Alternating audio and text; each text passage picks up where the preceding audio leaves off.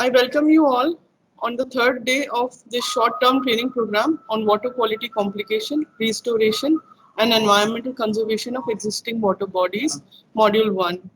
Today we have with us Dr. Pawan Labhasetwar, sir. We are privileged to have you with us, sir, and thank you for agreeing and accepting our request. He will be taking the first session of today. He is a chief scientist and head at Water Technology and Management Division at National Environmental Engineering Research Institute, Nagpur. He is a PhD in Environmental Engineering, MTech in Environmental Engineering, and a BTech in Civil Engineering. He has been working in CSIR-NEERI since 1989 and is also involved with the UNICEF projects. He has published around 60 research papers, more than 200 scientific reports, 12 chapters in books.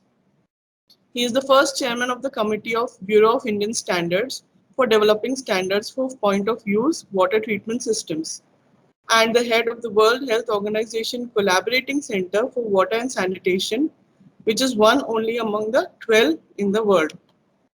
He is a member of the Guideline Development Group for the addendum or revision in WHO guidelines for drinking water quality. He has received Jal Nirmalata Award for Indian Waterworks of Indian Waterworks Association and a member of technical unit in the Office of Principal Scientific Advisor to recommend water treatment technologies under Jal Jeevan Mission. Presently, his field of interests are water resource management with specialization in water quality, monitoring and surveillance, water treatment, water safety plan, grey water treatment, reuse, and health-based targets. I welcome you, sir, and I humbly request you to start with the session, sir. Yeah, thanks a lot, Dr. Devanshi. It's really a pleasure to get in touch with you again. Before I start, I request you to kindly introduce me the type of audience you have. Although my presentation is very generic, if you can kindly brief me, I'm sure that you already told me, but as I understand, there are students and faculty members and some research scholars from engineering background, and they are basically civil engineers. Right, some majorly civil engineers. Okay, great. So we environmental engineers are also there, sir. Being in the field of water resource and water treatment. Excellent. Thanks a lot. So first of all, I would like to thank Dr. Devanshi for introduction. Whatever I'm because of NEERI here. So I'll now share my presentation. I have divided them into two distinct parts. This presentation into two distinct parts. And because what happens is wherever I go, I normally avoid having lecture for 1.5 hours. It's a bit boring. So what we can actually do is we can split it into two parts, and after say 40 minutes, we can break for 5 minutes, because unless we rejuvenate, it's very difficult to continue for that long. And then depending on your interest, we can continue. In between, I try to have some questions. And they're largely for students who are there, not for faculty, because I can't dare to ask questions to the faculty here. So now I'll start my presentation, and let us,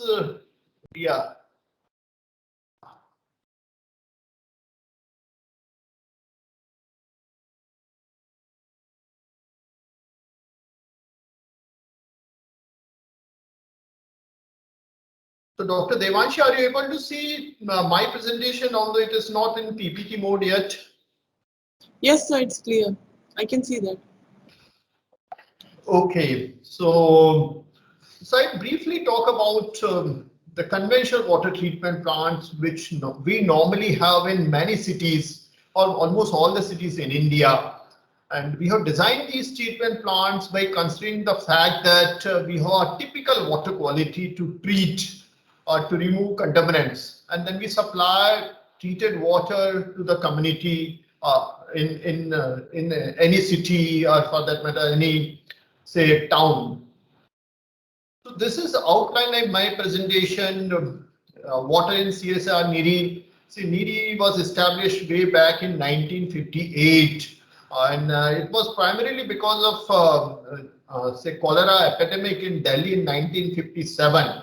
And that was primarily due to water contamination in Yamuna River. And after consuming this contaminated water, many people actually died and fell sick. And then government of India at that time thought that we should have an institute to look after issues of public health engineering. So earlier we were named as Central Public Health and Public Health Engineering Research Institute at CIFERI. And later on, we were retitled as NEERI when then Prime Minister Indira Gandhi ji visited us in 1974 when we were celebrating our Silver Jubilee. So I'll briefly talk what work we have done in NEERI related to water. Then we'll go about water quality. What are the different water quality parameters? What sort of health impacts actually these parameters have on human body? So that also we will discuss. Then I'll talk about conventional water treatment plant. How do we actually treat water? Then we'll also discuss gradually how our sources of water supply are getting contaminated due to many reasons. And I'll also talk about, I think, one emerging water treatment technology, though we call it as emerging in the context of conventional water treatment plant. But it is well established now, reverse osmosis and membrane processes I'll briefly talk about, and then the last take-home message. So as I told you, NEERI was established way back in 1958, and since then we were doing water quality analysis. And we continue to do this because even courts, Supreme Court, High Court, and National Green Tribunal ask us to monitor water quality and submit reports to them. In addition, we also work on this particular aspect on request from many government agencies, even public sector units at all. And then we added this component of surveillance also to our water quality, studies which we carried out long back. So surveillance is also an important part in which we try to find out, what are the causes of water contamination or how this water quality is getting affected.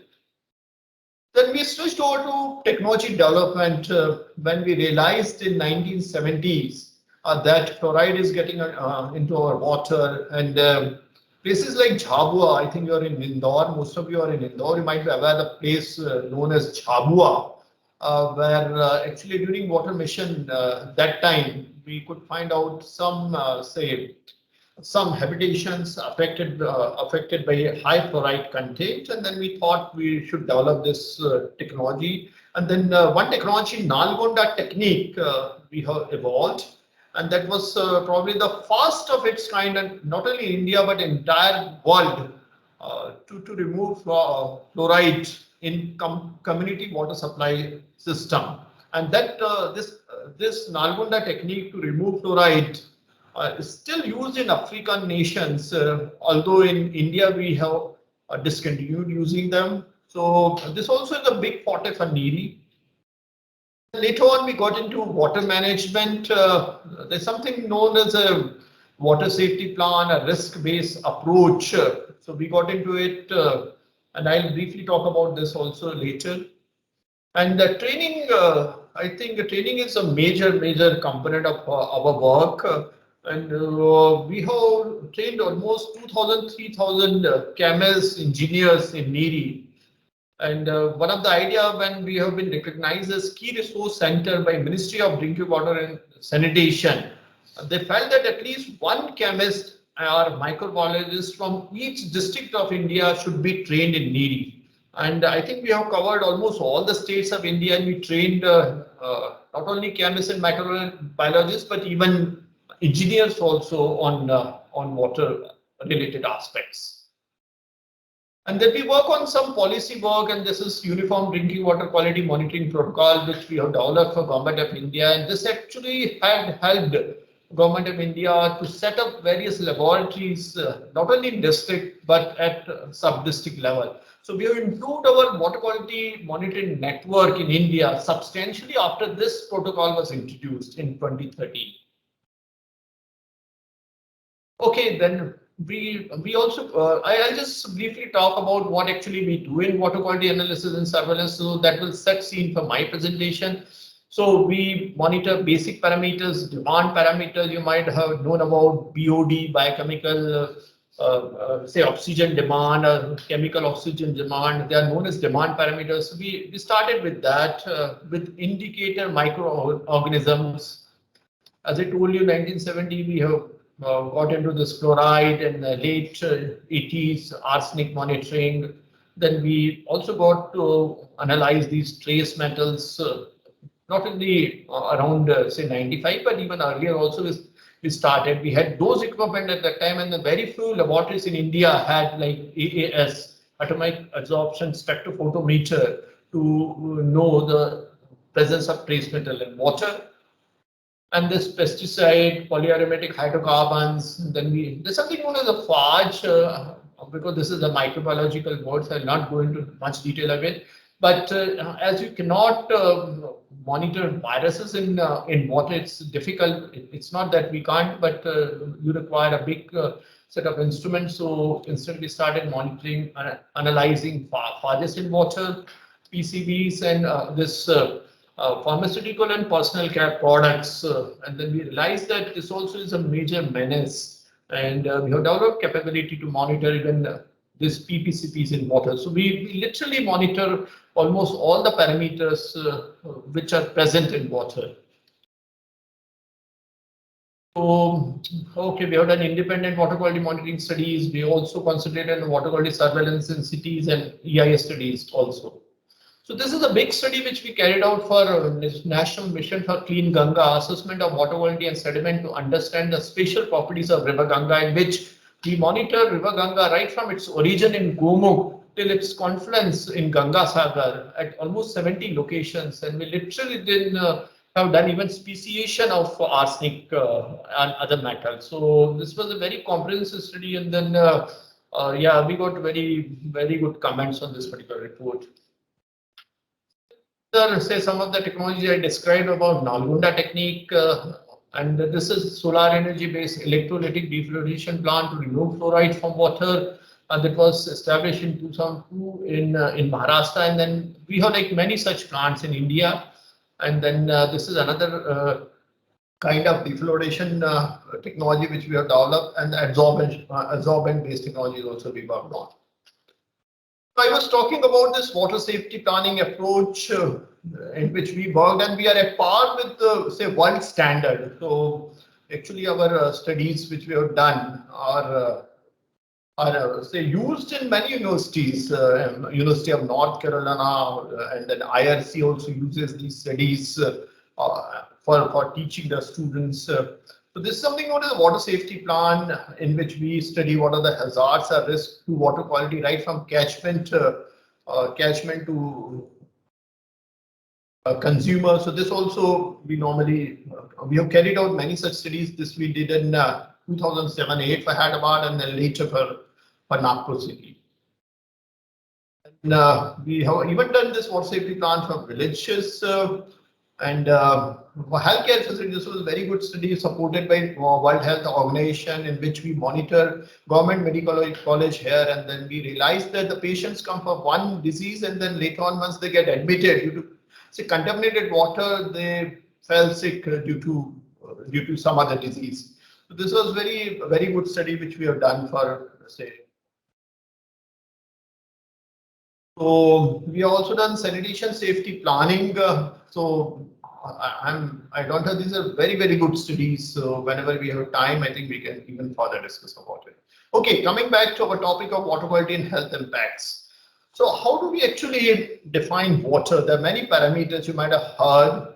Like they can be say, segregated into different categories: physical, chemical, and microbiological. The physical can have like gases and solids. We concentrate more on solids. They can further be say categorized as floating solids, settleable solids, or colloidal solids, and dissolved solids. So settleable and colloidal, I think, are easy to remove, whereas dissolved, like fluoride, they are in form of dissolved solids, so it's very difficult to remove them. So similarly, chemical can be organic and inorganic, and microbiological can be pathogenic and non-pathogenic. So we say nowadays, we earlier used to concentrate more on physical and chemical parameters. Now we are more interested in microbiological contaminants. So further division, physicochemical parameters, and if you want to consider what are the sulfate, nitrate, and fluoride, they are health-related parameters, because nitrate, causes something known as say methemoglobinemia or UBB syndrome. Similarly, fluoride also. Demand parameters, as I discussed, dissolved oxygen, biochemical oxygen demand, chemical oxygen demand. Similarly, microbiological parameters, E. coli, which is indicator organism, and it is present in human and animal feces. Fecal coliform, pathogenic bacteria, and protozoa. These are. I think we have very limited capacity in India. Fortunately, in NEERI, we can say determine protozoa and water, and then many say diseases which had occur due to protozoa contamination. Unfortunately, protozoa can't be removed by using chlorine. And these are the heavy metals and metals, right from aluminium, arsenic, manganese, lead. So then we have toxic compounds, as I described, pesticide, pharmaceutical and personal care products, and then aquatic biota, phytonutrient. So water actually can have all these contaminants, and these can cause, say, adverse health impacts. So knowing these contaminants is very, very important. Let us look at health effects of chemical contaminants in drinking water. I'll not go in detail of these, but like pesticides, pesticide, as I described, can cause cancer, damage to nervous system, and fluoride causes discoloration and damage of teeth. And this also causes, in fact, fluoride causes fluorosis, deformities in bones, and problems in joints. And and the mercury affects brain and nervous system. So there are many water quality parameters which affect health. There are some which affect aesthetic value of water. So these are the, say, major contaminants which affect. That's why removing these contaminants is our say primary goal. So this is what I was actually talking about, that in between we'll have some feedback from the listeners, because online it's very difficult to know what actually is being. Somebody might be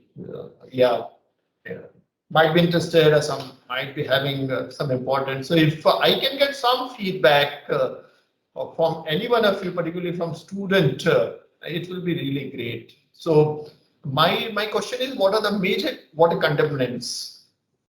Please list physical, chemical, and microbiological parameters, because I have already shown them, and this will actually reflect your interest in this particular presentation. I want it to be both way, not that I should only speak. So any one of you, particularly students? Sir, there are responses in the chat box. Somebody has responded in the chat box. Mr. Vignesh says that the heavy metals are there. Anybody else who would like to respond, you can type in the chat box, or you can come online. Yeah. Heavy metals, if we can say, talk about what are the heavy metals, because I already described them. One of them, I think, arsenic.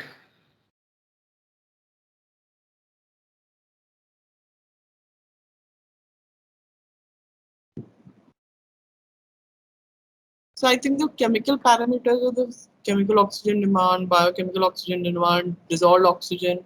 All these come into the chemical parameters, sir?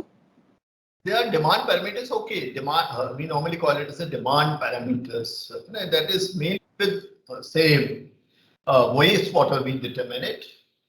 But nowadays, say, water also, in fact, is always contaminated with wastewater. So we can consider this, but we don't have water quality standards for BOD and COD. So that's not for the drinking water, right? Yeah, that is not for drinking water. Yeah.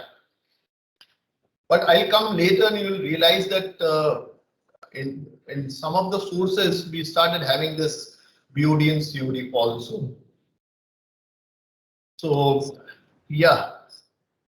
So are people there? Yeah, are they listening? Yes, sir. Sir, we have responses in the chat box. Some people have responded. Somebody has written organic pollutants and oxygen demanding waste.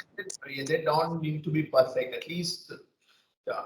Yeah, phenols and BOD, COD, pH, nitrates, heavy metals, Excellent, toxic. excellent. Really, that's all. Thanks, thanks.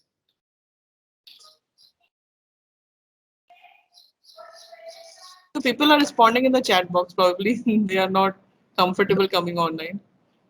Oh, there is no problem at all. So let them respond. Second question is, are you aware of drinking water standards of Bureau of Indian Standards? So have they heard of drinking water standards? Okay, now by this time we know that there are many pollutants.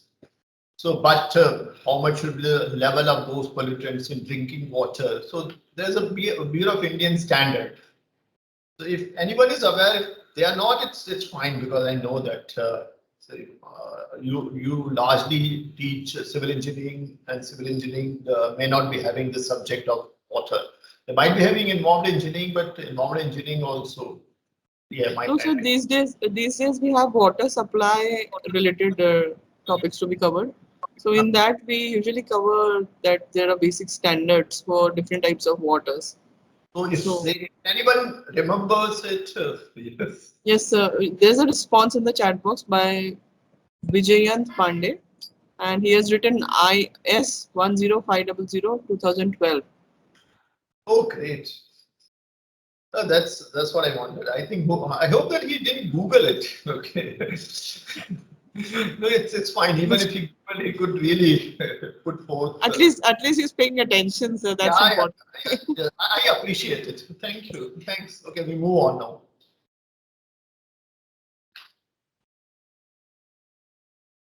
So let us see what happens even if there is no anthropogenic, say, sources of water pollution. There are natural sources of water constituents. I will not call it, say, pollution, but water constituents. So they should be there. So because of water rock interaction, the that actually bring in calcium, magnesium, or bicarbonate groundwater, because these parameters can easily get dissolved in water. So suppose if water is there in ground and there's no other source, but water is a really good solvent, so it can dissolve calcium, magnesium, and that's how we get these constituents in water. And that atmospheric, a bit small quantity of nitrate can also be deposited to atmosphere. This is a minor source, of course. Sodium in groundwater is from granitic rocks. Similarly, potassium from orthoclase and muscovite minerals, which are also present in granite. So we have like granite, particularly I think the basaltic and granitic rock in Madhya Pradesh. So that might be that might be the source of potassium in our water there. And chloride from natural sources such as rainfall, dissolution of fluid infusion, and chloride-bearing minerals. And then what is happening now? Say most of the coastal towns, fortunately Indore and Nagpur for that matter, are far away from coast. But many of these, say, coastal cities have issues of chloride. But what happens now? Even groundwater, chloride-bearing these natural sources also impart chloride to water. And then disturbance of riparian vegetation result in increased sedimentation of rivers. So all this turbidity or sediments which we get in water because of whatever after the rain water flows to the catchment area. And if it is not properly vegetated, then the sediments also get into water, and that actually imparts turbidity to water. And similarly, fluoride, arsenic, and other metals from rocks. And this is a major concern. And we have like many sources of fluoride in even Madhya Pradesh also. If you go westward towards Dhar and Jhabua, and there are many more now, Mandla eastern side in Madhya Pradesh, which have very high concentration of fluoride. Fortunately, Madhya Pradesh water doesn't have arsenic in it. Arsenic is primarily present in West Bengal and UP, Jharkhand, Bihar, and Karnataka, and Maharashtra, and Madhya Pradesh fortunately don't have, say, arsenic in it. And microorganisms which primarily are from animal origin. So these are the natural sources of our water constituents. So there was a study done. There's a paper published way back in 1963 And this gentleman Livingstone from US, he collected data from literature of many rivers, and this actually is the concentration of say calcium, magnesium, sodium, potassium, and these are the cations, and then these are the anions like bicarbonates, but they're very low in concentration. So that time also, when there was no source of pollution, these constituents are contributed mainly by natural resources. So it's really good for health, because you cannot drink water not having any say cation and ions. You can't use, you can't drink distilled water as such. It's highly corrosive. So see, the quality is very good, and then we should try to maintain. And if you compare say today's river quality with that, we cannot even match. Many these concentration have increased primarily by sewage disposal in a river, and you can imagine after say almost 70 years, we 60 years, we have reached to the level where these levels are highly disturbed. So first, understand how our water supply system works. I'm gradually moving towards our topic. So we are like this is known as catchment, and then we are like reservoir, and even in Indore, I think water comes from Narmada, and I think similar system is also there. So from these reservoir, the water is pumped for treatment, and then we pump it to storage, or it can even flow. We normally pump it. There are no gravity mains; it's pressurized mains we call it, and through storage. It can be either elevated surface reservoir, or it can be ground reservoir.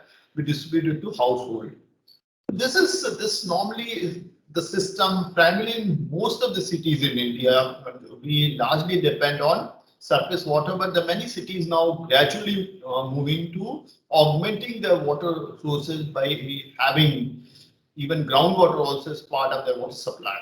But most of the cities, Indore, Nagpur, Bhopal, Jabalpur, we use our surface water sources.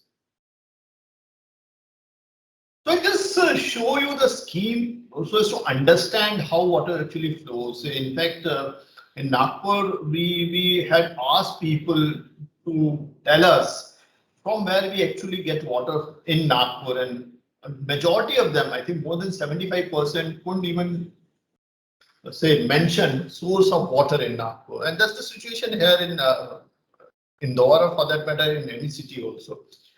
So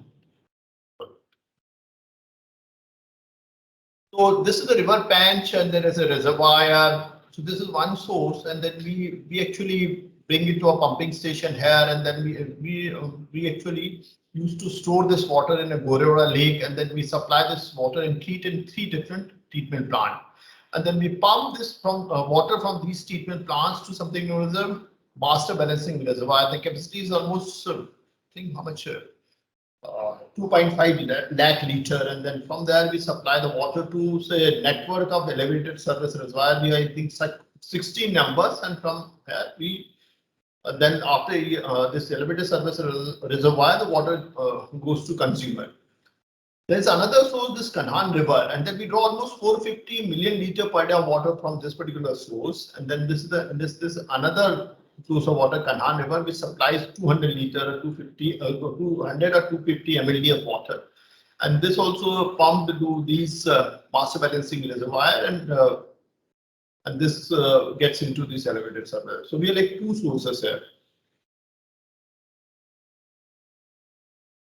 So just this will clearly show you how actually water flows in Nagpur. So we are like this Kotlado reservoir, and there's a pickup reservoir, we call it as a Pench Kerry reservoir, where the water is stored.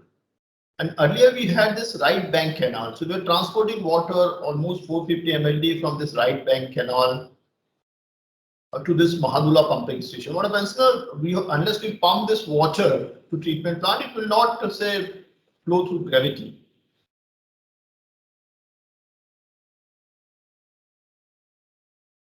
There's something known as a back pressure tank to break the pressure, because what happens is the water comes with say a lot of pressure, So before we actually put it to treatment plant, we need to say reduce the pressure of this particular water. Otherwise, the entire treatment plant will get destroyed. So as I told you, we actually used to say store in Gorewada Lake earlier. So this is, I think the system was there almost 10 years back. And then from Gorewada Lake, we used to pump it to these 3 treatment plant, which is known as a Pence treatment plant. So this was the earlier. So what had happened? So later we discontinued this right bank canal because we used to lose a lot of water. We in fact found so many dead animals in it, and the farmers who were there close to this right bank canal, they were say using this water for agriculture purposes. So we have now installed a 2300 mm pipeline. This 2300 mm pipeline, and this brings water to another treatment plant which we have constructed, bench water treatment plant, because as our demand increased from almost 450 MLD to 650 MLD, we had no option but to construct this additional treatment plant. And then fortunately what happened is we bypassed this Gorewada Lake. Otherwise we were losing a lot of water to evaporation. So we now have an altogether different say supply system in Nagpur, so like 2300 mm pipeline, and then we avoided this right bank canal, and then we avoided water losses to Gorewada Lake. So gradually all these corporations also improving their water supply system. So we like 2000 mm pipeline from this breakwater pressure tank, and we get water to these 3 treatment plants. Okay, so this is, I think this was just to brief you that how the water supply system works. So coming back to water sources, I have shown example of surface water source, but as I told you, even groundwater now is used for augmenting water sources, and we have ocean water sources. If you go to hilly states, spring water is also used. I'll be talking about water, surface water and bit on say ocean water. So what are the say conventional water treatment plants? So water cannot be of course consumed in natural state due to possible presence of these constituents or say contaminants. It can have like floating objects. So the first unit at intake well we have is screening, something known as the screening. And then we have to remove algae. So nowadays what is happening, most of some of these plants like Gorewada Lake or for that matter any reservoir, if it doesn't continue to have say water flow throughout the year, we have like presence of algae. I'll show some examples later. We have excessive iron and manganese or hardness, so we have to remove that through precipitation. Suspended solids by sedimentation and dissolved oxygen gases. Some of these like H2S sometimes get into water and that can cause odor to it, so we have to have aeration units also. And taste, odor, and color causing compounds we can remove either by adsorption and aeration. If they are in small quantity, we can remove through aeration. Organic pollution or microorganisms, so we have like disinfection. So these are primarily some water treatment plants, treatment techniques which we use in conventional water treatment plant. Let us talk about conventional water treatment plant. So Devanshi, if you feel that I'm going slow, just let me know, because then I can speed up. Otherwise, we'll continue in the same speed. I don't want to increase. No, sir. Fine? Sir, it's perfect, sir. Oh, great, thanks.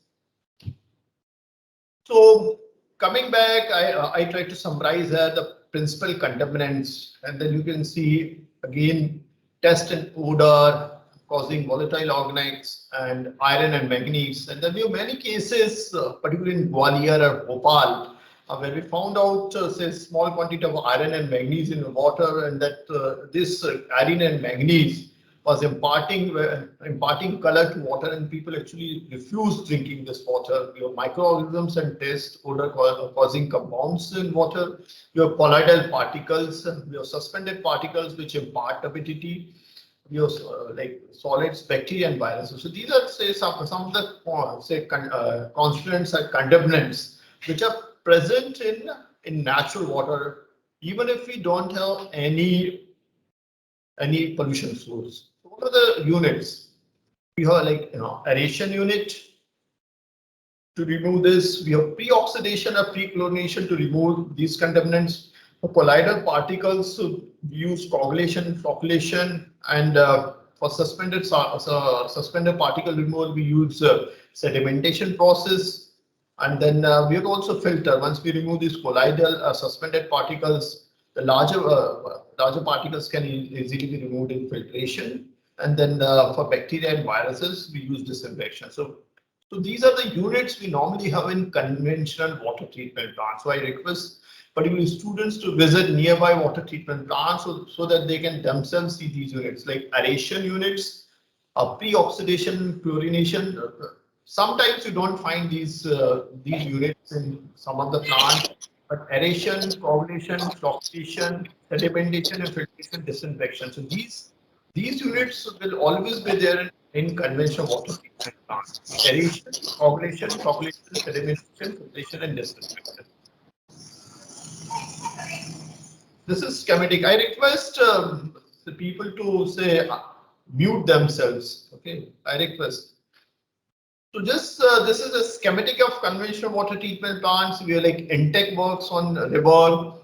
Raw water is pumped to this cascade aerator. Earlier we used to have like fume to measure quantity of water. We have flash mixer for coagulation, and then we have a clarifier in which the flocculation and sedimentation takes place.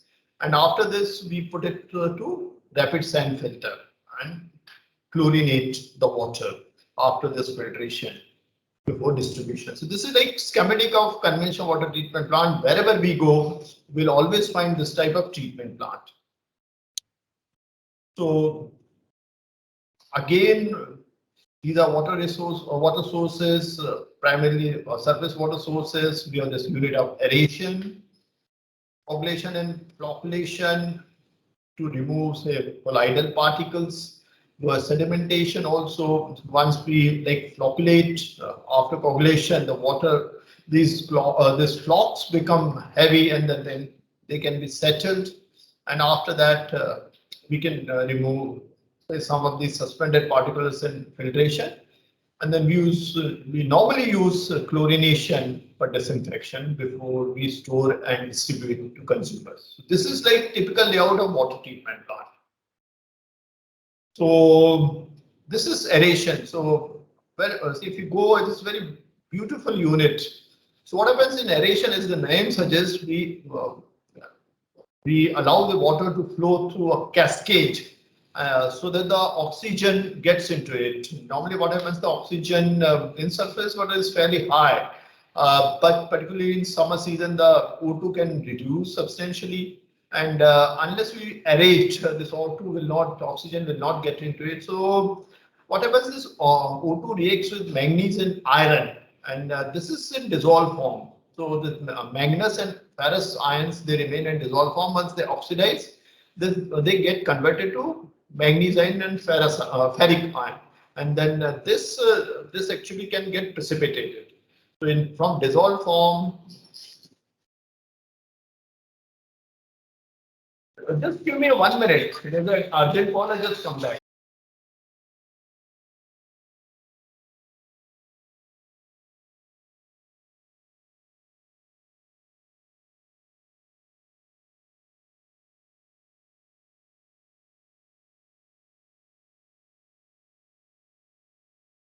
I'm sorry. Okay. So this is how. Yeah. Oh my gosh. Just give me 1 minute.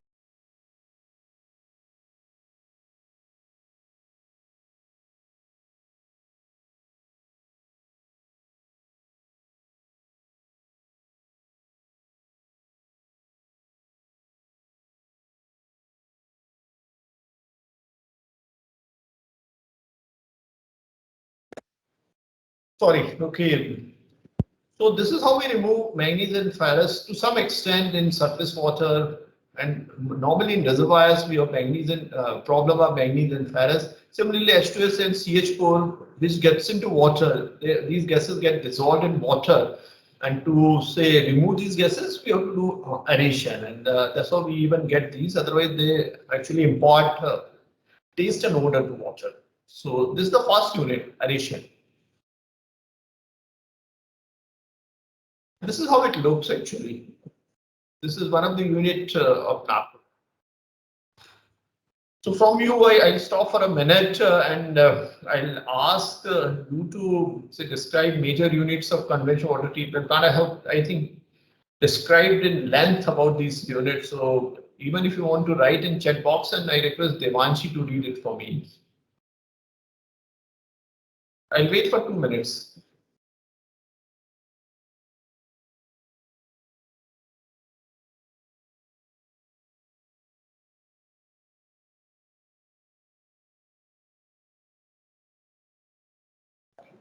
Participants, please respond to the question. You can type in the chat box. So we have a response from Professor Prashant Bhagwati. He has written screening and grid chamber. I think grid chamber we use it in wastewater treatment. So grid chamber is used in the wastewater treatment as Aeration, pre-chlorination. Normally, sir, this is Professor M.A. Modi from MS University, Baroda. May I speak something? Yeah, please, sir. Sir, I'm listening since your session is started and very nice content you have shared. First of all, I must congratulate you, sir. The second thing is that the questions what you ask.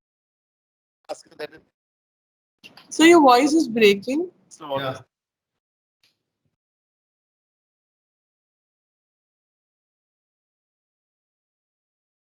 Your voice is breaking, yes.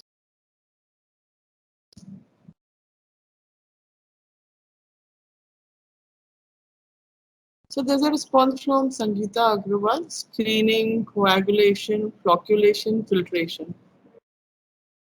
Yeah, great. Yeah. So Sedimentation. they are not using the aeration process. Times. Coming to the point. Yeah. Please go ahead. Mukesh sir, we cannot hear you properly. Your voice is breaking a lot. All I could hear you was that we are not using aeration.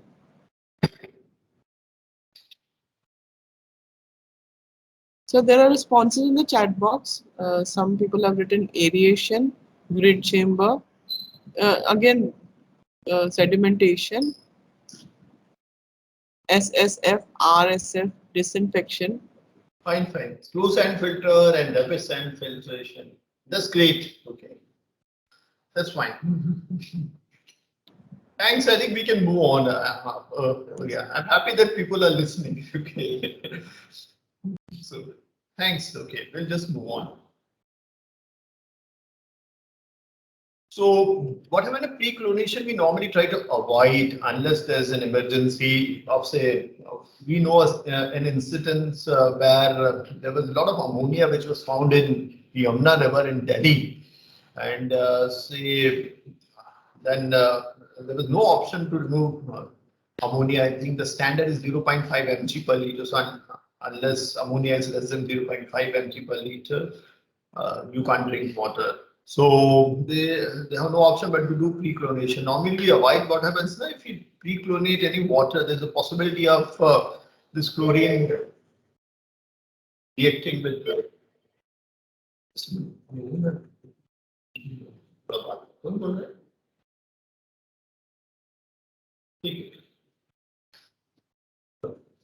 so this we inject this chlorine so to remove some of these say typical constituents, and normally we avoid pre-chlorination, but there are instances where we use pre-chlorination. So sometimes these remain as a standby unit in a water treatment plant. So there are if we are not we don't have aeration, and then if suppose we don't have problem of Fe and Ma, we don't need to have pre-chlorination, but particularly during summer, we have found out that in many places we have iron and manganese, and then we can remove it by pre-chlorination. This also helps in killing algae and bacteria, and this provides, if we have pre-chlorination, then this provides a lot of say longer period of contact time of chlorine with microorganisms, and then you know that we normally define potency of any disinfectant as a CT value, so concentration into time. So if you do pre-chlorination, the contact time is much higher. It also reduces color and odor. So suppose if we don't have aeration, then we need some strong oxidant to oxidize these color and odor causing gases. So this also helps in removing slime formations. Suppose if you are not operating these units, see, I think HRT for rapid sand filter is like 2 to 4 hours, particularly sedimentation. If we don't properly say operate that, then there's a danger of slime formation. So this helps in removing. So there are advantages, but there's many disadvantages of pre-chlorination. So this normally we keep it as a standby. So okay, so we are now moving to from aeration or say pre-chlorination for oxidation of this iron, manganese, to remove algae or to remove gases. We are moving to now particulate matter or say turbidity or suspended solids. So these are some of the values of turbidity which we have observed in our Kanhan River, from where we get almost 200 to 250 million liter per day of water. And you can see that the standard for turbidity is 1 NTU, and then we have like acceptable limit of 5 NTU, but we should prefer to have it less than 1. And you see that the average minimum raw turbidity, particularly in rainy season, is as high as 25.4. So it's much higher. So similarly, if you talk about say this river quality, we have like very highly turbid water. So this is maximum raw water turbidity of 4022. So we just cannot simply allow this water to say to come to a treatment plant, because this will clog entire treatment plant. So we have something known as a pre-sedimentation. So we have like alternate treatment in which we can first allow this turbid water to be there for some time, so that the turbidity comes down to like 20-25 NTU. So that's how I think we are progressing in improving performance of our treatment plant. Otherwise, historically, we used to bypass this and supply water as it is, because we cannot load our treatment plant with such high turbidity level of 4000 NTU. This is what actually we know, and then operator needs to be very smart in dealing such water.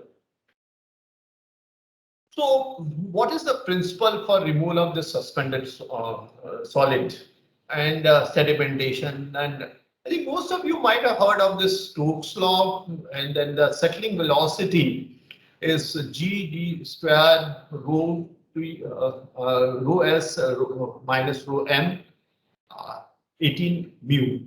And I think all engineering students might be knowing about these mu is kinetic viscosity, D is diameter of particle, and these are rho T is solids specific weight, and then this is water specific weight. By using this, we can design any sedimentation tank. And then if you look at this relationship between particle size and settling velocity for 10 mm, which is gravel, it can settle in 1 second to 1 meter. Sorry, I think the slide is distance. And 1 meter can settle in 10 seconds. When we are allowing to settle to 1 meter. But what happens if it is 0.001 micron? There's some mess up, because what there's a change in this PowerPoint. So there's, I think, some formatting issues. But what I mean is that smaller particles cannot be removed in sedimentation, pre-sedimentation, sedimentation, like 0.001 or 1 micron size are colloidal particles, because they'll require very high time of settling, like 2 years to 20 years. So what should we do? Okay, sedimentation, these bigger particles can be removed, but these are like smaller particles. What should be done? And then that's how we have come to this coagulation and flocculation system. So now this next unit is coagulation and flocculation. So what actually is done in this case, because these smaller particles can't be removed, but fortunately they have jar. So raw water, we add this coagulant, which can be say polyaluminum chloride, and then say if alkalinity of water is low, then we have to add even alkalinity also to it, and then we just smooth this, stir it for coagulation to get completed, and then sometimes to improve coagulation processes, we add some polymers which are known as a coagulant add, and then once this coagulant, these colloidal particles, they get destabilized, we then allow it to the filter or clariflocculator. So understand this like colloids, and in the process of coagulation, we destabilize it. These are normally negatively charged particles, so that's why we add this polyaluminum chloride, which is highly, say, positive ion, and then both of them react to each other, and then the bigger flocks are formed, and this flock is generated in this flocculation process, say, unit, and then once the flocks are say together, the weight increases, and these flocks can easily be settled in filter. And you might have seen many clariflocculators. So in smaller units, you'll see separate sedimentation plant, but otherwise in bigger, you'll have like this coagulation and flocculation and sedimentation in one unit known as a clariflocculator. So this is very easy. So your negative colloids, negatively charged colloids, we need to destabilize these charge, otherwise they'll be in Brownian motion. So we have to add this polyaluminum chloride. Earlier we used to add this alum and lime. We now avoided it. Alum also contains aluminium, so these react, they stabilize in coagulation, and then we generate this flock and bring these flocks together in flock, and this is how the flocculation units move. And then by bringing these flocks together, we can easily settle them. So this is the principle of coagulation and flocculation. So as I told you, this actually describes this charge neutralization between these are large repulsive colloidal passes, say particles which have like large repulsive force, and this our coagulant, which normally have like aluminium, and then this react with this neutralizes charge and destabilize the colloidal particle, and this helps in bringing these particles together, and we can easily allow these particles to settle. This is the principle, and that's why we use this higher valence cationic salts, and then Fe3 we don't use in India. They're used in wastewater treatment, but abroad they even use say iron-based coagulants also. Okay, and then coagulation is essentially a chemical process. What is flocculation? So, okay, we have neutralized charge, and then now we have to bring these flocks together. So, flocculation is the, please concentrate on it. Flocculation is the agglomeration of destabilized particles. The first thing which we have done in coagulation, we destabilize these particles, and then we have to bring them into a large size particles, because we have to ultimately settle them, and which can be effectively removed by sedimentation and flotation. So if we miss any of these process of destabilization or agglomeration, then this blocks will not be of the size to easily settle. So you have to really run this process very efficiently. So we have to have like gentle mixing or flocculation, then and this particular process destabilizes colloids to cluster, and another process of flocculation enhance agglomeration, and we can ultimately settle them. And okay, so I'll not say repeat it, but these are like three slides which clearly define how the coagulation process works.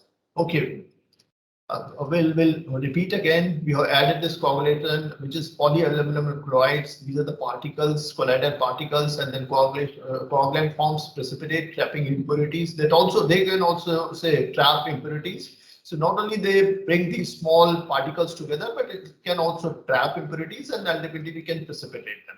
This again, let us see, these are like this negatively charged particle, and possibly they are negatively charged in most of the cases, and aluminum is positively charged. So this first destabilizes and neutralizes it, and then this actually aluminum binds these particles together, and then these impurities can also be trapped, and these larger particles can easily be settled. So that's the purpose of coagulation and flocculation process. And we have to understand that why do we use aluminum salt? Because the aluminum has, say, relatively very high coagulating power. So sodium has only one. If you add salt to it, I think we need to add say 1,000 times more sodium salt than aluminum. And magnesium also is positively charged, but we have to add, say, but its relative power is only 30. So we have to add at least 30 times more, 35 times more magnesium than aluminum salt. Iron also has a very good coagulating power. That's why we normally use aluminum and ferrous, and then we don't use sodium and magnesium. So these are like typical coagulants: aluminum sulfate, Am2SO4, 314SU, and this is actually used. It was used earlier. Iron salt, ferric sulfate, Fe2SO4, 3, Fe2Cl3, and then PAC is the normal coagulant. But some of the small units still use this alum, and PAC is Na2OH3Cl3. So we use this polyaluminum chloride. It has a very high coagulating power. Only issue is that if you add, say, large quantity of polyaluminum chloride to water, the aluminum exceeds the standard of 0.2 mg per liter in water. So we have to be very careful in adding this alum to bring it.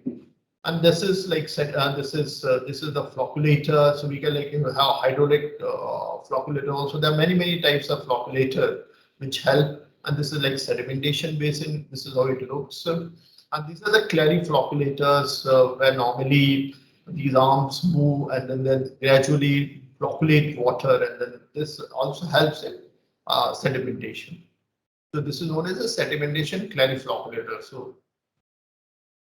And sedimentation also can take place in something known as a lamellar settler, in which we use these tube settlers also, we normally call it. And this water moves through a settler type of structure, and then this helps in removing suspended solids. So we now come to rapid sand filtration.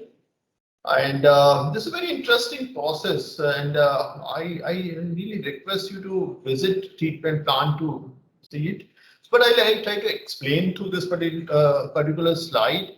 So what happens? This is the settling basin. This was the, say, earlier unit. So water comes from here and it enters. So we open this particular wall, and water gets through it, and then it passes to this filter media and gravel, and then the water is collected here, and we collect this water in this clean water tank.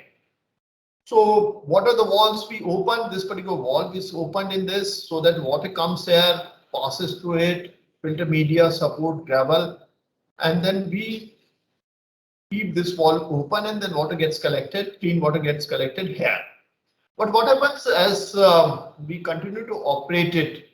This filter media gets clogged.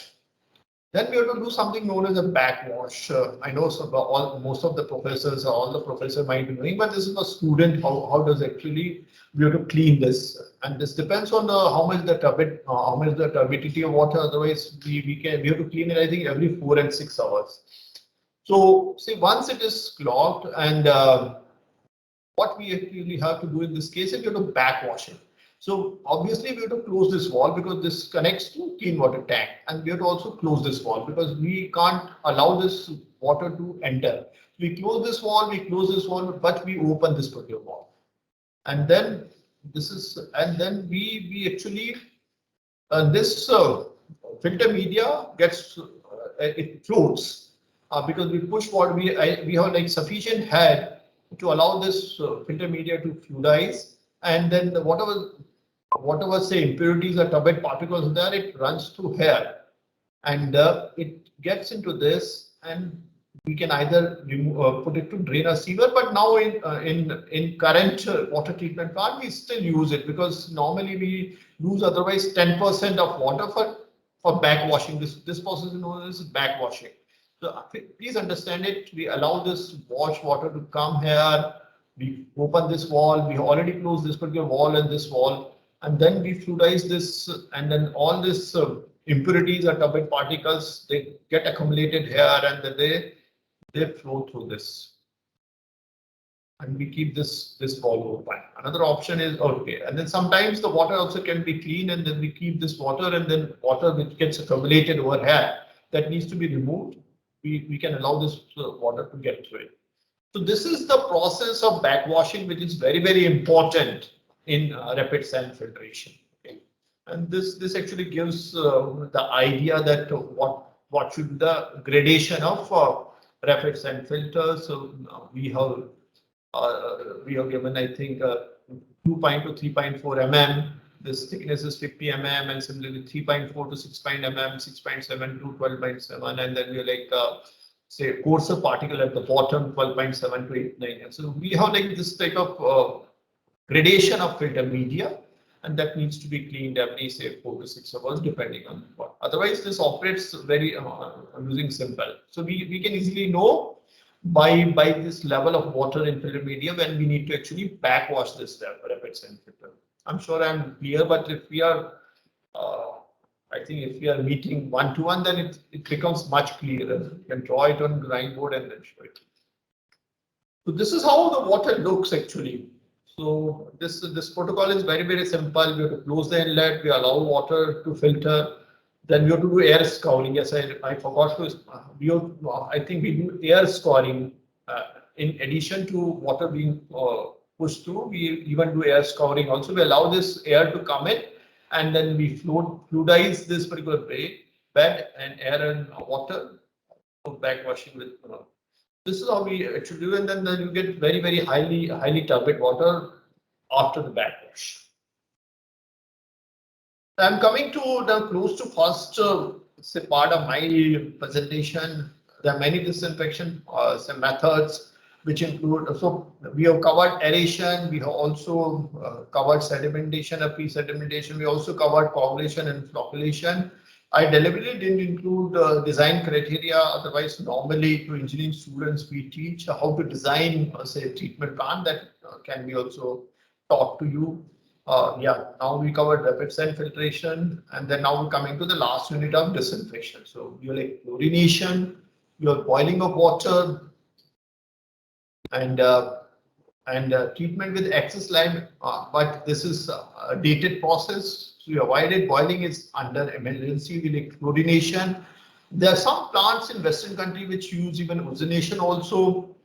Treatment with iodine bromine, but this was this is also dated. We were using even potassium permanganate, but it adds manganese to water, so that also we have discontinued the like treatment with ultraviolet rays and treatment with silver ionization. So there are many, but primarily we use chlorination, and now some of the plants, particularly in Europe, they started using ozonation also. These are some of the disinfection processes. And this is how they use chlorine gas instead. Now we have like electrochlorinator also. So this we use chlorine gas cylinder, and then and depending on flow of water, the quantity of water to be treated, we can add this kind of say chlorine cylinders to manifolds, and through this particular pipeline it gets added to say water before we supply it. So this is how the gas chlorination process takes place. But there are many factors which actually govern this disinfection process, and they are primarily turbidity. Because what happens if we have very highly turbid water, the microorganisms can hide behind them, and it's very difficult to remove these say microorganisms. Organics also affect, because organics react with chlorine and they form something known as a disinfection byproducts. pH also affects, and temperature also affects. If temperature is high, the chlorine gets say evaporated. So there are many factors which we have to consider, and then we actually use chlorine demand So we bring water to the lab and then try to find out that how much chlorine is actually consumed in say oxidizing some of these organics. Suppose if we are consuming 1 mg per liter, then we would have at least maintain 0.2 to 0.5 mg per liter. So it means that we have to add 1.5 mg per liter of chlorine to water for disinfection. So I think I would like to stop Dr. Devanshi for some time, and then we'll come back and try to cover. In case if audience is exhausted, then we can close it here. But I leave it to you to decide. I'll be talking a bit on membrane processes. I don't know how much time is left. Yeah, only 20 minutes. What do you suggest? So, will it be possible to cover the membrane processes in this Yeah. remaining time? Yes. I'll cover it. Okay, so should we break for maybe 5 minutes and then in 15-20 minutes? Sir. Okay. There are any questions? We can Sure. write it down right now so that we can even take if they feel that if there's no question, then we'll continue with the presentation. Okay. If you have any clarification on the slides which I presented till now, they can write in chat box. They can communicate to you, and we can discuss before I jump into say this membrane process. Okay. So just give me 5 minutes. We'll come back in a short. Right. Okay, sir.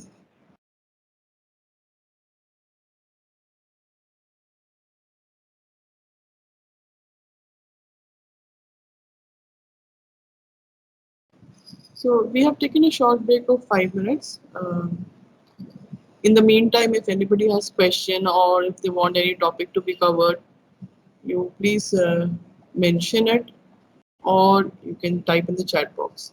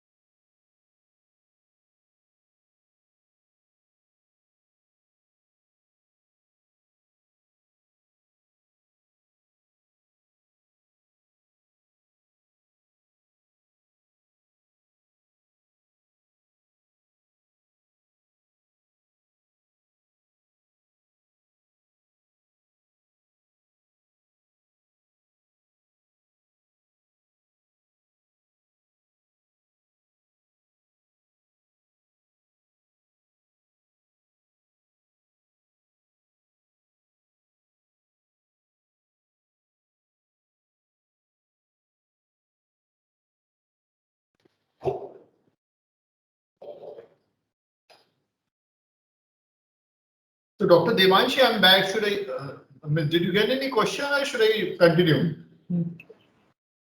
Sir, we have a request in the chat box to show the overall layout once again.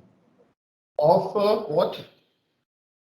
So the water supply, which treatment plant which you had discussed. So somebody wants to see that overall layout again. Okay. Yeah, sure. Okay, fine.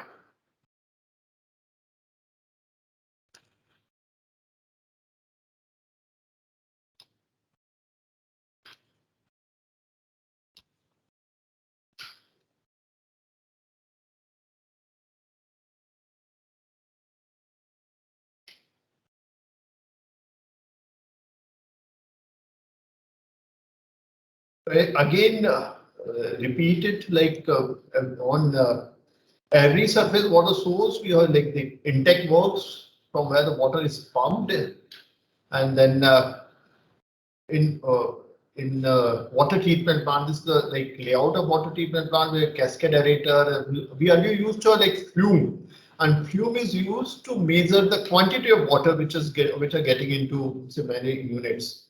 And then we now have water meter, even before also a water meter. So we have cascade aerator, we have flash mixer, this coagulation unit, and then we have clary flocculators in which we have both flocculation and sedimentation process. After that, the settled water, we put it rapid sand filtration. And these are the this is one typical plant in which there was like 6 rapid sand filters. And after the rapid sand filter, we put it back to a clean water sump. And then before we supply distribute water, we chlorinate it. Okay. The source, aeration, coagulation, flocculation, I simplified sedimentation, filtration, disinfection, storage and distribution. Okay. The many combinations in fact. I think that's clear, or should we move ahead, or there's something? I hope that's clear to the participant who have requested to see the overall layout. Shall we proceed? Yeah.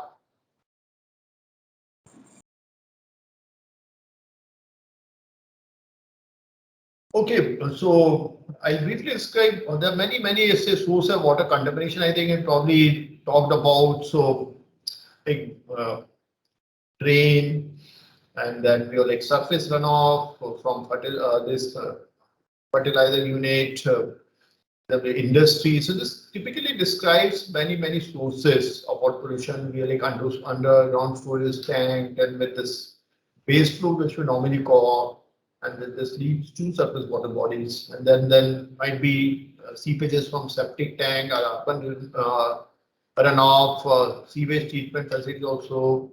Discharging nowadays, it's not allowed, of course, but still in many cities, partially treated or untreated water, untreated sewage, sorry, is getting discharged into the river. So there are many sources like landfill, industries, thermal power plant, residential units, which now started contaminating our surface water sources, which were otherwise almost unpolluted, unnatural in origin. Still had some, say, natural constituents, chemical constituents in our water. This is the raw water quality at Agra Waterworks. So they draw water from Yamuna River, Yamuna, and you can see BOD. BOD, they have like 9, 12, even 27 SIS, 27 mg per liter. It should always be less than 3. This is the limit as per CBCB to describe any drinking water source. It should be less than 3, but we have like very high BOD. So this is a diluted sewage, grey water, which the treatment plant used to receive. And it is not a situation only with Agra, that the other treatment plants, water treatment plants, which also receive water of this quality. COD should be less than 10, so they're like 42.6, 44, and DO, of course, there's something wrong with the DO levels. They were shown very high. And then chlorine demand worked out to be 25.6 mg per liter, 35.4 mg per liter, which is very, very high because this chlorine is used to oxidize these organics. And this is very dangerous because this leads to formation of trihalomethanes or any other disinfection product. So, and then this also MPN index, say, bacterial counts were also very, very high, like 3 logs. In 3 logs or even 5 logs, we can call it as a 5 log. So this is literally diluted sewage, and our treatment plants are not meant to treat such water, unfortunately. And later, Agra started using wastewater treatment plant, in fact, before or prior to water treatment plant. So this is the situation in Agra, and I'm sure that this, like long back in 2002, situation is not that great in Agra yet. Yeah, they still have a lot of sewage in Yamuna river. So this was a fish kill in Ambazeri Lake in Nagpur in April 2019, and this is primarily due to something known as a cyanobacteria, it's a blue-green algae we call it, and this had actually led into this cyanobacteria actually contributes cyanotoxins, and that's why the fish kill was observed there. And this Ambazeri Lake is used to supply water to part of say outskirt of Nagpur, known as the Hingna area. So we have like sources like this, and then our treatment plants are not designed to treat such water. Similarly, this is the situation in Kanhan River intake. You can imagine this was the situation, and this is at the inlet of our water treatment plant, and this is all green because of presence of this algae in water. And the similar cases from Surat, many other cities also like Jaipur. And unfortunately, Indore gets water from Narmada, so they might not be having such situation. But wherever the rivers are small, we now started getting algae in the water, very large quantity of algae. And this is not only due to pollution, this is also due to climate change. So then it's very, very difficult. And then we have many say complaints. So this actually had occurred in Nagpur in August 2017, and people refused to accept this particular water. So we had to really run from pillar to post to treat this particular waters. We in fact helped Nagpur Municipal Corporation to augment their water treatment plant. And fortunately, after that, the rainfall event occurred, and the situation was normalized. So this is how our say water sources are changing. So unless we retrofit our conventional water treatment plant, it will be really difficult to provide safe water to the consumers. I'll be describing in brief emerging water treatment technologies. And okay, so 0.01 micron, actually, I'll come to that. So the larger particles are known as the suspended solids, and then less than that is known as the dissolved solids. So there are many categories of these solids which are there in our water. So if we use particle filtration to remove suspended solids or solids above 1 micron. And then if we have to remove particle size of 0.1 micron, we have to use something known as a microfiltration. So this is another. Then there's something I think this is really emerging now, ultrafiltration, and the particle less than 0.01 micron size can be removed by ultrafiltration. Nanofiltration can remove water up to 0.01 micron. And then reverse osmosis can literally remove everything. So particle to the size as low as 0.0001 micron, I'm talking about 10 to minus 6 meters. So this is very small particle which now is removed, and then you have like this RO unit in your households. This literally removes everything. This removes metal ions. If you have to remove metal ions, we have no option but to use reverse osmosis. We can't remove this metal ions in any of these technologies like nanofiltration, ultrafiltration, microfiltration. Similarly, some of the aqueous salts can be removed by nanofiltration, but if you have to remove all the aqueous salts, you need to have like reverse osmosis. Fortunately, bacteria can be removed using ultrafiltration. So instead of say chlorination, we started using ultrafiltration also in some of the villages, for small, not villages, but some of the townships, I mean, to remove even bacteria. But the advantage of chlorine is that it provides residual concentration so as to say remove these micro bacteria while we transport water from treatment plant to consumer. So this is, I think this is colloidal particle size. So colloids are from 0.01 micron to 1 micron. We already talked about flocculation and flocculation. So what is happening now? Say we are coming to a point where we need a technology which can literally remove all the pollutants. We cannot have a technology for each pollutant. It means that suppose if we have 2-3 pollutants in our water, nitrate, fluoride, and arsenic, they may not occur together, then we need 3 different technologies. So instead, people now started using this reverse osmosis. And just briefly talk about say micro, ultra, and nanofiltration. So so typical pore size of this microfiltration is 0.01 micron. Yeah, the good part of it is that it requires very low pressure. Otherwise, if the pore size is smaller, we have to say we require a lot of say pressure. And then this also can remove bacteria, some large viruses, microfiltration. But it does not filter small viruses, protein, molecular, and sugar salts, and of course it can't remove fluoride and arsenic type of pollutants. Ultrafiltration, the typical pore size is 0.01. It also requires pressure, but it can be operated at low pressure, moderately low pressure. It also removes viruses and other organic molecules, but does not filter ionic particles like lead, iron, chloride, ions, and nitrates and nitrates. So if we remove these, we have to, ultrafiltration is coming out very, I think it's very good technology to remove viruses, even bacteria also. So instead of using chlorination, we can physically remove these by using ultrafiltration. Yeah, and then the good part of ultrafiltration is that we don't use a lot of water into it.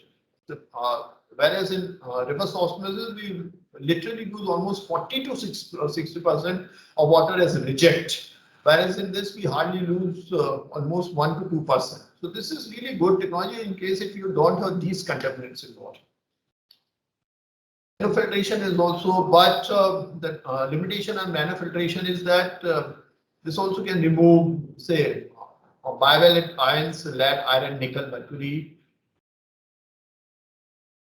So there's gradual shift in combining these technologies together. So we can have like combination of microfiltration where the larger particles can be removed. We can have like units in sequence, and we can have say reverse osmosis, and the water flows from from left to right, and then the load to reverse osmosis will be low if we say use this combination. So RO, okay. You might have heard about osmosis. In osmosis, the water from say higher concentration to low, it flows from higher concentration to low concentration. And this is how this particular water molecules are there. So the water moves from this to this. So that the concentration is same. And then we, in this case, we remove, we reverse the process, and then we pressurize this particular part so that the particles instead move from one direction to other direction. So that's why it is called as reverse osmosis. So since this osmosis is a natural process, we have to have a membrane, whereas in reverse osmosis, we have to apply pressure. That's why we require energy to move this particle from one side to another, so that the fresh water is in this particular say unit. So this is how reverse osmosis works. Like I'm talking about desalination. So yeah, how does it really work? So it's very simple process. Water is, we have to pre-treat it, of course. So what happens if we pump water? This is desalination. The water is pumped from seawater, and it should be used for desalination. But now we started using it in case of groundwater also. But in many advanced countries, reverse osmosis is used only for desalination purposes. And then this reverse osmosis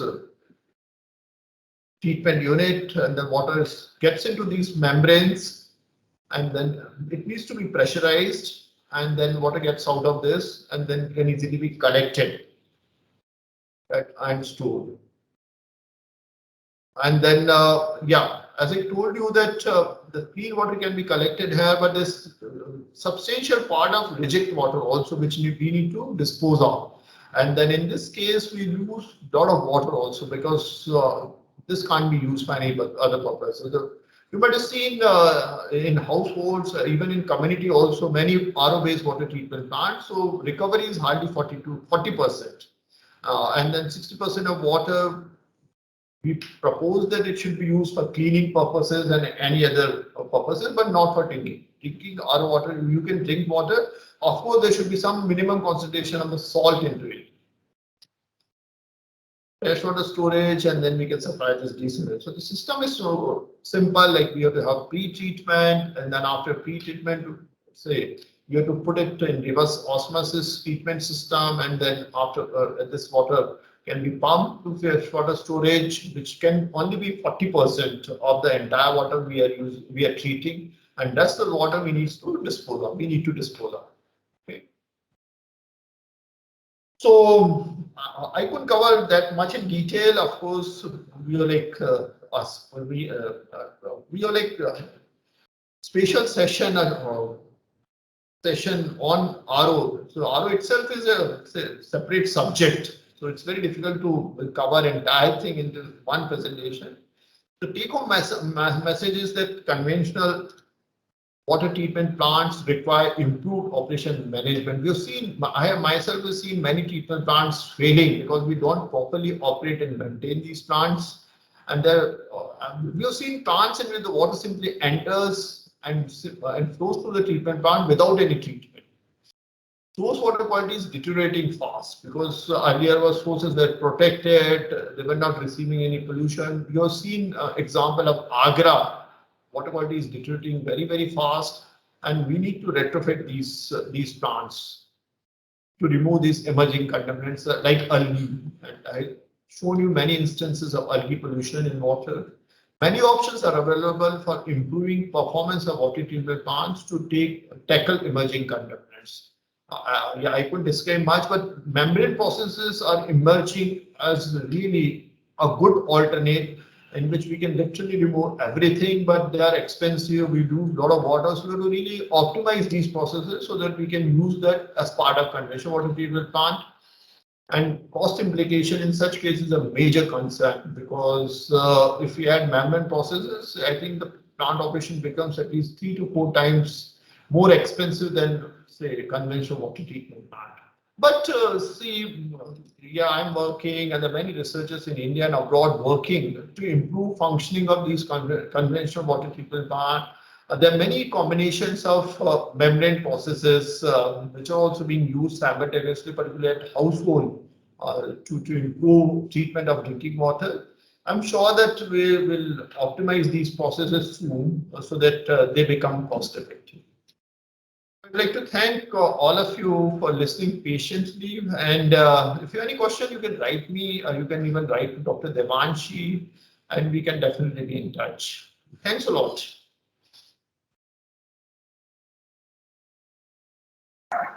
Thank you, sir.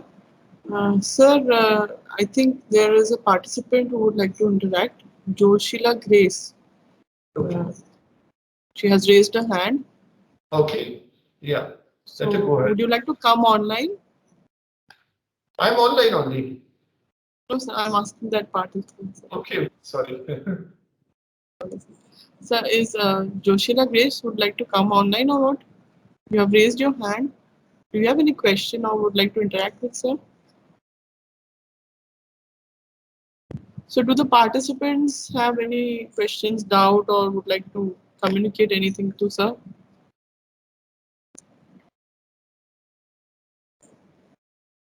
So I suppose, sir, I don't find any such question into the chat box as of now. And if anybody would like to still get in touch with sir, then you always have his email, or you can also contact me. So, Sangeeta Agarwal, would you like to come online? I have to raise hands raised. I think they have So to if you unmute themselves. Yeah. Yes, ma'am. Sir, Yes, thank you ma'am. for such an interesting and elaborate presentation. Sir, I was going through the literature. I'm not getting exact any like manuscript or a research paper where we will find these standards.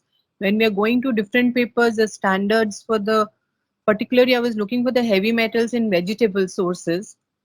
I had seen so many papers, some they are all referring to Avasti 2000, but sir, I'm not getting a particular paper where they are mentioning the standard which is tallying with the other papers. So like sir, you mentioned the Bureau of Indian Standards, so they must be having this the permissible limit of vegetables in the soil or in the vegetable. So sir, where can we get it? If and even when we are talking about the water also, I have seen that we are not getting the exact permissible limits in the same value in all the papers.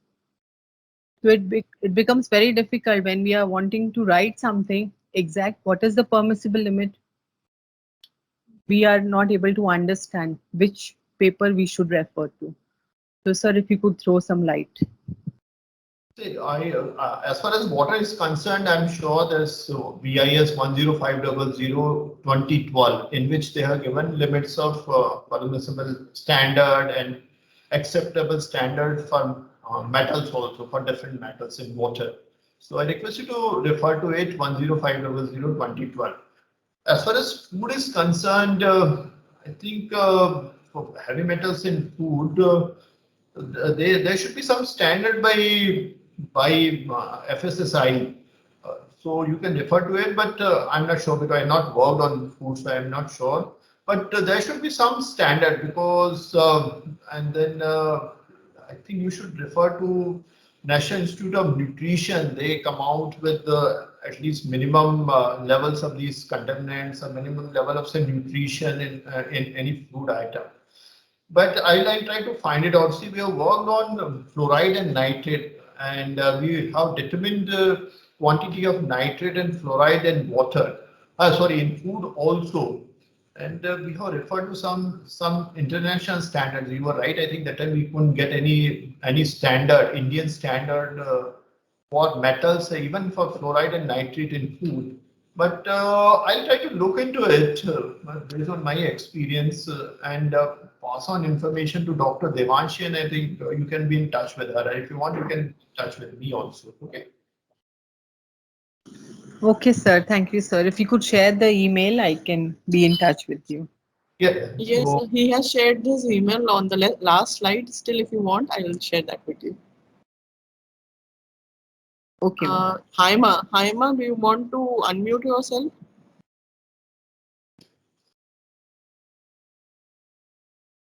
Yes, ma'am. Good afternoon, sir. Thank you for the wonderful session, and it was very informative. And I just have a doubt, sir.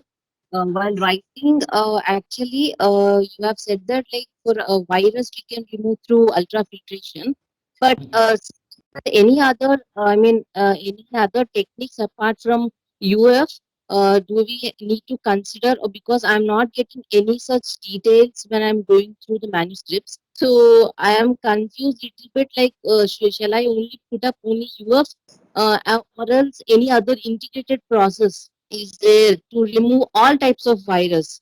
That's what I am doubt.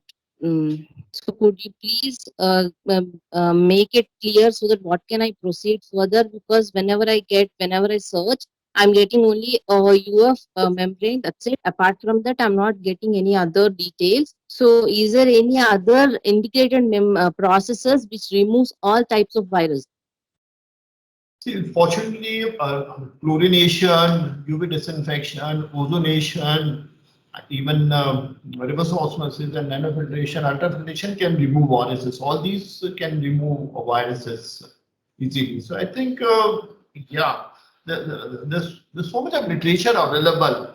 about these processes and how much is removal efficiency. Of course, you need to be considerate of the factor that viruses being very small in nature. If the water is slightly turbid, and then they can hide themselves in those particles. But all these techniques, fortunately, chlorination, ozonation, UV, and ultrafiltration up membrane processes can remove viruses. Yeah. Okay, okay, sir. Okay, thanks, sir. Thanks a lot. Joshila Grace, would you want to unmute yourself? Sir, I have a question that these days there are certain devices like we have Kangen water, we have gold waters, and specially enriched waters. So, are these also beneficial to us? I think what happened is these water treatment units which claim that they're adding certain components to water. I think there's alkaline water also, and they claim that by having alkaline water, there's some studies which have been done, and they're referring to some studies which have been done in Japan. But there's no say evidence available through agencies such as WHO. So unless they come out with such findings that drinking water from these units will be useful, I think we should not go for it. There might be some positive effect, but what I said, there's something known as a placebo effect. So unless there's evidence, I would say, evidence, there are guidelines value suggested by agencies such as WHO, I think we should avoid going for such water treatment units. Thank you so much, sir. So, I would like to thank you for such an informative and excellent session.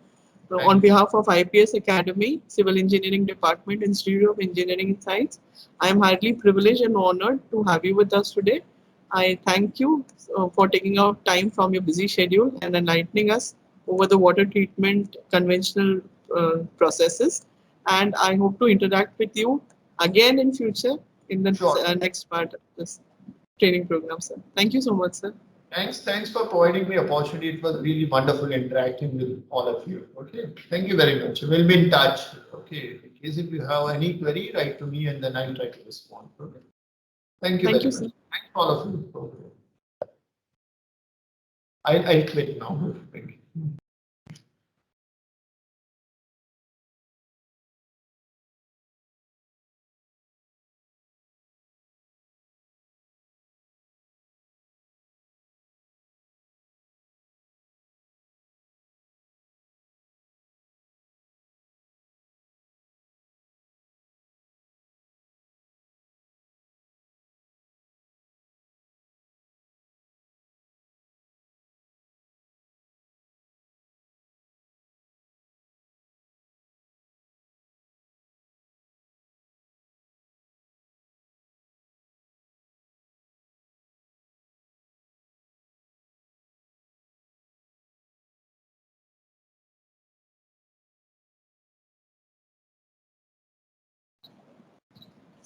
Good afternoon, Nitin sir. Am I audible, sir? Yes, you are audible. Can you see me? My video is not working. Let me. No, sir. Yeah. Let me relog in. There's something. It says video stop. Try unplugging and replugging. Let me restart the system. Okay, sir. Give me a few minutes.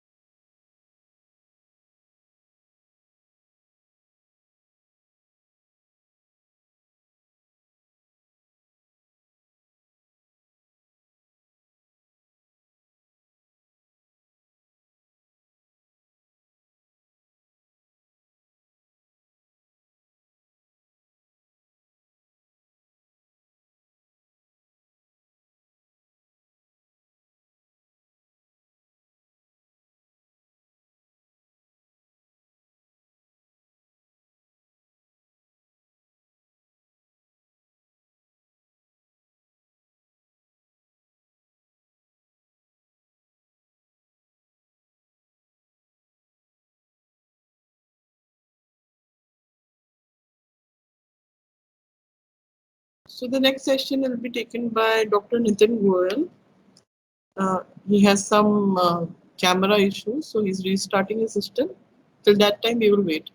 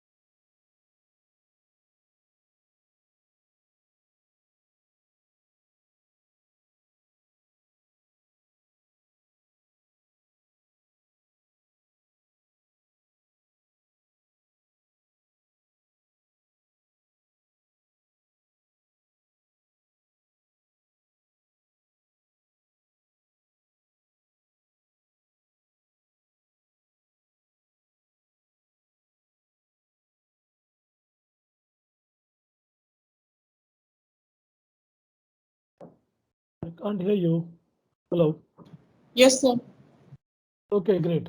Can you hear me and see me now? Yes, sir. Good afternoon, Okay, sir. good afternoon. Good afternoon. Please go ahead. Shall we start, sir? Yes, yes, go ahead. I welcome you all to the third day, session 2 of this online short-term training program on water quality complication, restoration, and environmental conservation of existing water bodies, Module 1. We have with us Dr. Nitin Goyal, sir, for the second session today, and he is a principal scientist and in charge of CSIR-NEERI, Mumbai Zonal Lab, also the head of the Research and Innovation Center. He is a graduate in civil engineering with post-graduation and doctorate in environmental science and engineering. Dr. Nitin Goyal's primary research area is measurement and chemical characterization of aerosols, particulate matter in ambient air. He has reached 23 years of professional expertise in environmental engineering and numerous research publications and award-winning projects. He was also invited to Desert Research Institute, Reno, Nevada, USA as a guest researcher to study chemical characterization of fine aerosols. His experience includes teaching as well as the professional expertise at NEERI. He has worked on several projects in Southeast Asian countries on environmental and social impact assessment studies, source apportionment, and elemental mass balance studies, He was a team member on biomass gasification project sponsored by MNRE, Government of India, at CESE IIT Mumbai. He is currently working on air quality management studies with several state pollution control boards in India in collaboration with IIT Bombay and IIT Kanpur. And he was the winner of Young Scientist Award by the Department of Science and Technology, New Delhi. We welcome you, sir. We are honored and privileged to have you with us. And I request you to please start with the session, sir. Thank you so much. I hope I'm audible and I am visible. I Yes, will sir. Absolutely clear. I will start sharing my slides here.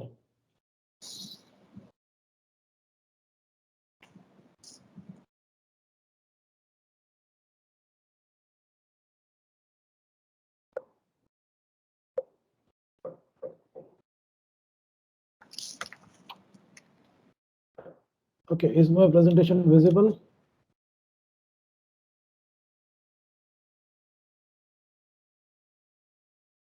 Yes, sir.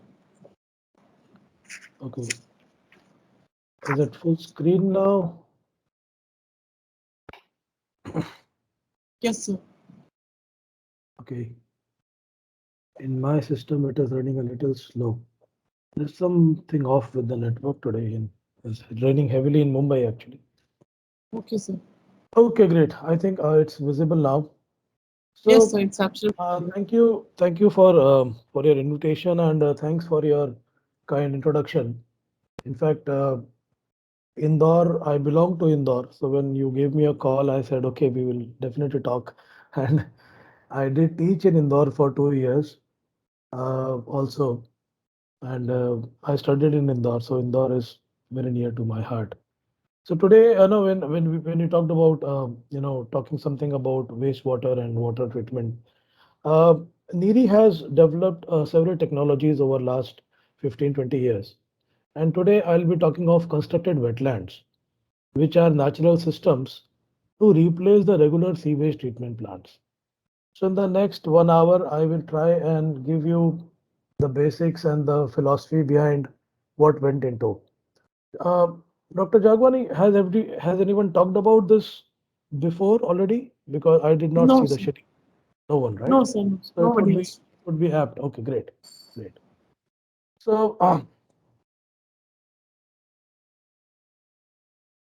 water availability and use, many people have talked about it.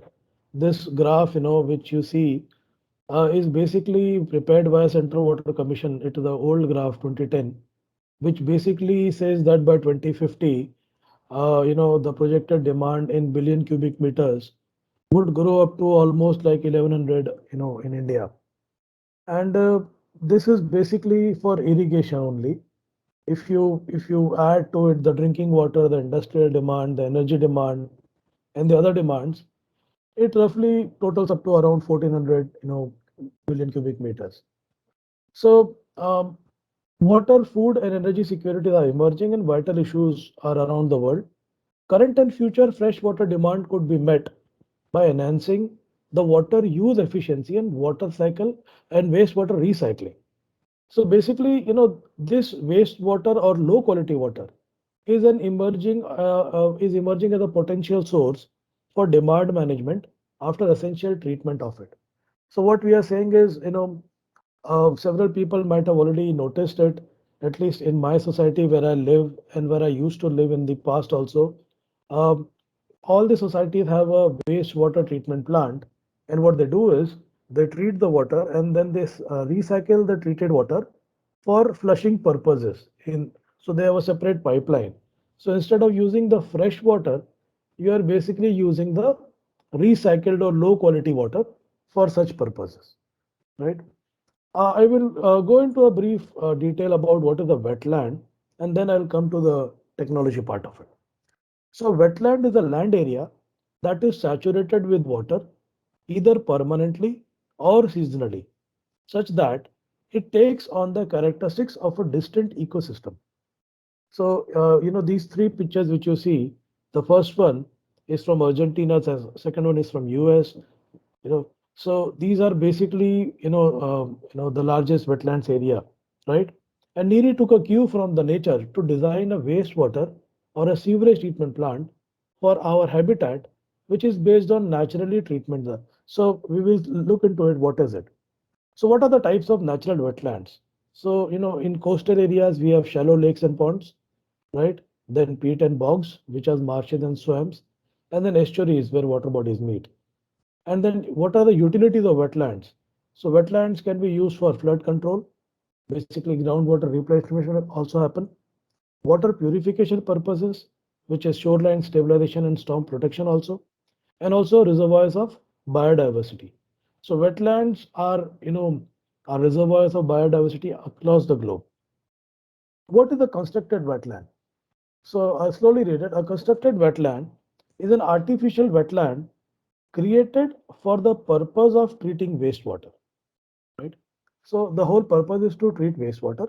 It is designed to emulate the features of natural wetlands.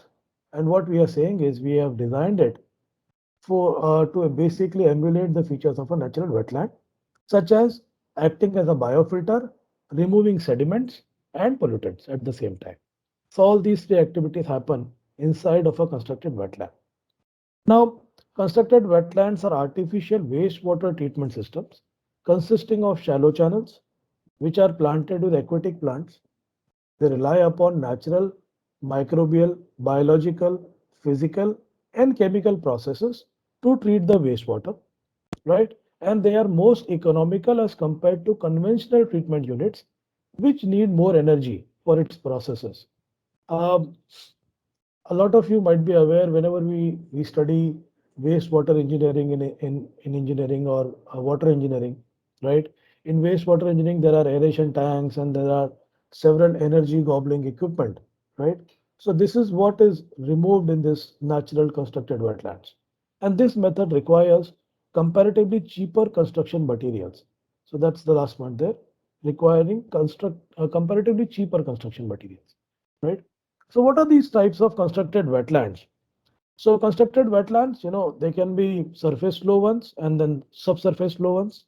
They can have vertical flows or horizontal flows. They can have upflow or downflow, right?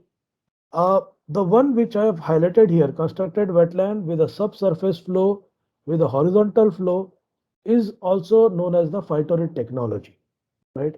So NEERI actually had a patent on this, on Phytorate technology, right? And these are common wetland technologies like which are actually promulgated by various other education institutes and research institutes in India, like DWATS by CDD, soil biotechnology by IIT Bombay, clock-free wetlands again by IIT Bombay.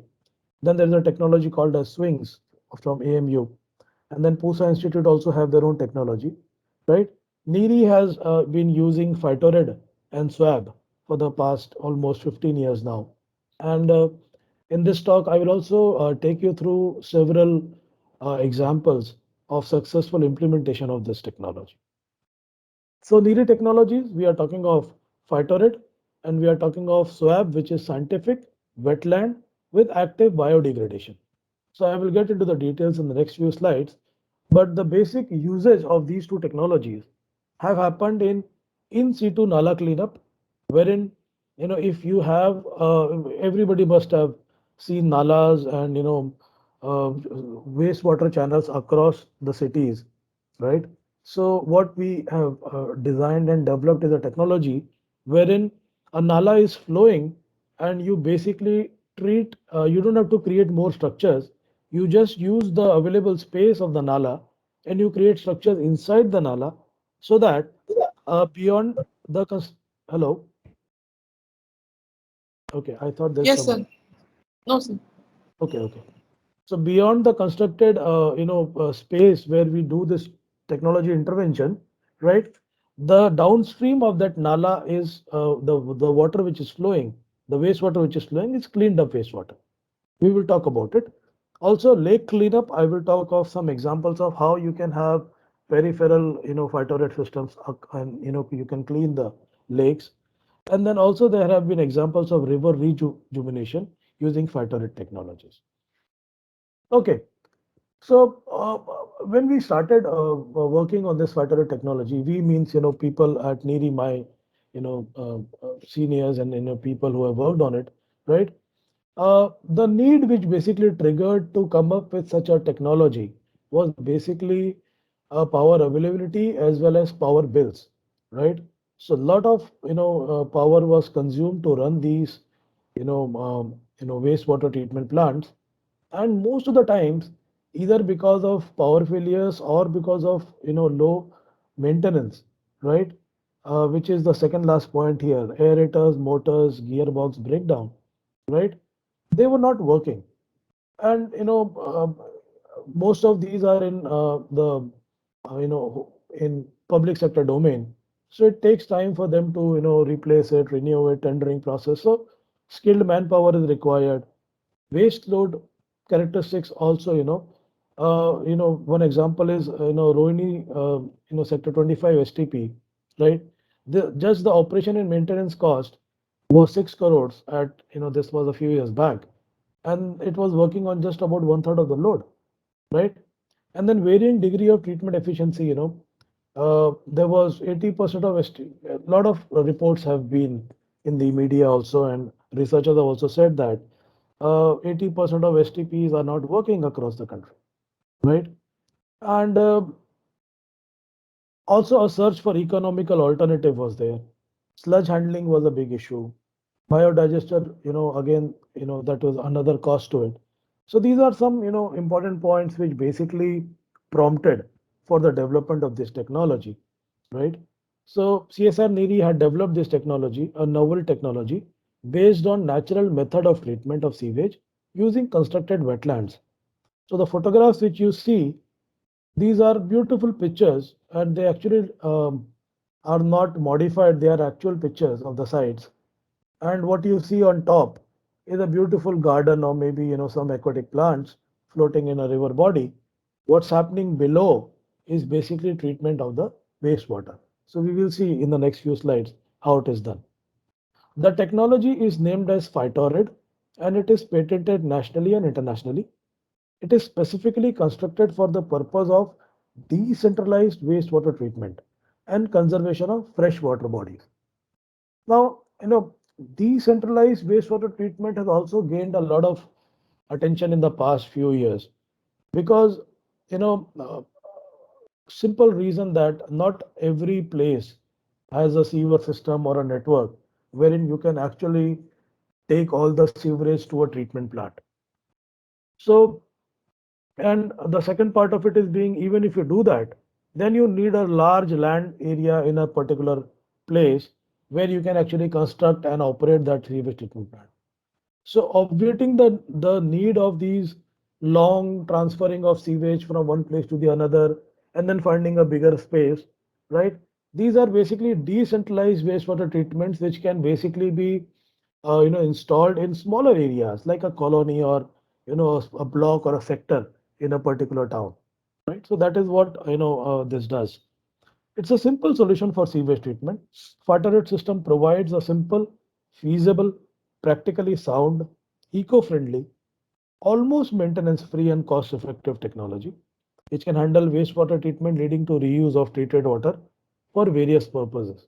So what we are saying is that the technology also leads you to an output wherein the treated water can also be reused for several purposes.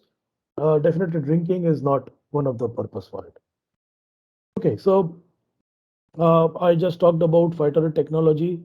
I said it is a subsurface flow type technology and wastewater applied to cells or beds which are filled with certain porous media, right? So if you look at it, in graphically there is some filter media, there are some plants. What does the filter media do? The filter media is, basically, okay, what is it composed of? The filter media is basically locally available gravels, stones, and debris. And plants are aquatic, semi-aquatic, ornamental, and or flowering species. I will also, go to the next slide where we can see the types of plant. And this here is the cross-sectional view of a typical phytorate treatment plant. So what you see is the influent currently is from a nala. So the influent is taken up here. It goes into the sedimentation tank. which is the first tank. We'll talk about it. Then it goes to a Phytorate bed, where I just talked about is, there is a filter media and there are plants. So this is the filter media on the down, and the plants are visible on the top, right? And the treatment happens here, and what you get in the end is reusable water, right? What are the types of plant species? So there can be lots of plant species. Some of the pictures are here: bird of paradise. This is Cyperus sap, Canna indica. Most of these I can't pronounce properly yet, but a range of plants has shown that their ability to assist in the breakdown of wastewater contaminants is amazing, and some of the species are listed here. These are good examples of some marsh species that can effectively uptake nutrients. So what basically is happening is, in the wastewater system, these plants are actually taking up away all the nutrients, which are basically nitrogen and phosphorus and potassium, right, from the wastewater, and that is used as a growth of the plant, right, and in turn it cleans up the wastewater, right. The contaminant removal mechanism is such as follows. The influent enters, and there are basically few zones which actually automatically get, designed in the filter bed. There is biochemical oxidation process which is happening, and nutrients are being taken up by the plants, right? The contaminant removal mechanism are multiple processes at work, So oxygen, through plants to root ozone is given, where, influent is there. So biological activity, physically and chemically, so the physical straining and physical sedimentation between the small, what do you call, small, holes which are there in the gravel bed, right? So all this sedimentation happens there, right? And the treated water keeps on flowing further, right? So what are the constituent suspended solids? They are basically sedimented out or filtered out. BOD is basically taken care of by, microbial degradation, which is anaerobic as well as aerobic, and also happens in sedimentation, accumulation of organic matter. So all this accumulated organic matter is also removing the BOD from the wastewater. Nitrogen is basically taken care of by ammonification, followed by microbial nitrification and denitrification, right? And plant uptake, also ammonic volatilization. Phosphorus is basically taken care of by media absorption, which is adsorption precipitation reactions, and also by plant uptake. And then pathogens are taken care of by sedimentation, filtration, as well as natural die-off, right? Because there is a substantial hydraulic retention time inside the Phytorate bed, so that all these processes can happen one by one. Okay. This is another schematic of the same system which I just talked about. So there is a screening chamber, like in a conventional water treatment or wastewater treatment plant. We have a screen. Then we have a collection cum sedimentation tank, which is underground. We have a Phytorate bed, and then we have a treated water storage tank, which is also underground, right?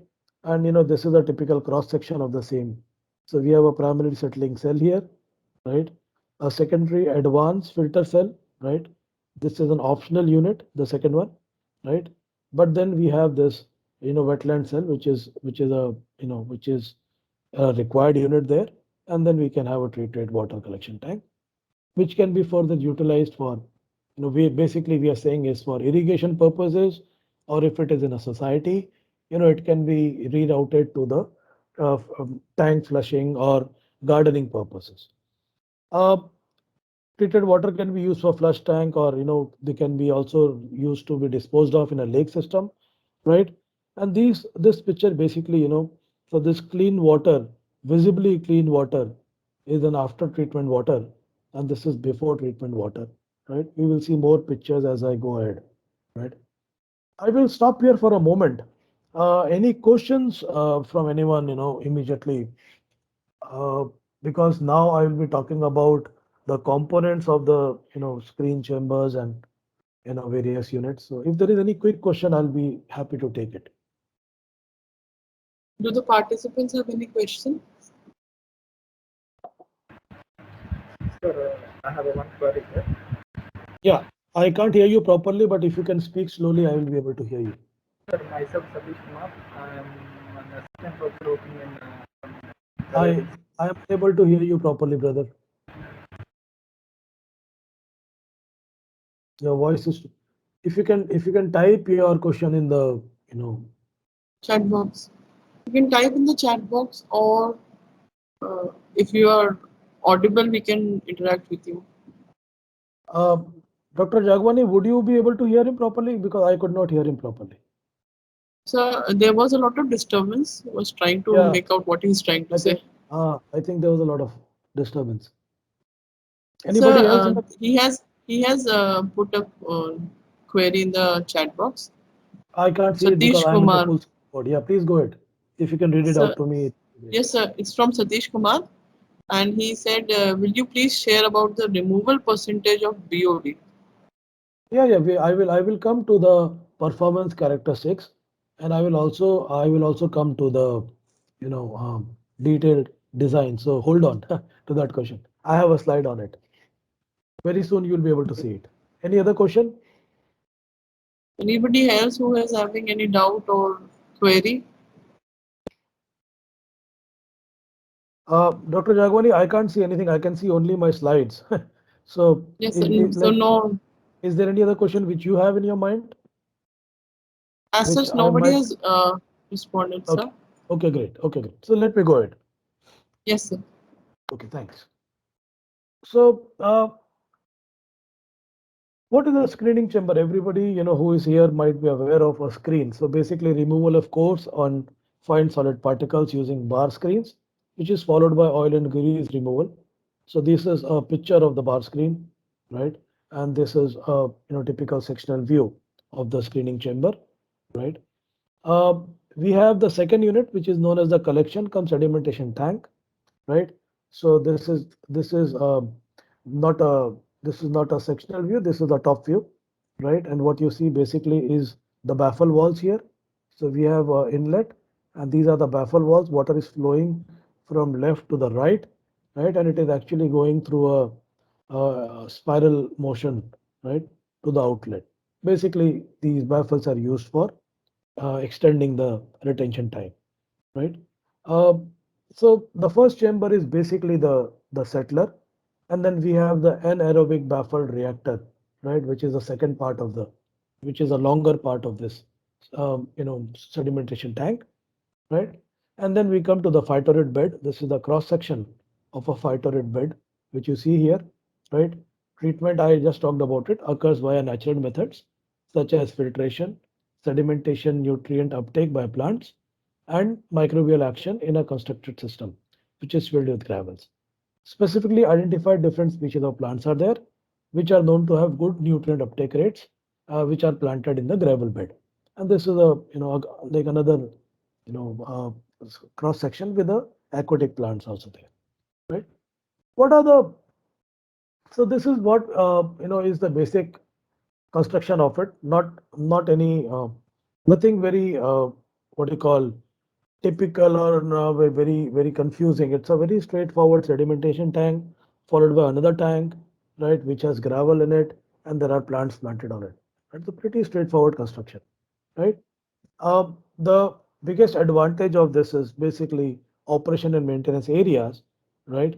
And I will be talking about that. So inlet areas, the operation and maintenance is required in the screening part, grit removal, sedimentation clarifier, the treatment area, phytorate bed and gravels, and the plants, and the collection and reuse area, which is tanks and pumps.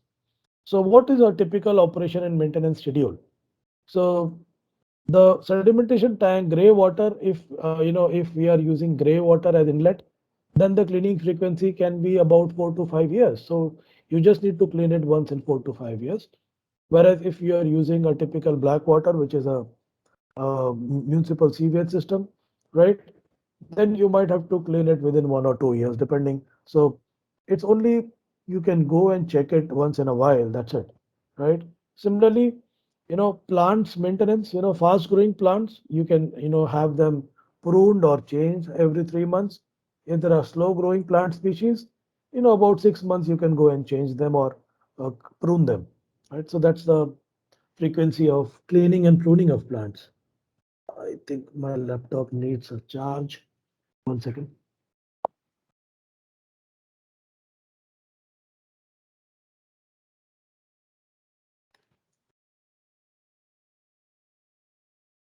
Okay. Okay, so Phytoride technology being a natural system, operation is mostly passive and requires little operator intervention.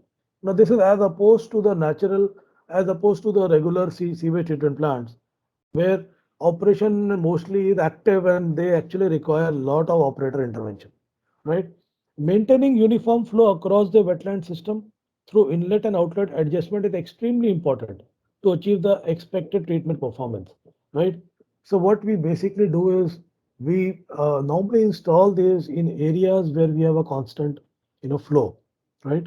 But that can be basically also designed based on the inlet and outlet adjustments, right? So which is basically studied before installing the system.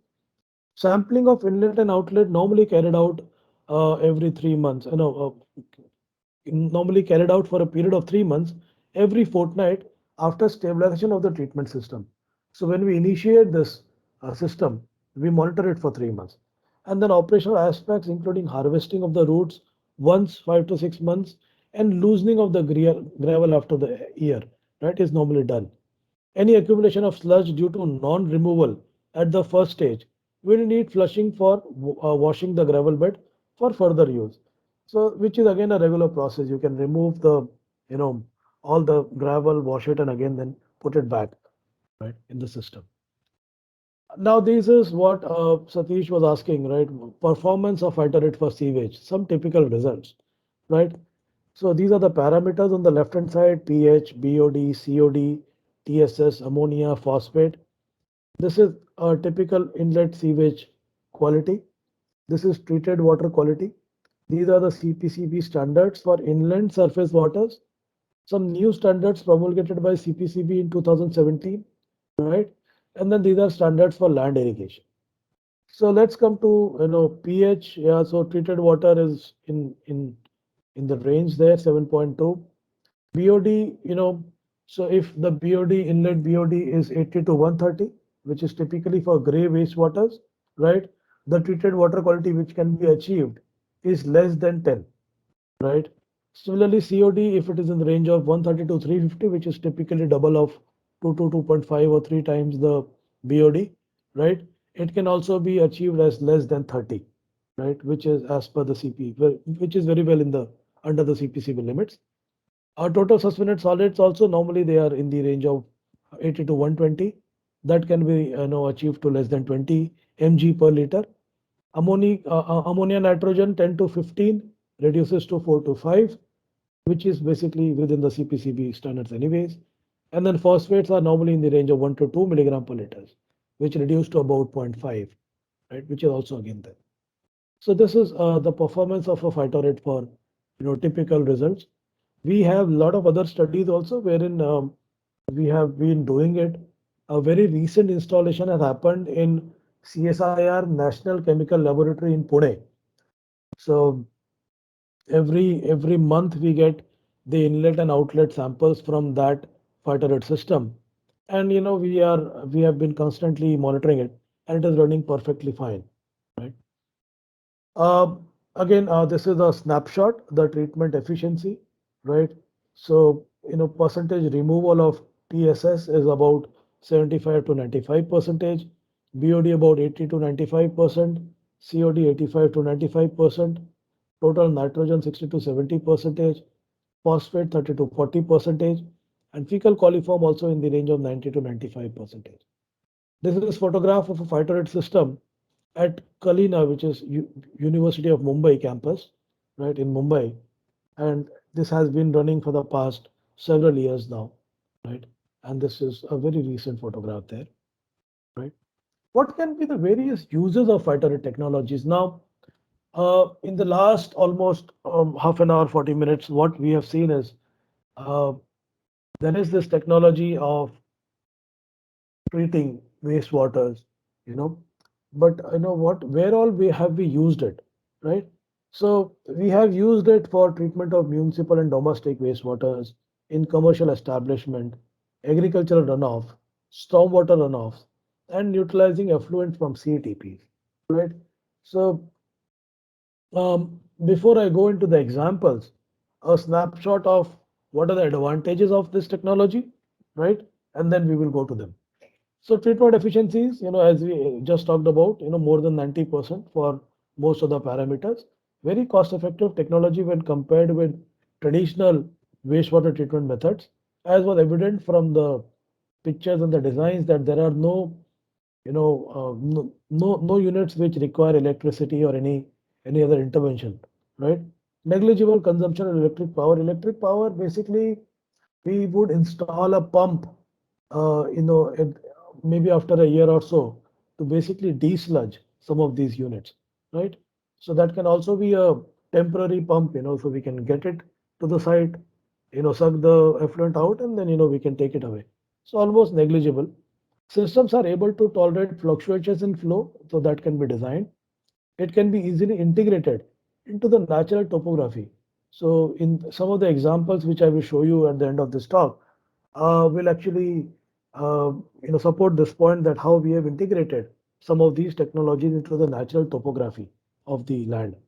The treated water can be reused, for irrigation, gardening, firefighting, enhancement of environmental architecture. Several projects have been done. I will talk about it also. This is also more desirable in areas where the water table is high and to avoid any contamination of groundwater through soak pits. Now, soak pits have traditionally been used in our country for a very long time, and a lot of areas where the conventional sewerage systems were not there, right? So these have been used, right? So this is desirable to construct a few units of such sewerage systems and then connect it to the system, right? Can be applied for preservation of natural water courses such as lakes, rivers, and marine ecosystem. The quality of treated water is comparable to irrigation standards, so the treated water can again be actually discharged into the lake or the river body itself, right? So I will talk of some of the examples therein also. Okay, so this slide normally we show to people who ask what kind of work breakdown would be there, um, what are the things which a civil engineer would have to do on the site. So we have listed out some of these, right? Not very important for this talk, but we can still read it out. So clearing of site, excavation for foundation, soiling, laying of plain cement concrete, backfilling of soil up to plinth level, centering and shuttering work. Then we make a RCC chamber, a raft slab, main walls, baffles, slab, columns and beams, cement plastering for internal walls, waterproofing at the bottom of tanks, cement punning for outer walls, and then we can have a mild steel manhole covers, right? For the sedimentation tank and for the treated water tanks. Okay, this is a slide on cost assessment. So capital cost per million liters, per day is about 2.25 crores. Operation and maintenance cost is just 4% of capital cost, right? Uh, a typical wastewater treatment plant, this cost would go up to about 10%, and with the capital cost also being high, this cost is something which is very low. Consumable cost is just 0.5 percentage. Manpower cost, one unskilled labor per shift per day, right? Is just for 1 year if you cost it is 1.4%. Energy cost is 0.1% of the capital cost, and sludge disposal cost is just about 0.27% of capital cost. So for 30 years, the life cycle cost per kiloliters is just up under 6 rupees, per kiloliter of the treated water. Land requirement 1600 to 1800 square meter per MLD. Revenue potential, which normally is not talked about, right, is pretty high because we can reuse the treated water in industry for agricultural production, for gardening and flushing. And whatever you charge for this reuse, so you can sell this treated water, right? And the payback period then comes to about less than 3 years. And then the amount of sludge generation is pretty low at to the tune of 0.017 to 0.025 cubic meters per day. And one question which we always face from administrators is odor nuisance, or nuisance from flies and anything, any other growth in the phytoride bed. So that is negligible. We have never faced any odor nuisance or any kind of fly breeding or mosquito breeding, right, in the systems, right? uh, 1 second, if you can excuse me, please. Hello. Good afternoon. Okay okay, मैं एक meeting में हूँ, 1 घंटे में बात करते हैं please. Sorry, there's some urgent call from the office. Okay, so I have talked about the technology of Phytorate. I also talked about another technology which was SWAB. So next few slides, not much of a difference, right? But slight difference, right? So it is a Phytorate which is upgraded to handle septage, right? So septage is basically municipal wastewater, right? So unit uses novel filling media, which is recycled construction debris, thermocol, coir, plastic waste, either in combination or singly applied, thereby reducing capital cost and also recycling waste products. And swab system is designed to handle sewage and septage simultaneously, right? So this is the typical cross section. We have a screen chamber, again collection cum sedimentation tank, right? Then we have, instead of a phytoride bed, we call it a swab bed, and then we introduce a tertiary treatment unit, and then the treated water, right? Um, this is a section of a swab bed. We will talk about it in the next slide, right? Uh, the other application of phytoride is basically in situ nala cleanup. When I say in situ nala cleanup, what I mean to say is basically, if there is a nala which is flowing with wastewater, we construct a phytoride technology based, system inside the nala only. So normally nalas may be about 1, 2, or 3 meters wide, right? Maybe more, right? So whatever space we have, we try to accommodate in that space only a longitudinally, designed, cleanup system. So basically, this is the cleanup system. Floating boom is there. There's a silt trapper. There's a floating rafter. So instead of a bed of gravel, now what we do is basically we create floating rafters on the system. So when you look at it from the side of the road, suppose a nala was flowing at the side of the road, what you see basically is beautiful plants floating on the top now, right? But what is happening below it is basically the treatment part, right? We also introduce aeration and chlorination and a check dam, right? Depending on the identification, the location. Then lake cleanup systems, lake with peripheral phytorate system. I will give you a live example of this for the Telibanda Lake, Raipur, right? So the lake area was around 11 hectares, is a huge lake, and the phytorate capacity was designed to be 2 million liters per day. And we propose to develop 3 plants at the periphery. So what you basically see here, right, is site 1, 2, 3, 4, and 5. So these are the sites where we actually studied. And this picture automatically speaks a lot about itself, that the lake was completely, what do you call, aerobic, what do you call, completely polluted, right, with lot of debris, plastic waste, all nuisance around it, right? So, you know, it was basically designed to be cleaned up later, right? This is another example of river rejuvenation, right, using phytorate technology, right? Basically, we basically divert, the wear through a wear some water, right, into sedimentation primary units, and then we re-enter the same water. We'll talk about it in a while. Another example was Ranchi Harmo River cleanup example, right?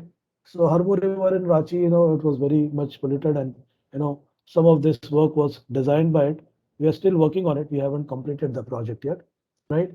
And this slide basically talks about typical performance characteristics or various treatment methods now. So some time back, I talked about several technologies which are being, um, which are already there in the market, right? Like USP, extended aeration, MBR, soil biotechnology filter. And the last one here in the list is Phytorate patented by NEERI, right?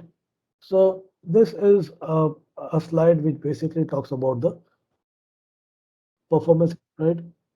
I will just talk about the Phytorate technology. So we say BOD removal percentage very high as compared to all other technologies, almost similar, right? Sludge negligible, equipment requiring, equipment required minimal, operational characteristics simplest, non-operator required, and special features no power required, right? So won't go into the details of all other ones, right? I will just stop here for a minute and I'll let you read this for yourself because it's a very complicated slide. You can take a minute to read it as to what is the comparison of different wastewater treatment systems as compared to the Phytorate technology here, which I'm talking about.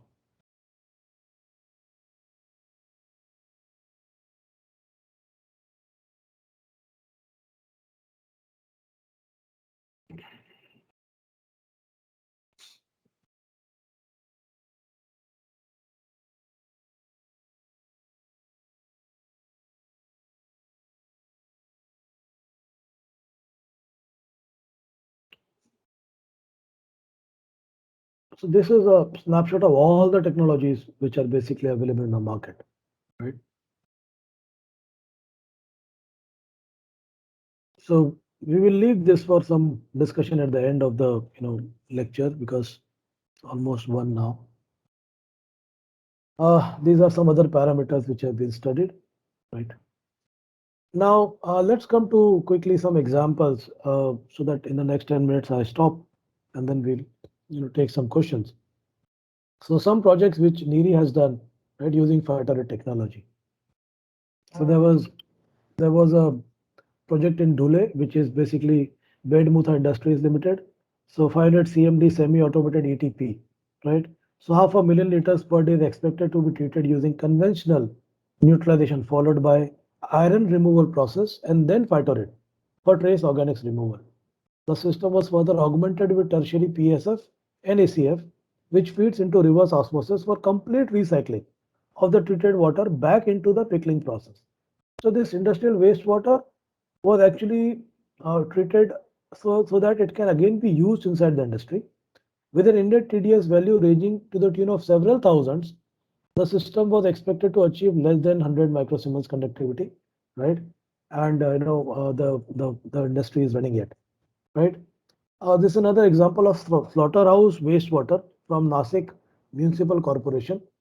I will just draw your attention to this picture here. So, this was the inlet water from the slaughterhouse. This was from the first unit, and this was the final treated water, right? So basically, uh, uh, the system comprises of conventional physico-chemical primary treatment for disintegration of organic matter like blood and body parts, followed by neutralization, cum coagulation, and settling. This partially treated wastewater flows through series of wetland beds and finally through tertiary filtration system, achieving the regulatory standards at Bhadrakali, which was further, which could be further actually discharged into any water stream, right? Another for the East Delhi Municipal Corporation Shadra, this is already done now.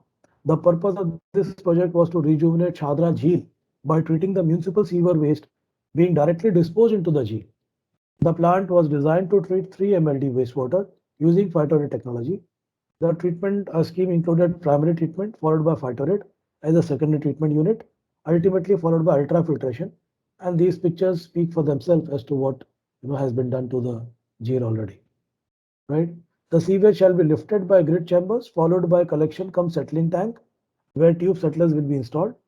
The settled sludge was directed to further disposable into decanter system, and the overflow from the tube settler will be collected into the launder followed by Phytorate beds. The treatment effluent will be discharged back into the Jheel, right? And this is the inlet and outlet comparison, right, of the wastewater. Another is Varna Industries in Kolhapur. They had a typical issue. The technology was provided for treating of high VOD and COD, and again the same technology was used. And this is a picture of their unit. Mahindra vehicles, 750 CMD ATP. There are a lot of examples. I'll just look at some important ones. Sara Builders. Then this is Bengali Senior Secondary Girls School. So you can see the Phytorate system there. This is a list of about 25 odd projects. And let me talk about this, the next few slides, as how this technology can be used for city planning now. So NEERI actually envisaged some time back that this technology can be used for beautification, right, of nalas and of wastewater treatment bodies, right. So water systems and water management becomes a guiding principle in structuring and ordering the city and create a model for sustainable urban development. So this model was basically designed, right, wherein we could basically study, program, develop a sustainable technology which would be environmentally responsive design, optimum energy construction technology. There would be guidelines and standard operating procedures, and then establishing the maintenance regimes, right? So we designed a lot of riverfront and drain rejuvenation projects also in the past. So this is not very visible. I think it's a big pamphlet actually, right?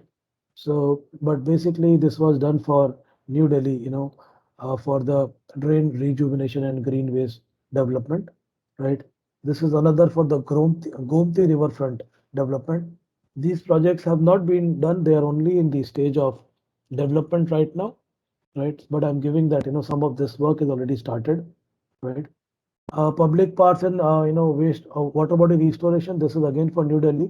It's a biodiversity public park. Again, on another project in New Delhi, which is basically Jaunty Rural Parklands, right? Again, this is a public park creation and water body restoration project, right? Um, this is a project which I was talking about. The first slide of my presentation showed a picture that was basically Rajokri, right? And this water body has been already done by NEERI, right? So Rajokri is a small town in the southwest region of Delhi, right? And the basic stakeholder was land owning agency, which is a block development officer. And Delhi Jal Board actually gave us this project through irrigation and flood control department, right? So this was the picture which we has taken before the restoration work at Rajokri Lake. You can see, there were shanties around the place, and it was all in a very bad shape, right? I will show you after picture also, right? In a few slides.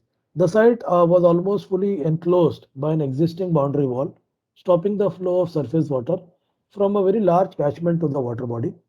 And then punctures have been created in the wall along the Abadi edge to allow surface drains carrying grey water.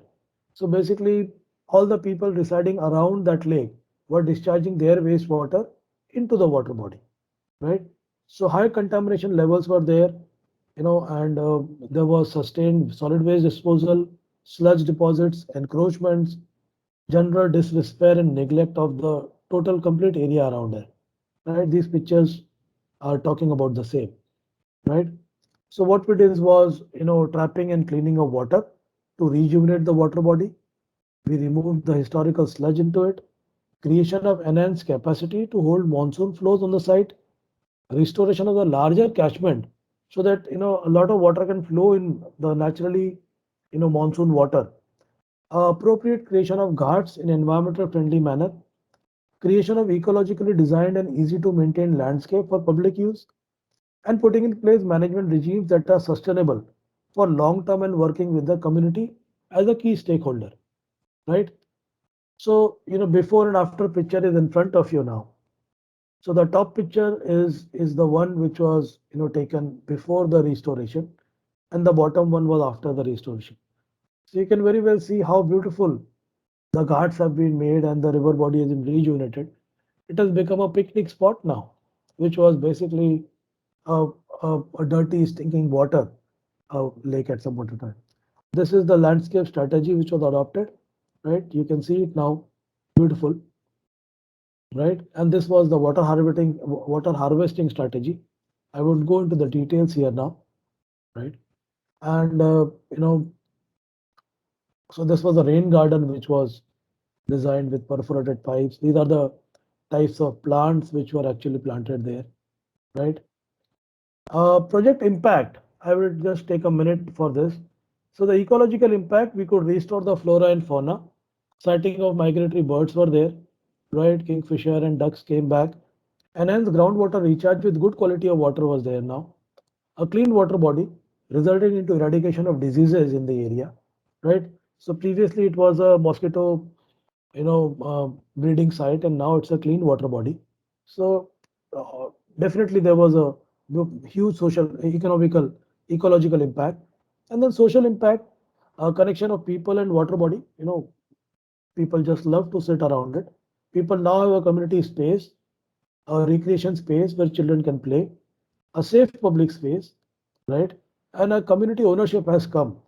So the Chhat Puja Samiti has already ensured the general upkeep of the water body, and now people own it.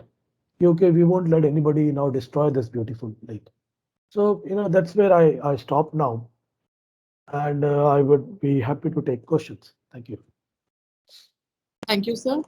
That was a wonderful session, sir. Sir, there is a request from the participant side. So, do we have any particular document from where we can learn design of these wetlands?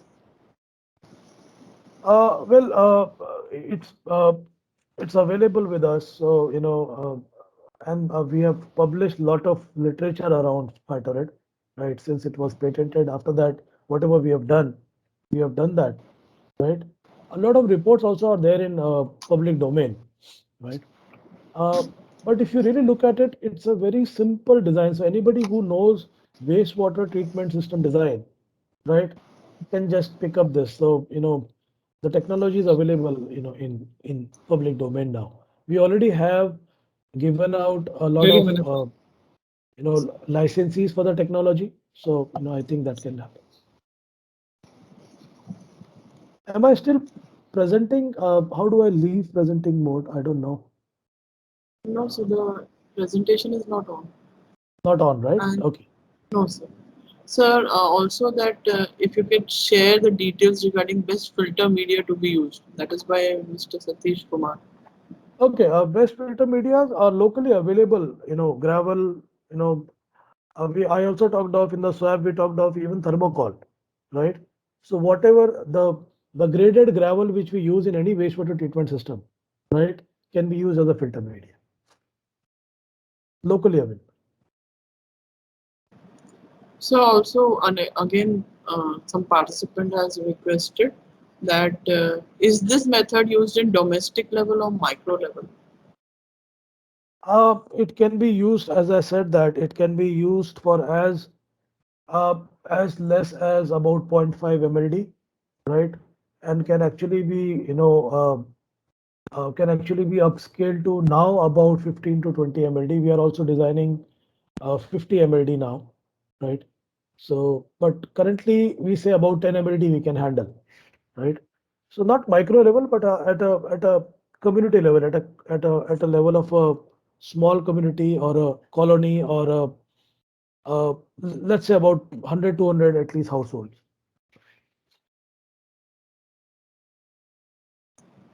Or an industry. Anybody else?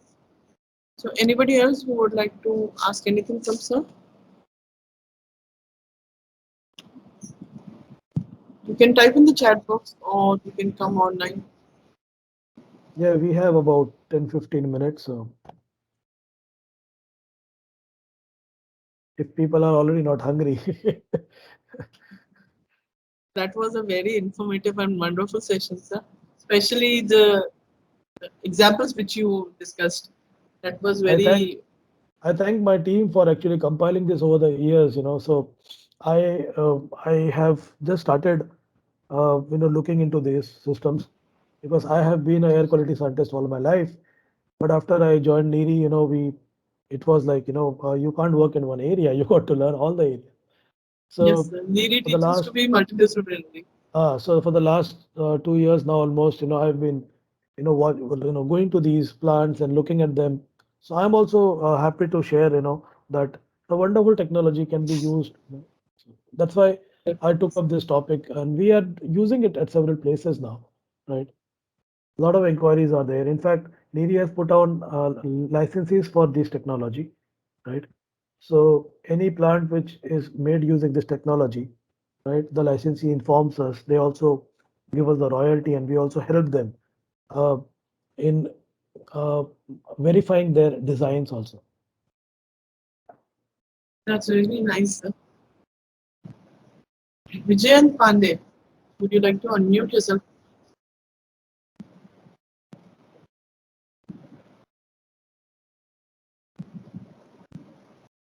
Good afternoon, sir.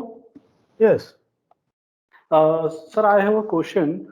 As I have seen in your various case studies that the type of plant is different in every case.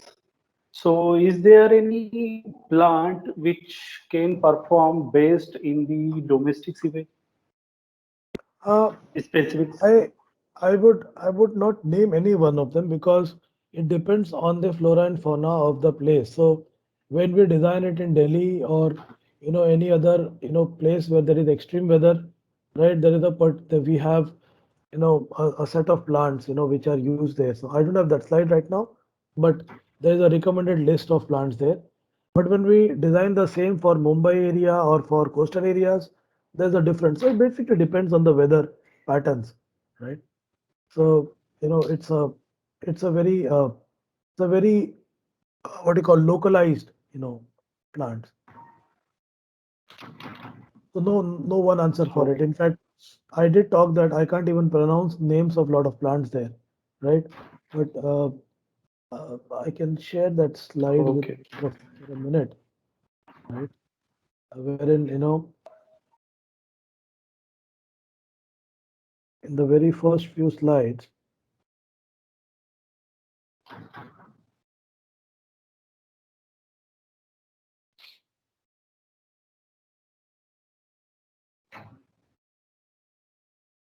there was a list of plants there. Yeah, here it is. So these are all the biological names for it. They might be known as, local names might be different, right? All right, sir. Okay, sir. Okay. Okay. Thank you, sir. So anybody else?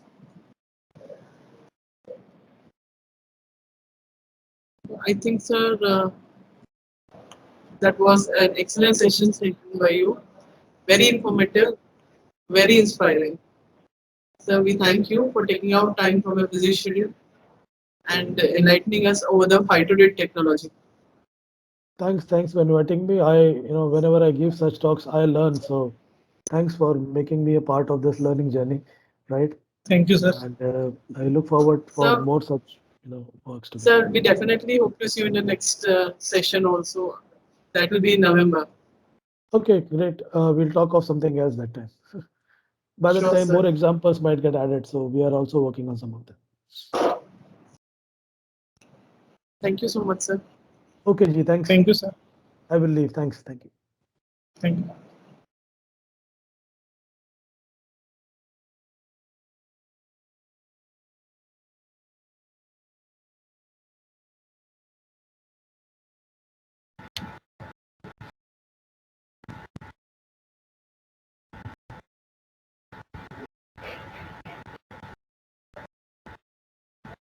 So I welcome you all back to the day 3 of this short-term training program on water quality complication, restoration and environmental conservation of existing water bodies, Module 1. We have with us Dr. Dhananjay Dwivedi sir today, who will be taking the next session. He is a professor at PMB Gujarati Science College, Indore. He is postgraduate and doctorate along with MBA qualification.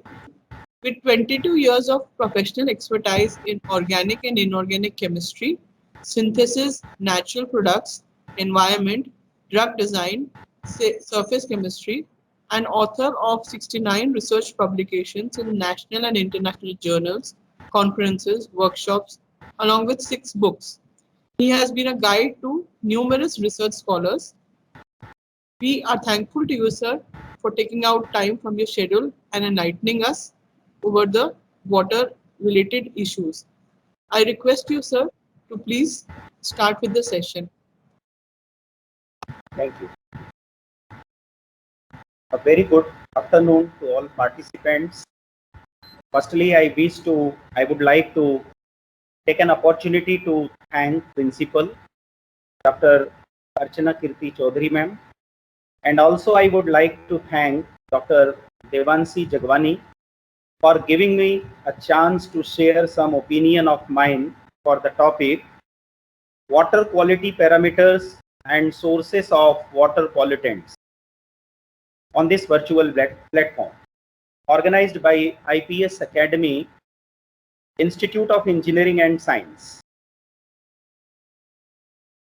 As we all know, the life on the earth depends on the water. Everything originated in the water and sustained by water. I should say rather, water is a prime resource and physiological necessity to mankind. On Earth's surface, only a small portion of it is usable for human being. Its quality and quantity depends upon the geography and geology of the area and exploitation of the resources. So now I am going to start this topic sharing a screen. Okay. Is it visible, ma'am? No, sir.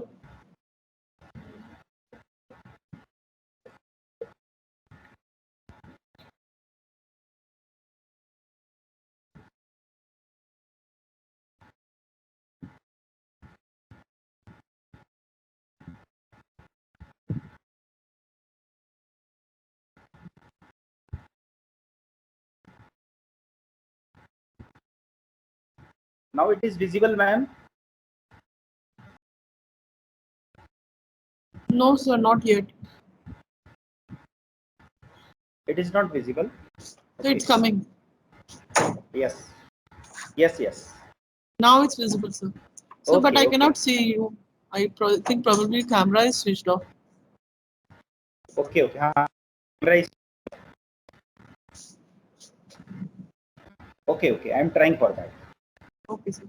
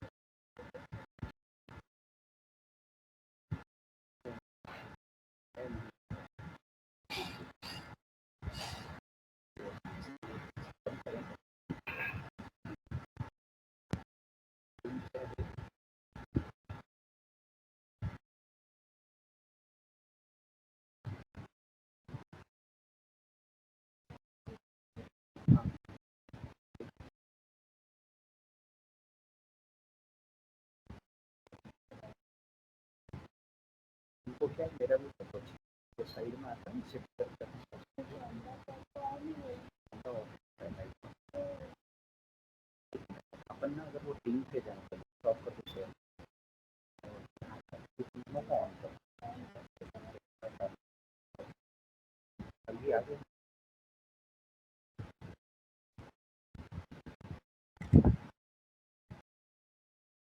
Madam अभी screen दिखाई दे रही है क्या? Sir screen नहीं दिख रही है, आपका फेस दिख रहा है।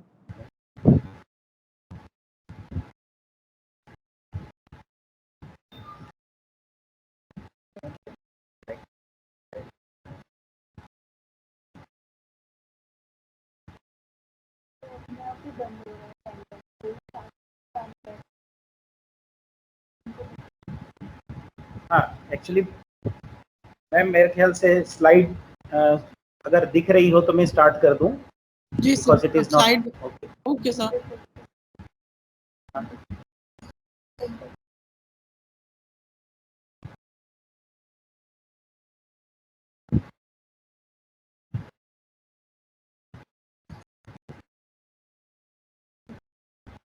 तो स्लाइड Madam, yes. विजिबल है हमें?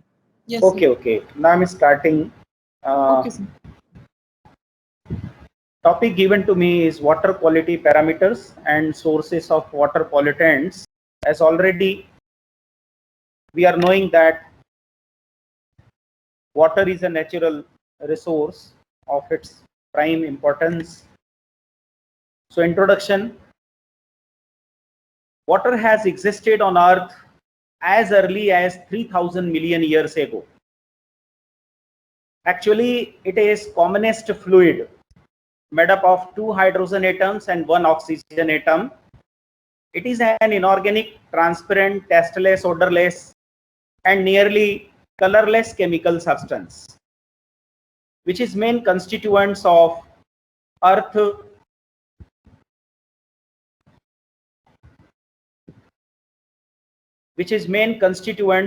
Earth's hydrosphere and the fluids of all known living organisms. It is vital for all known forms of life, even though it provides no calories or organic nutrients. Now, how to think for the quality assessment of water? In India, mostly we bother about the quantity of water because of the limiting availability. But what about the quality concern? So water quality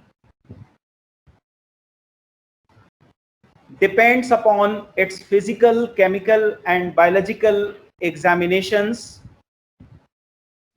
Water quality is a measure of condition of water relative to the requirements of one or more biotic species and or to any human need or purpose. It is most frequently used by references to a set of standards against which compliance can be assessed. The most common standards used to assess water quality relate to health of ecosystems, safety of human contact and drinking water, parameters, permissible levels, and sources of water pollutions we will discuss in all this. First of all, water quality. Water quality can be classified into 4 different types. As we see on the screen, that is first potable water. It is safe to drink, pleasant to taste, and usable for domestic purposes. Now second is palatable water. It is aesthetically pleasing. It considers the presence of chemicals and do not cause a threat to human health.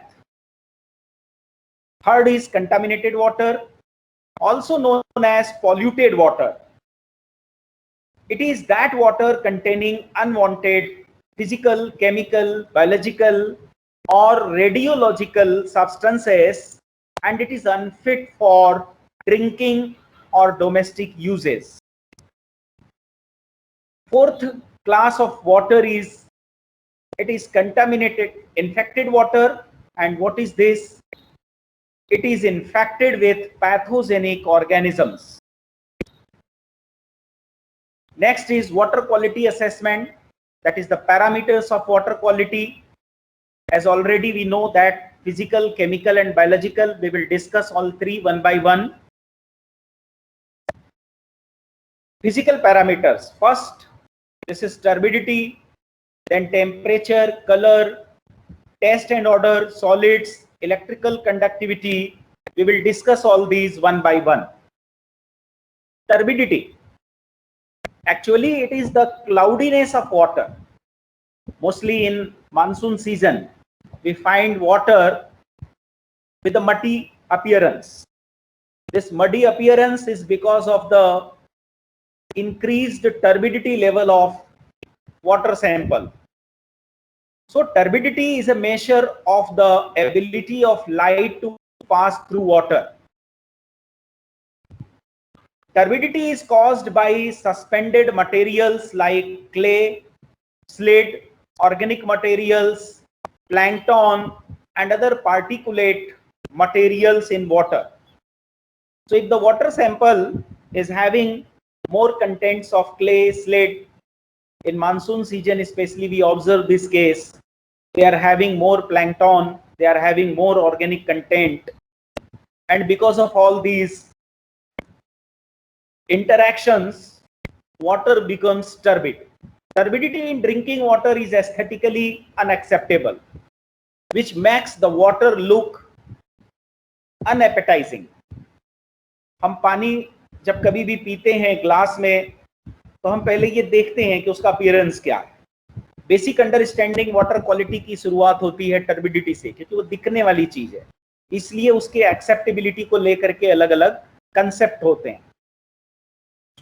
Turbidity is measured by an instrument, nephelometer या nephelometric turbidity metre से हम उसकी जांच पड़ताल करते हैं.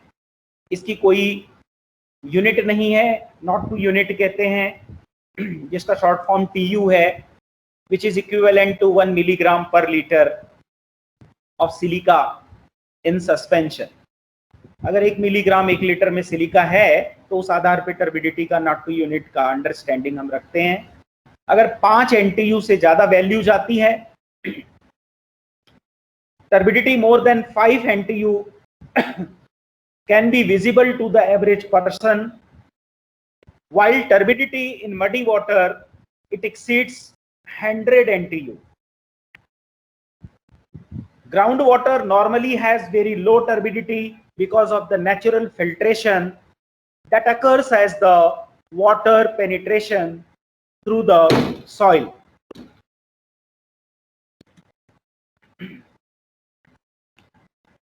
The impacts of water turbidity can be summarized as, क्या impacts हो सकते हैं? पहली धारणा ये है, it can increase the cost of water treatment for various uses, क्योंकि वाटर टर्बिड फॉर्म में तो यूज होगा नहीं, उसमें बहुत सारे सस्पेंडेड मटेरियल हैं, बहुत सारे पार्टिकुलेट कंटेंट्स हैं, तो इससे ट्रीटमेंट में उसकी कॉस्ट बढ़ जाती है वाटर की. Particulates can provide hiding places for harmful micro organisms. मान लीजिए माइक्रो ऑर्गेनिजम्स उस वाटर सैंपल में डेवलप हो रहे हैं तो उनको एक शील्डिंग मिल जाती है, एक सहारा मिल जाता है पार्टिकुलेट मटेरियल में छिपने का, अपने आप को डेवलप करने का, which prevents disinfection processes. क्योंकि यदि उन्हें प्रॉपर शील्डिंग मिलेगी तो उनको डिसइंफेक्ट करना या उस प्रोसीजर को तैयार करना थोड़ा मुश्किल हो सकता है. सस्पेंडेड मटेरियल्स कैन क्लॉग और डैमेज, बंद कर देते हैं या नुकसान पहुंचाते हैं फिश गिल्स को, यानी एक्वेटिक लाइफ को, खासतौर से मछलियों के. And it decreases its resistance to diseases. अगर सस्पेंडेड मटेरियल ज्यादा है तो उस एक्वेटिक फॉर्म्स का, उन लिविंग्स का डिजीज के प्रति जो रेजिस्टेंस है लगातार कम होता जाता है. Reducing it's growth rate also, affecting egg and larval maturing and affecting the efficiency of fish catching method. यानी पूरी फिशरी से जुड़ी हुई बात है, वो लोग ज्यादा डिटेल और बेहतर समझते होंगे टर्बिडिटी के इम्पैक्ट को, क्योंकि ये एक कॉमर्शियल सेक्टर है. Dependent particles suspended particles provide adsorption media for heavy metals such as mercury, chromium, lead, cadmium, and many hazardous organic pollutants such as polychlorinated biphenyls, PCBs, polycyclic aromatic hydrocarbons, PAHs, and many other pesticides. ये सब कहीं ना कहीं suspended particles के form में turbidity से जुड़े हुए मुद्दे हैं. तो जो ये एक सामान्य समझ है कि turbid water is not safe, मेरे ख्याल से मोटे तौर पर वो ठीक ठीक है. The amount of available food is reduced because higher turbidity rises water temperature in light of the fact that suspended particles absorbs more sun heat. यहाँ टेम्परेचर और टर्बिडिटी का एक कोरिलेशन दिखाई देता है. अगर टर्बिडिटी ज्यादा है तो सस्पेंडेड पार्टिकल्स ज्यादा हैं, and if more suspended particles we have in a water sample which is exposed to the sunlight can absorb more solar radiations, which ultimately results into the rising of temperature. So consequently, the concentration of dissolved oxygen can be decreased. Temperature बढ़ेगा तो dissolved oxygen का level down जाएगा. So this is how the turbidity is connected ultimately with the DO level also. Since warm water carries less dissolved oxygen than cold, गर्मियों में हमें ठंडा पानी पीना पसंद होता है. हर आर्टिकल में हर जगह ये लिखा हुआ हमें मिलता है, गर्म पिए, गुनगुना पिए, बहुत सारी एडवाइस दी जाती है, ली जाती है. लेकिन फिर भी फ्रिज के बॉटल के पानी कभी खत्म नहीं होते. ठंडे पानी की डिमांड कभी कम होती हुई साफ तौर पे नहीं दिखती है. Why? Because of its capacity to get more dissolved oxygen, which gives more freshness while we drink, and that's why cold water is more acceptable for drinking purpose instead of the fact that warm water is more safe for the health or on the ground of health parameters. Okay. From the physical parameters, now we are taking second, that is temperature. Temperature is a very important factor of any water sample. Most of the people, they find water at temperatures in a range of 10 to 15 degrees Celsius is most potable. Actually, this is temperature which is going to affect latability, viscosity, solubility, odor, and various chemical reactions occurring inside the aquatic medium or that particular water body is temperature dependent. Okay, thereby the sedimentation and chlorination process, sedimentation and chlorination processes and biological oxygen demands are also temperature dependent. So temperature cannot be ignored. Temperature taken for a water sample cannot be ignored. It gives a wide clue in the understanding of the total vitality of water, the total favorable aspect of water. Okay. It also affects biosorption process. Very important procedure in case of water studies. It also affects biosorption process of the dissolved heavy metals in water. Most people find water at temperature of this range. Now next, color. Color is also important observation of any water sample. Color is measured by comparing the water sample with standard color solutions. या कई बार हम कुछ colored glass disc की मदद से water के colour को compare करके समझने की कोशिश करते हैं कि वाटर का कलर कितना जस्टिफाइड है. Because hello, yes, anybody wish to say? I think it's a disturbance, sir. Yes. My voice is not coming to you. It's coming, sir. It's clear. And screen? Screen is visible, sir. Only I cannot see your face. That's all. Oh, okay. That is a matter of setting. And if you allow me for some time, I can manage it. Okay. I am trying for this. Okay. Okay, sir.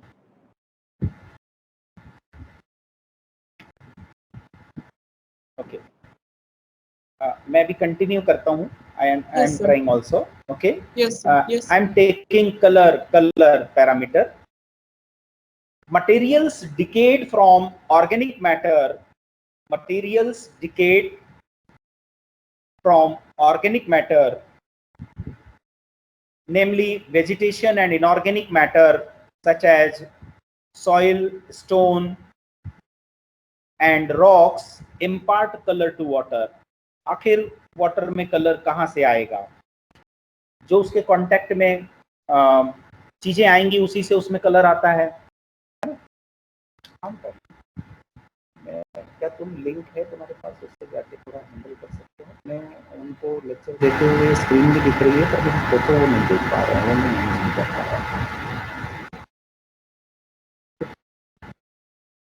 Video on करता हूँ लेकिन screen share करने पर वो automatic करने लगता है.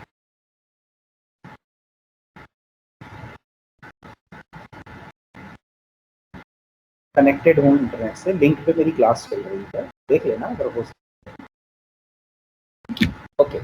Materials decaying from organic matter, namely vegetation and inorganic matter, such as soil, stone, and rocks, impart color to water, which is objectionable for aesthetic reasons, not for health reasons. इसका health से कोई direct connection नहीं मिल पाता है. Color is measured by comparing, ये comparative technique है. One color unit is equals to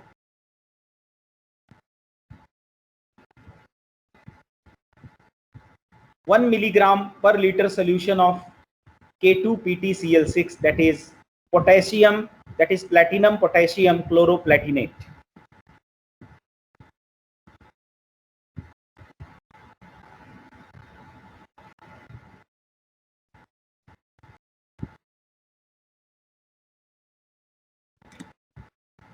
Okay. Next, this color of the water sample is reported as follows. Sometimes we say that it is apparent color. Apparent color is the entire water sample color and consists of both dissolved and suspended components color. True color is measured after filtering the water sample to remove all suspended material. Color is graded on a scale of 0 to 70 color units. 0 is clear and 70 are the different color sets. Pure water is colorless, which is equivalent to 0 color units. Now we are coming to taste and odor. Taste and odor in water can be caused by foreign material, foreign matter such as organic materials, inorganic compounds, and dissolved gases. These materials may come from natural, domestic, or agricultural sources.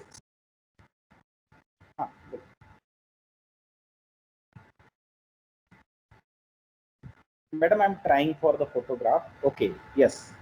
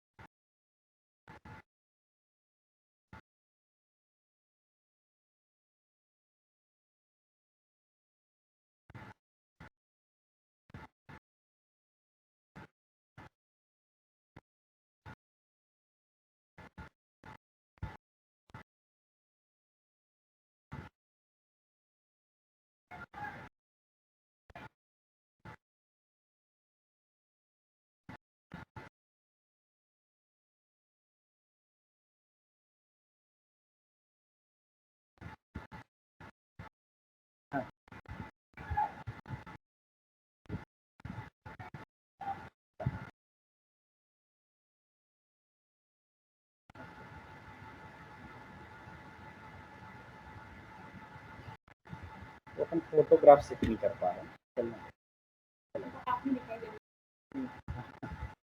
Okay madam, hello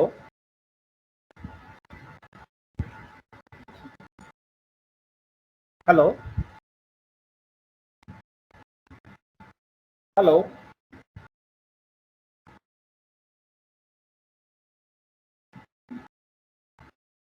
hello. हाँ बेटा, वो connect नहीं हो पा रहा हूँ मैं, screen तो आ गई है, कनेक्ट करने का देखो वहाँ से, तुम्हारे यहाँ से कुछ गड़बड़ है क्या? मतलब मैं स्टार्ट कर रहा हूँ तो उनको आवाज़ नहीं जा रही, स्क्रीन भी नहीं दिख रही। हेलो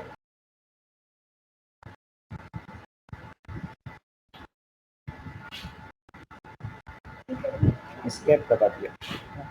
आ रहा।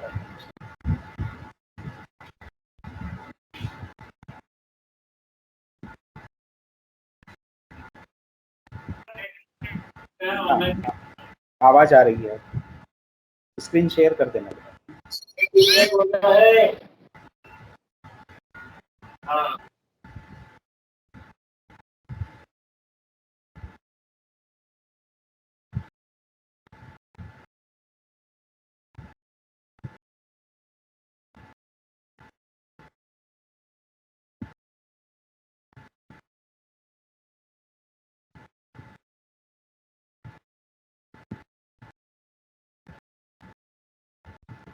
स्क्रीन शेयर कर दो, स्टार्ट।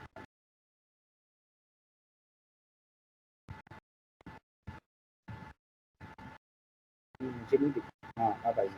अब मैं F5 कर देता हूँ, तो शुरू से आ गई बेटा। वो उसी पेज पे शिफ्ट कर दो, कर पाओगे? नहीं, तो फर्स्ट पेज आ रहा है।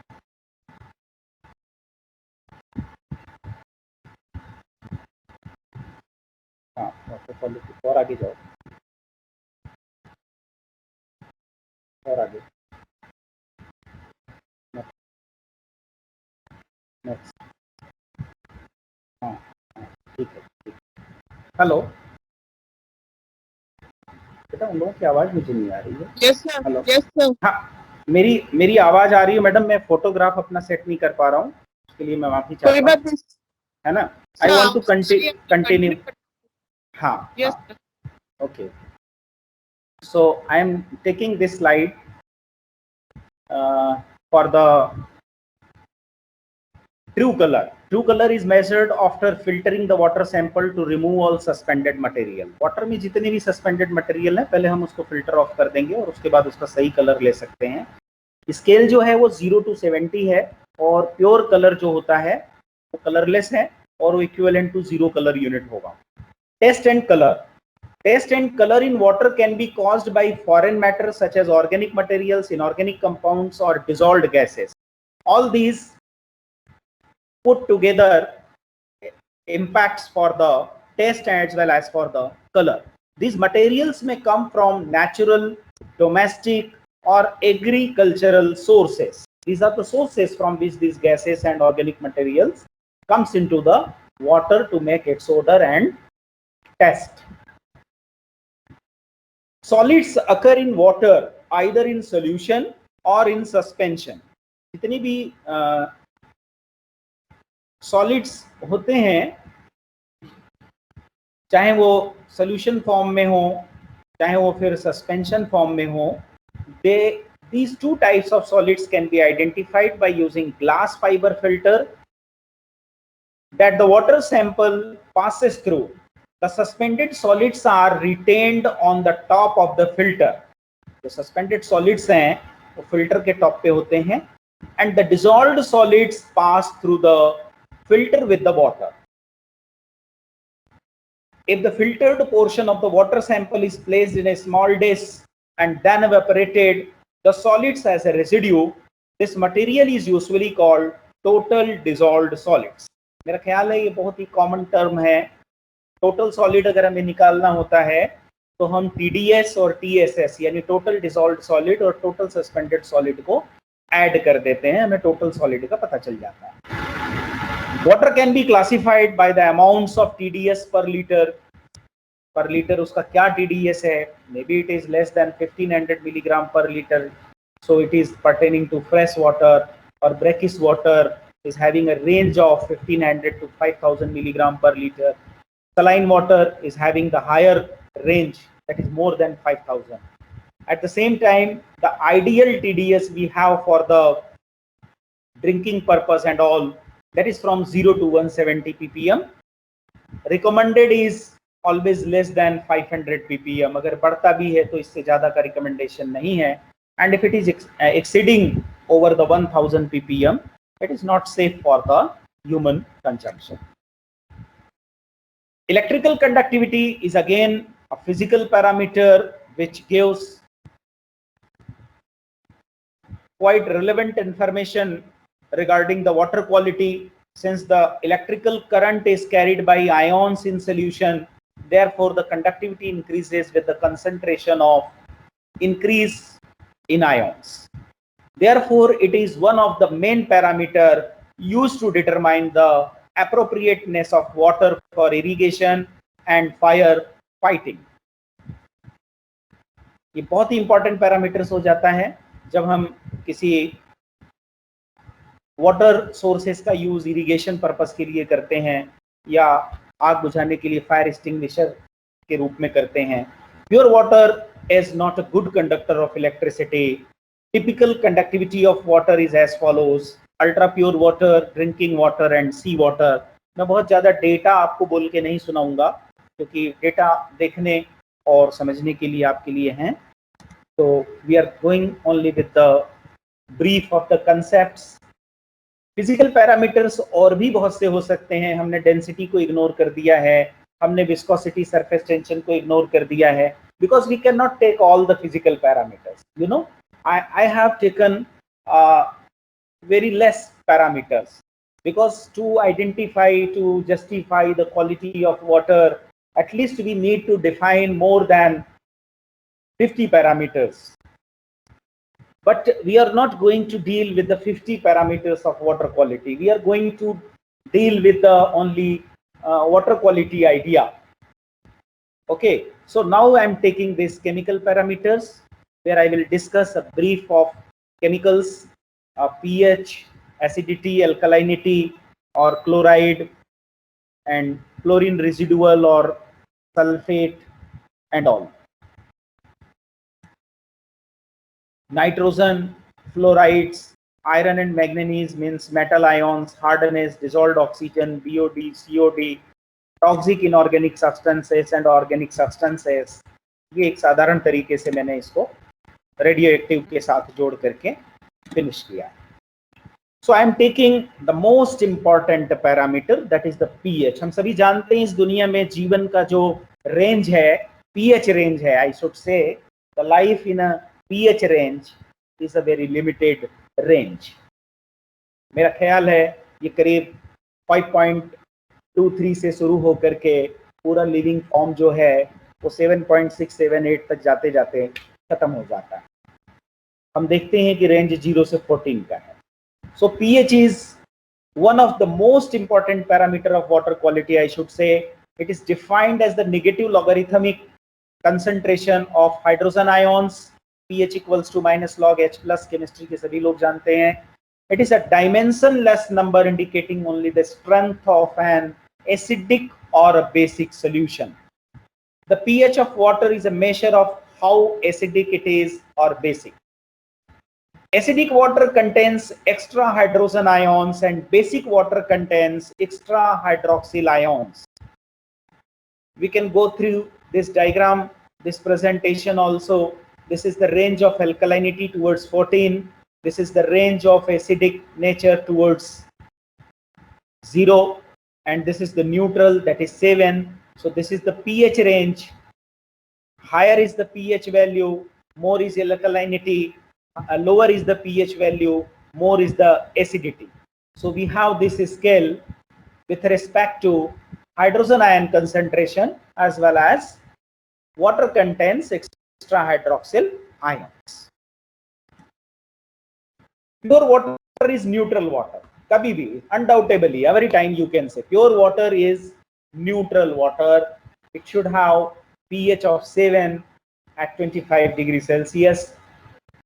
Normal rainfall has a pH of approximately 5.6, that is slightly acidic. एक normal rainfall जो होता है 5.6 को हम slightly acidic कहते हैं, owing to atmospheric carbon dioxide, जो एटमॉस्फेयर में कार्बन डाइऑक्साइड है या सल्फर डाइऑक्साइड है या दूसरी गैसेस हो सकती हैं।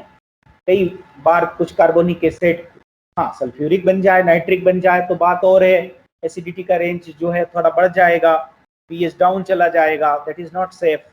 But the safe range of pH for drinking water is accepted from 6.5 to 8.5 for domestic uses and living organisms need. हमें डोमेस्टिक के लिए या लिविंग ऑर्गेनिजम्स की जरूरत को पूरा करने के लिए रेंज की जरूरत होती है। So we have to monitor this range, preferably in case of any water sample. Excessively high and low pH can be detrimental for the use of water. A high pH makes the test bitter and decreases the effectiveness of the chlorine and decreases the effectiveness of the chlorine disinfection, thereby causing the need of additional chlorine. The amount of oxygen in water increases as pH rises. As soon as pH rises, amount of oxygen in water also increases. Low pH water will corrode or dissolve metals and other substances. जब भी pH का range लो चला जाएगा तो corrode करेगा, वो alkaline nature का हो जाएगा या डिसॉल्व्ड मेटल्स वगैरह को डिस्ट्रॉय करेगा, डिसॉल्व करेगा। केमिकल पैरामीटर्स लेते हैं। Acidity, in general we can say acidity is the measure of acids in a solution. Acidity is the measure of acids in solution. The acidity of water is its quantitative capacity. What is this?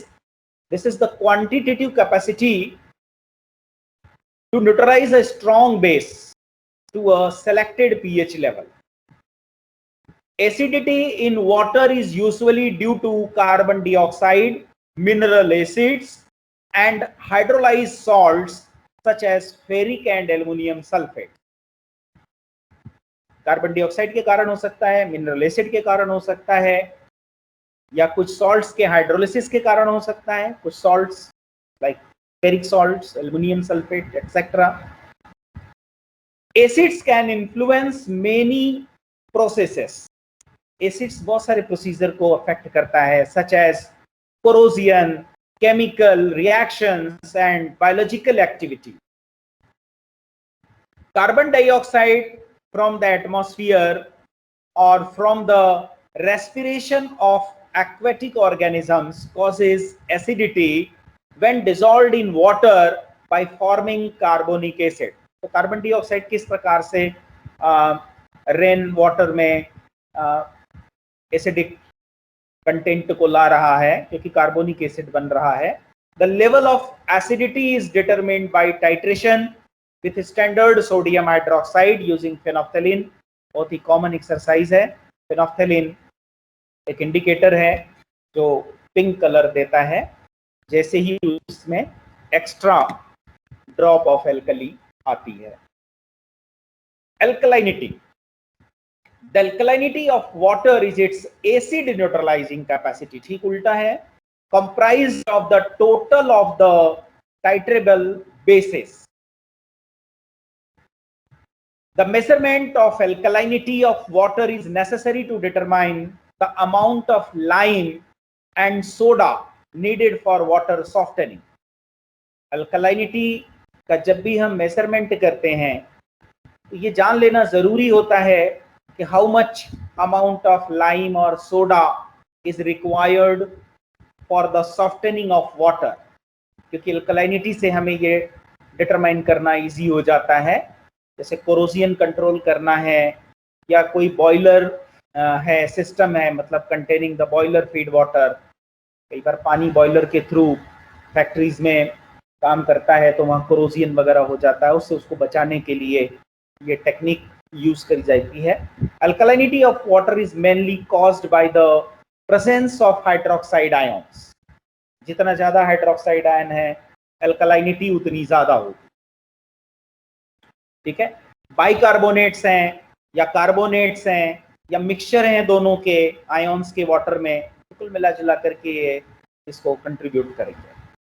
As stated in the following equation, the possibility of OH and HCO3 ions together are not possible because they react together to produce, यानी दोनों एक साथ stable form में नहीं मिलेंगे, अगर दोनों हैं तो वो काउंटर फॉर्म में मिलेंगे, यानी ये कार्बोनेट के फॉर्म में चेंज हो जाएगा और वाटर बनता जाएगा। Alkalinity is determined by titration with a standard acid solution.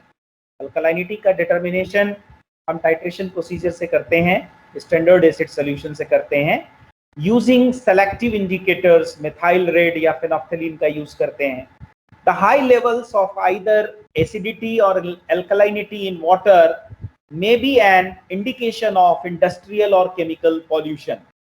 अगर हमें कभी एसिडिटी या अल्कलाइनिटी वैल्यू वाटर की हाई मिलती है तो ये साफ साफ इंडिकेट करती है कि किसी न किसी प्रकार का कोई इंडस्ट्रियल या heavily loaded chemically polluted contents वहां पर स्ट्रीम में मिल रहा है। Chlorides one of the parameter, वैसे तो बहुत सारे होते हैं, मैंने आपको बताया, हमने कुछ प्राइम फैक्टर्स को ही इसमें कंसिडर किया है। Chloride occurs naturally in ground water, streams and lakes. जब भी हम कहीं से वाटर सोर्स देखते हैं नेचर में जो है उसमें क्लोराइड होते ही हैं।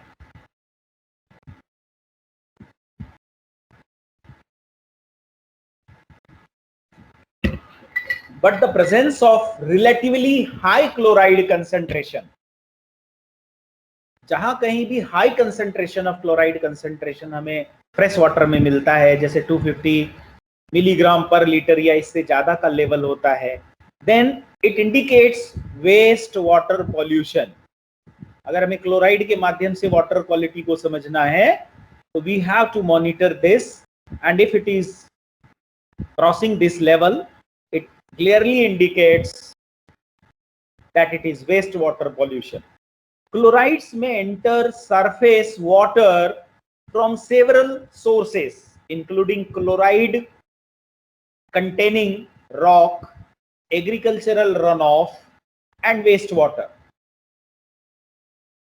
जितने भी क्लोराइड रहते हैं वो सब इन सोर्सेस से वाटर सरफेस पर आते रहते हैं और वहां से एंट्री लेते हैं। Chloride ions in drinking water do not cause any harmful effects on public health. Directly इसका कोई हार्मफुल इफेक्ट नहीं है, लेकिन अगर इसका कॉन्सेंट्रेशन बढ़ता है तो वाटर थोड़ा सा अनप्लीजेंट यानी साल्टी टेस्ट का हो जाता है, खारा पानी जिसे हम कहते हैं। बहुत सारे लोग इसे महसूस करते हैं, कुछ लोगों को ये कम महसूस होता है, उसकी एक अलग अंडरस्टैंडिंग है। Chlorides are not usually harmful to people. However, the sodium part of table salt has been connected to kidney and heart diseases. यानी हमें सोडियम से ज्यादा सतर्क रहना है। Small amounts of chlorides are essential even for ordinary cell functions in animals and plants life. Sodium chloride imparts its salty taste at 250 milligram पर litre. अगर ये लेवल आ जाता है तो फिर हमें वो वाटर साल्टी लगने लगता है। However, मैग्नीशियम और calcium chlorides are generally not detected by taste. Taste से इनका पता नहीं चलता है until its level reaches to 1000 milligram पर लीटर। जब इसका लेवल 1000 मिलीग्राम पर लीटर हो जाता है तब हमें इसका पता टेस्ट के माध्यम से चल सकता है।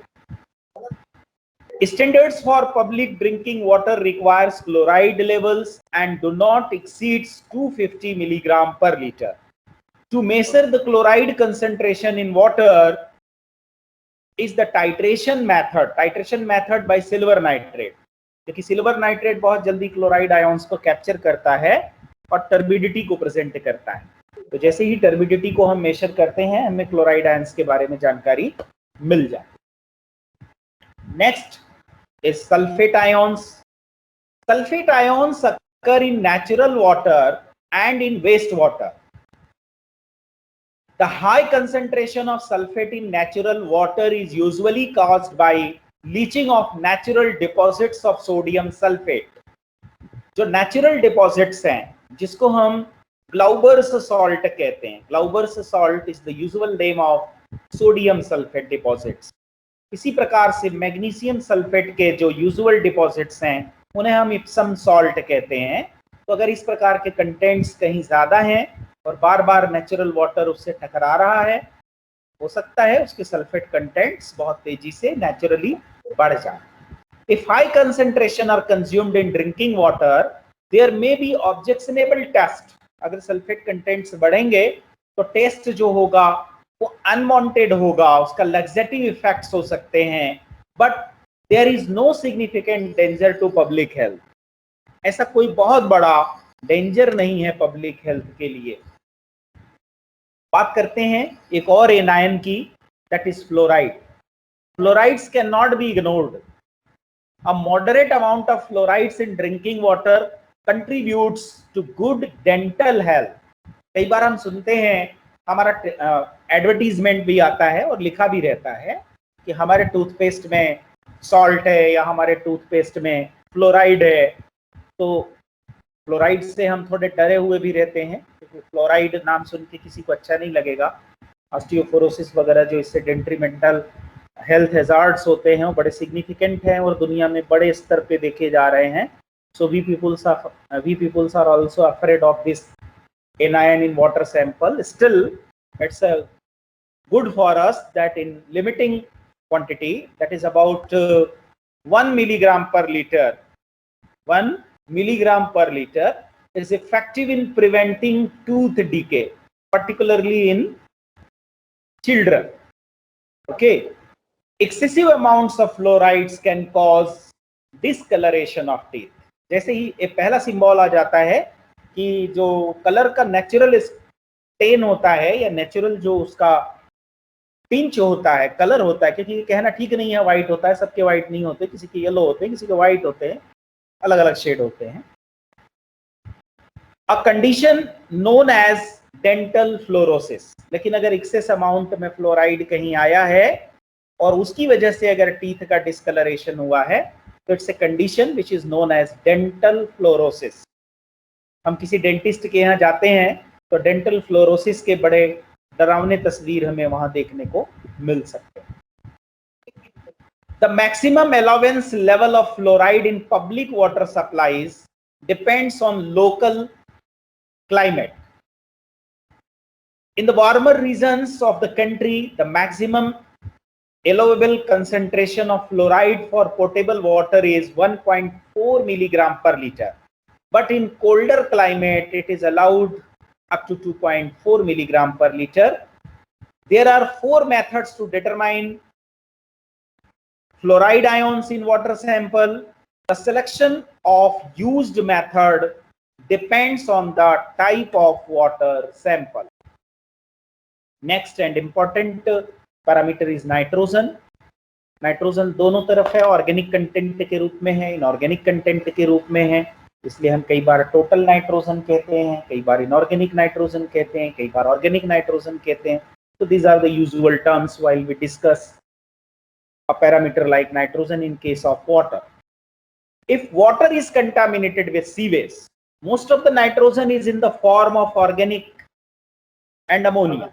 ज्यादातर नाइट्रो, क्योंकि अमोनिया में आपको पता ही है काफी नाइट्रोजन कंटेंट है, तो ऑर्गेनिक फॉर्म में बहुत सारा urea and all which are transformed by microbes to form nitrites and nitrates. So a natural conversion is continued from organic nitrogen to inorganic nitrogen via the microbes, especially in case of sewage contamination.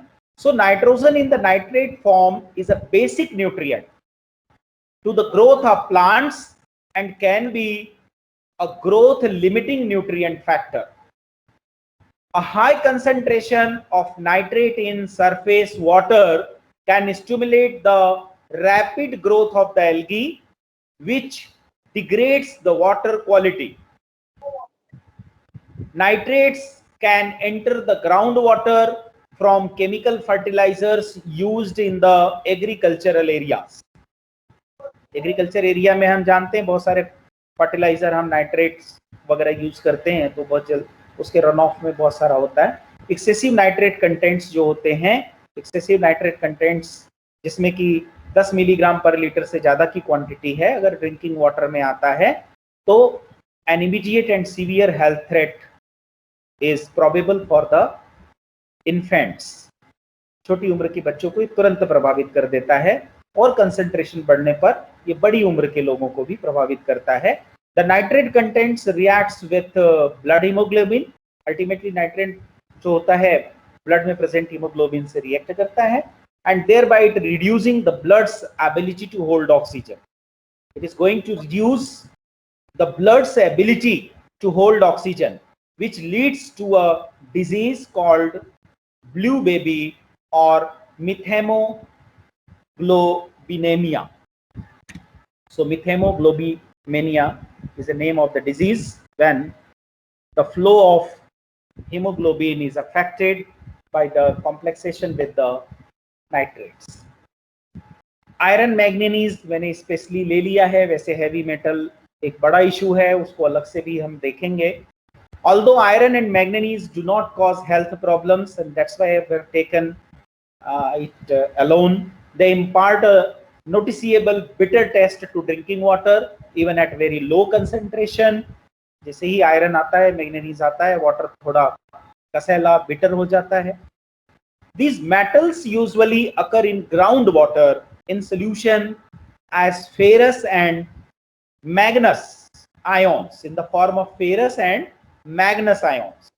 When these ions are exposed to air, they get oxidized and they convert themselves into insoluble category, that is ferric and manganic ions. So it makes water turbid and unacceptable to most people. Ground water में ये होते ही हैं, लेकिन जब ground water surface पर आता है, उसका यूज किया जाता है, तो ऑटोमेटिकली वो धीरे से टर्बिड हो जाता है because of the oxidation caused by the atmospheric oxygen of present ferrous and manganous ions. Okay, these ions can also cause black or brown stains on laundry and plumbing fixtures. ये ion जो होते हैं colour develop करते हैं. They are measured by many instrumental methods such as atomic absorption spectrometry, flame atomic absorption spectrometry, cold vapor atomic absorption spectrometry, electrothermal atomic absorption spectrometry, and inductively coupled plasma ICP technique. So these are the techniques which are used for the measurement of heavy metals or metals of interest into water sample. Copper and zinc I have taken because they are non-toxic, so they are found in a small concentration. If they are found in a small concentration, they are both essential also, they are beneficial also for us and growth of plants and animals. It causes undesirable taste in drinking water at high concentration. Zinc imparts a milky appearance to the water. They are measured by the same methods used for iron and manganese measurement. Next we are taking, that is hardness. Hardness is a term which is used to express the properties of highly mineralized water. Hardness बहुत बड़ा issue है. Hardness temporary per. Hello.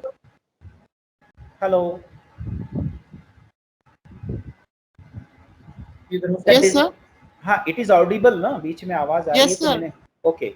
The dissolved minerals in water can cause problems. अगर dissolved minerals हैं तो scaling का issue होगा. Water pipes में deposits होंगे. हॉट वाटर पाइप्स स्पेशली ये जल्दी डैमेज होता है. And difficulty in producing leather with shop, ये सबसे बड़ा इश्यू है.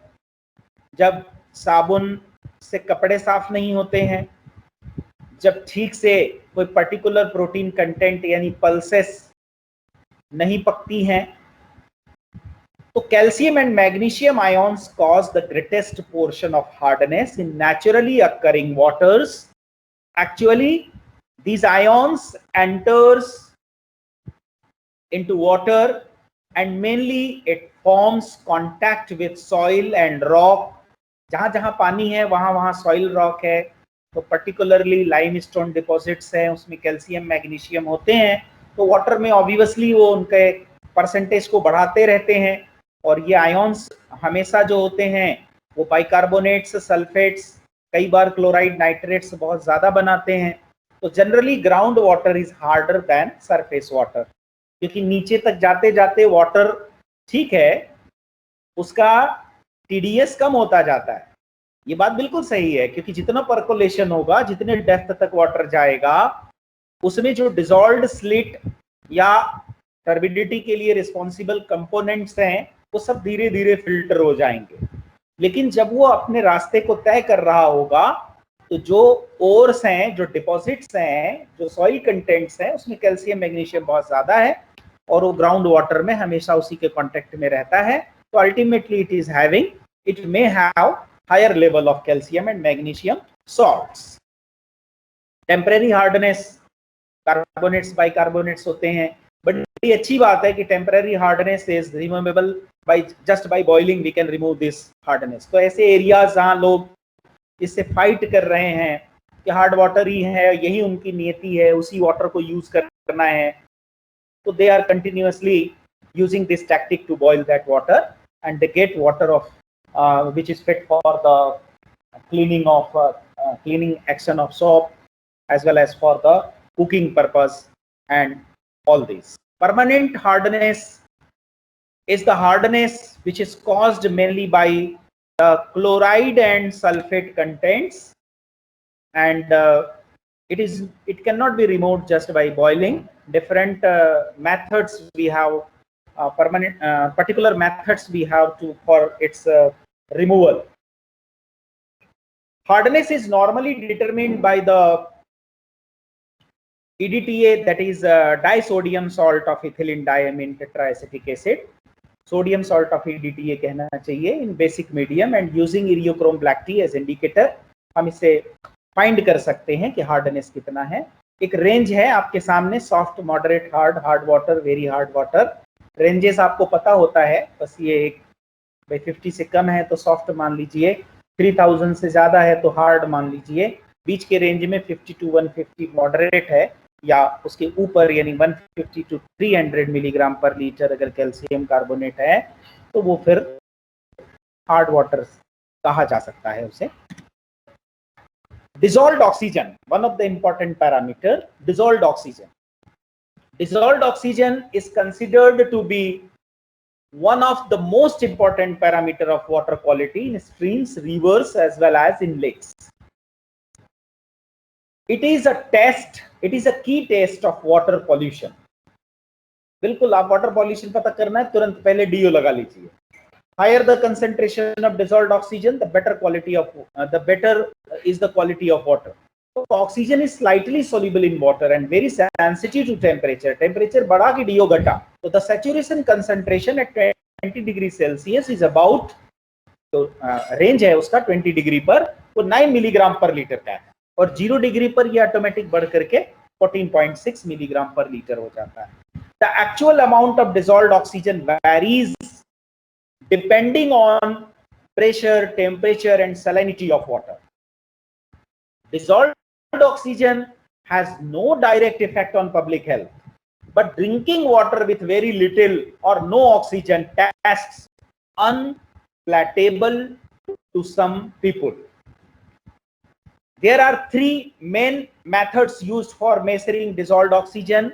One is the colorimetric, another is the Winkler titration method, and next is the electrometric method. आजकल हमारे पास डियोमीटर होते हैं, इसलिए हम टाइट्रेशन वगैरह का यूज नहीं करते हैं और डायरेक्टली हम इलेक्ट्रोमेट्रिक मेथड से डीओ को फाइंड करते हैं.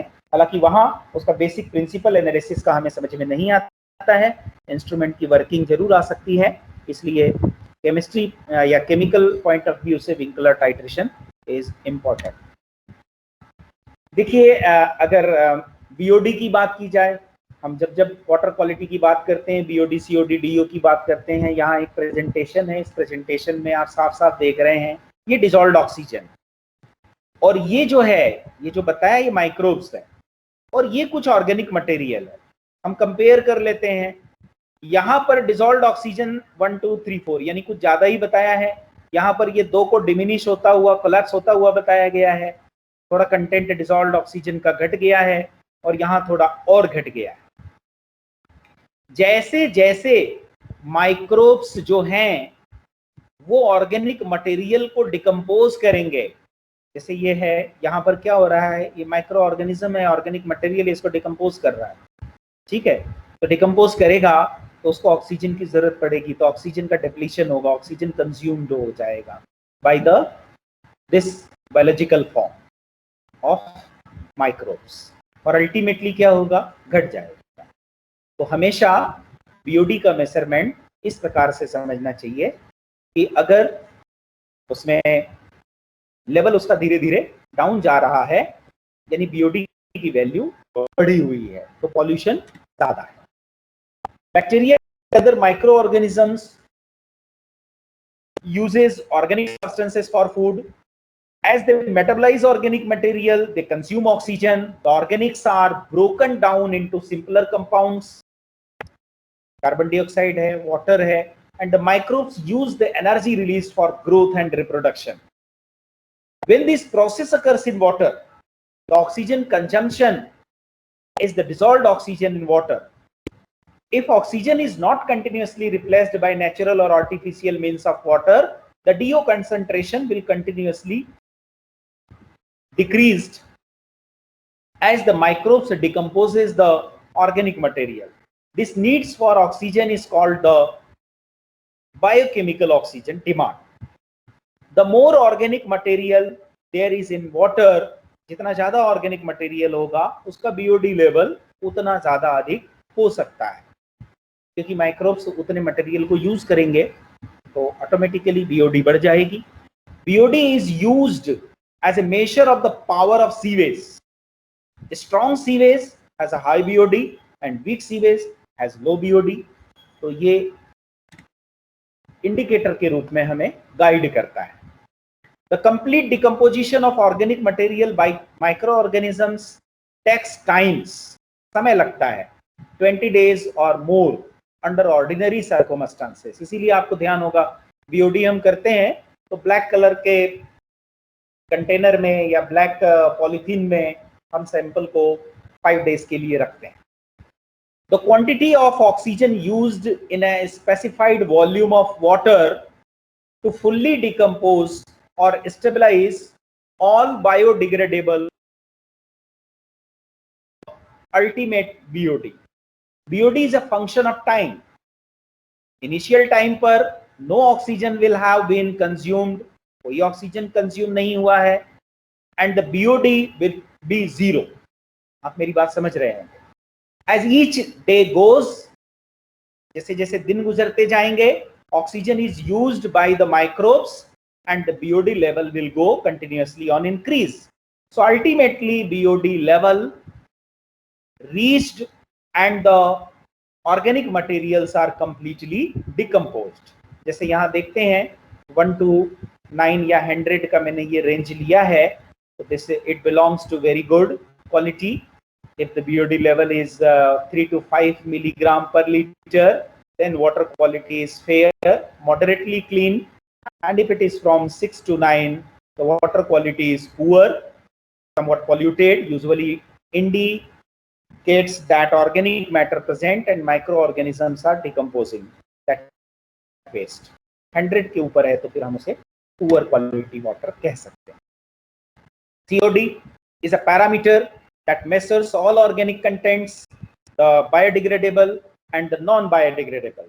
दोनों को, BOD biodegradable को मेजर करता है, COD biodegradable, non-biodegradable दोनों को मेजर करता है। यानी it is a chemical test using strong oxidizing agents like potassium dichromate, sulfuric acid and heat, and the result can be available in just 2 hours.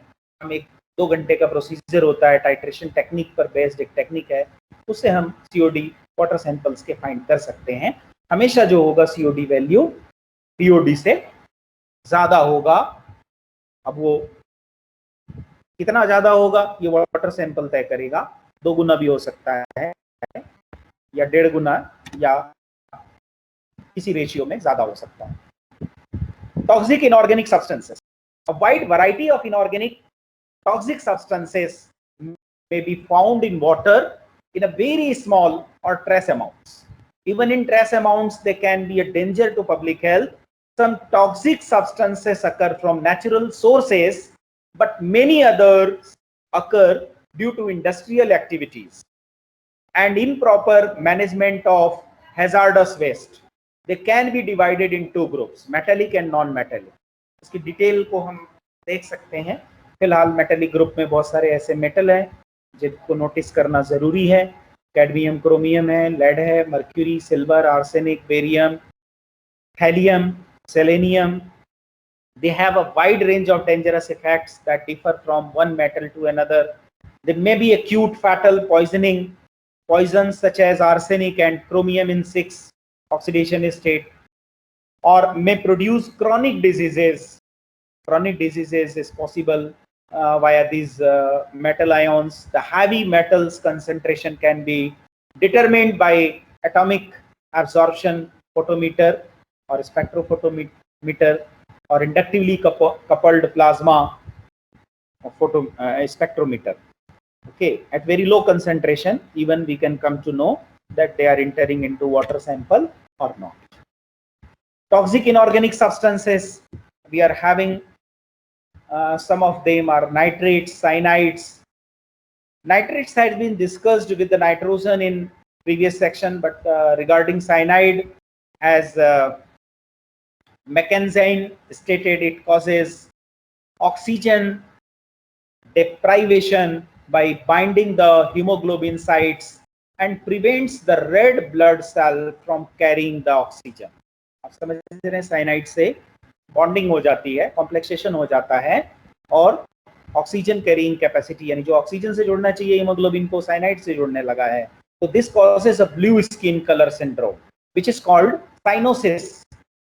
It also causes chronic effects on the central nervous system and thyroid because they need a level of oxygen for their proper functioning. So cyanide is normally measured by this colorimetric or titrimetric or electrometric methods. Okay. Next, toxic organic substances. There are more than 100 compounds in water that have been listed in the literature as toxic organic compound. So we cannot discuss all them. They will not be found naturally in water. They are usually man-made pollutants. हम अपनी सुविधा के लिए चाहे cosmetic या drug या pharmaceutical, leather, whatever, we will see. ये लंबी बात है. तो ये जो कंपाउंड्स डिस्चार्ज हो रहे हैं, ये कंपाउंड्स जिनमें इंसेक्टिसाइड, पेस्टिसाइड, सॉल्वेंट्स, डिटर्जेंट्स, बहुत सारी चीजें हैं, ये हम अपनी सुविधा के लिए बनाते रहते हैं. तरह तरह के डिसइंफेक्टेंट्स हैं. तो they are measured by highly sophisticated instrumental methods like gas chromatographic techniques like HPLC, that is the high performance liquid chromatographic techniques, and mass spectrometric methods. Because this is very important to monitor all this concentration. Radioactive substances, ठीक है, हमें ये भी समझ लेना चाहिए, कई बार बहुत सारे ऐसे न्यूक्लियर पावर प्लांट हो सकते हैं या कुछ रेडिएशंस हो सकते हैं जो किसी सोर्स से आ रहे हों. हो सकता है माइनिंग हो रही हो, यूरेनियम ओर्स हो, या डिफरेंट एनवायरनमेंट में ये सोर्सेज जनरेट हो जाया करते हैं. तो when radioactive substances decay, actually they release beta, alpha and gamma radiations. Exposure of humans and other living things to radiation can cause genetic and somatic damage to the living tissues. Radon gas is of a great threat concern because it occurs naturally in groundwater. Groundwater में radon की monitoring की गई है and is a highly volatile gas. which can be inhaled during the souring process. Okay? For drinking water, there are established standards commonly used for alpha particle, beta particle, photons emitters, radium 226 and 228 and uranium. इसका जो unit है water quality applications में वो pico Curie पर litre कहलाता है. Pico curie, PCI oblique L. 1 pico curie per liter is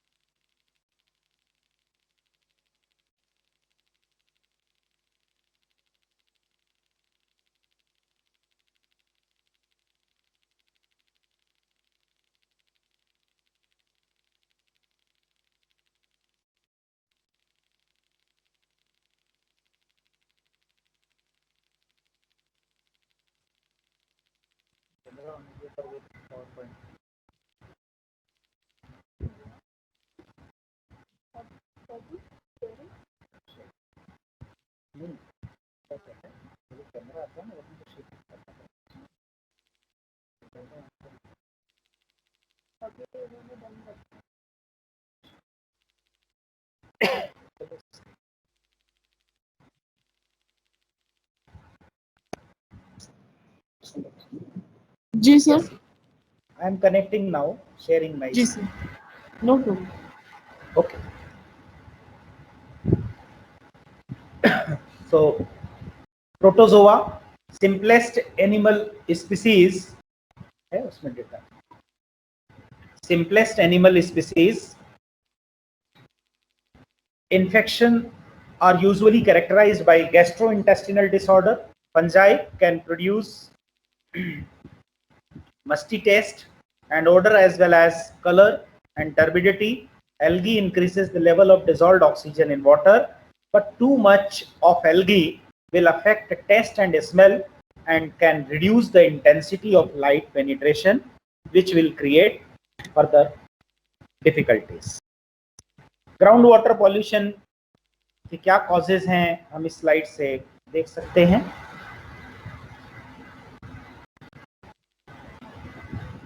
actual में जो पॉल्यूटेड एयर है इसके कांटेक्ट में जब ये वाटर आता है तो बहुत सारे हमारे पास ये गैसोलीन और पेस्टिसाइड फर्टिलाइजर्स यूनिट्स होते हैं, तो ये लैंडफिल्स होते हैं, तो ये सारी चीजें धीरे धीरे इसमें परकोलेट होती जाती हैं और अल्टीमेटली डिपॉजिट होती रहती है. प्रिवेंशन और क्लीनिंग की बात अभी नहीं कर रहे हैं. Major categories of water pollutants ये देख सकते हैं. इन्फेक्शियस एजेंट्स जो हैं वो आपको अभी बताया, ह्यूमन और एनिमल सोर्सेस हो सकते हैं. ऑक्सीजन डिमांडिंग वेस्ट है, ऑर्गेनिक डिब्रीज हैं, वेस्ट हैं, एरोबिक बैक्टीरिया हैं, sewage, feed lots, paper mills, food processing. Inorganic के लिए रिस्पॉन्सिबल एसिड, मेटल, सॉल्ट्स हैं, सरफेस है, रन ऑफ है, industrial effluents, household cleanser. Radioactive material के लिए water pollutants iodine, radon, uranium, caesium, thorium है, जिनके sources coal, nuclear power plants, mining, weapons ये हो सकते हैं. प्लांट न्यूट्रिएंट्स में नाइट्रेट्स, फॉस्फेट्स हैं, जिसके सोर्सेस सीवेज, मैन्यूअर, एग्रीकल्चर या लैंडस्केपिंग रन ऑफ हो सकते हैं. ऑर्गेनिक केमिकल्स के लिए जैसे गैस है, ऑयल, गैसोलीन है, ऑयल है, पेस्टिसाइड है, सॉल्वेंट्स, डिटर्जेंट्स, ये सारे हैं, इनके सोर्सेस बहुत सारे फॉर्म्स के रन ऑफ्स हैं.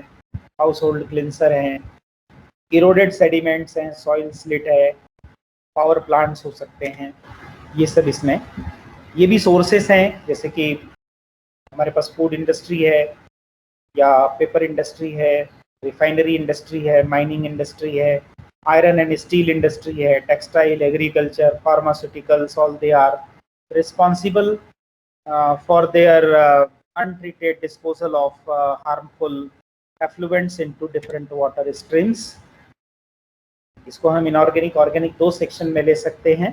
Inorganic industrial wastewater is produced mainly in the coal and steel industry, in the non-metallic minerals industry, and in commercial enterprises and industries for the surface processing of metals. Organic industrial wastewater is produced mainly in chemical industries and large-scale chemical works, which mainly use organic substances for chemical reactions. Pollution loads and quantities from typical industries. Important pollutants in industries, industrial waste water are suspended solids, organic substances, inorganic substances, acids, toxic substances, color and oils. Iron and steel, mainly it affects BOD, COD, oil, metal, acid, textile and leather, paper and pulp, petrochemical, refineries, chemicals, non-ferrous metals, microelectronics and minings. Others, meat processing units जो है water का consumption करीब 24% कर रहे हैं, beverages में 13%, 12% in dairy industry, 10% in fruits and vegetables, bakery and tortilla products 9%, 9% grain and oil seeds, sugar and confectionery 5%, तो water consumption इस प्रकार से डिफरेंट डिफरेंट यूनिट्स में होता ही है, इसको मिनिमाइज नहीं किया गया था।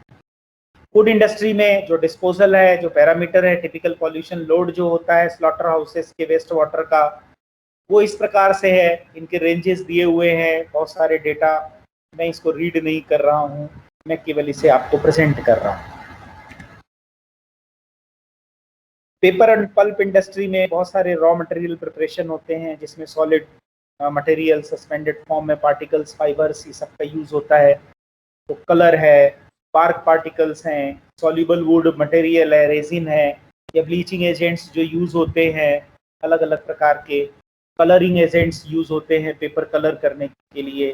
पेपर बनाने के लिए बहुत सारे ऑर्गेनिक और इनऑर्गेनिक कंपाउंड्स या वाइट करने के लिए ब्लीचिंग एजेंट्स का यूज करते हैं, उसका इफेक्ट उसके एफ्लुएंट्स में आता है।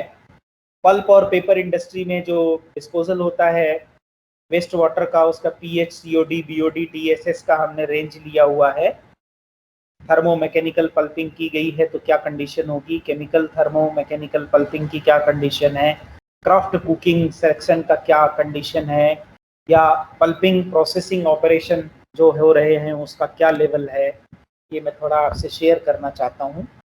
वेस्ट वाटर सोर्सेस में जैसे ऑयल फील्ड्स हैं, गैस फील्ड्स हैं, तो इनके अलग अलग पैरामीटर्स का क्या कंट्रीब्यूशन है, किस प्रकार से वो पॉल्यूट कर रहे हैं exactly. So we are having this data in special reference. जैसे गैस फील्ड है, ऑयल है, तो ऑयल फील्ड के लिए अलग है, गैस फील्ड के लिए अलग अलग पैरामीटर्स में इसके एफ्लुएंट्स का, इंडस्ट्रियल यूनिट्स के एफ्लुएंट्स का क्या कंट्रीब्यूशन है, तो वाटर स्ट्रीम में डायरेक्टली जाके मिक्स हो रही हैं।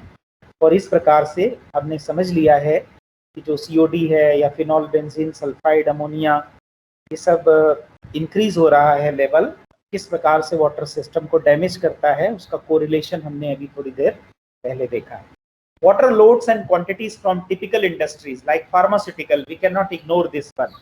Okay, so pH, BOD, COD यानी जो खास खास पैरामीटर हैं, या nitrogen contents, TDS, chloride, sulphate, इन सब के रेंज हमारे पास हैं।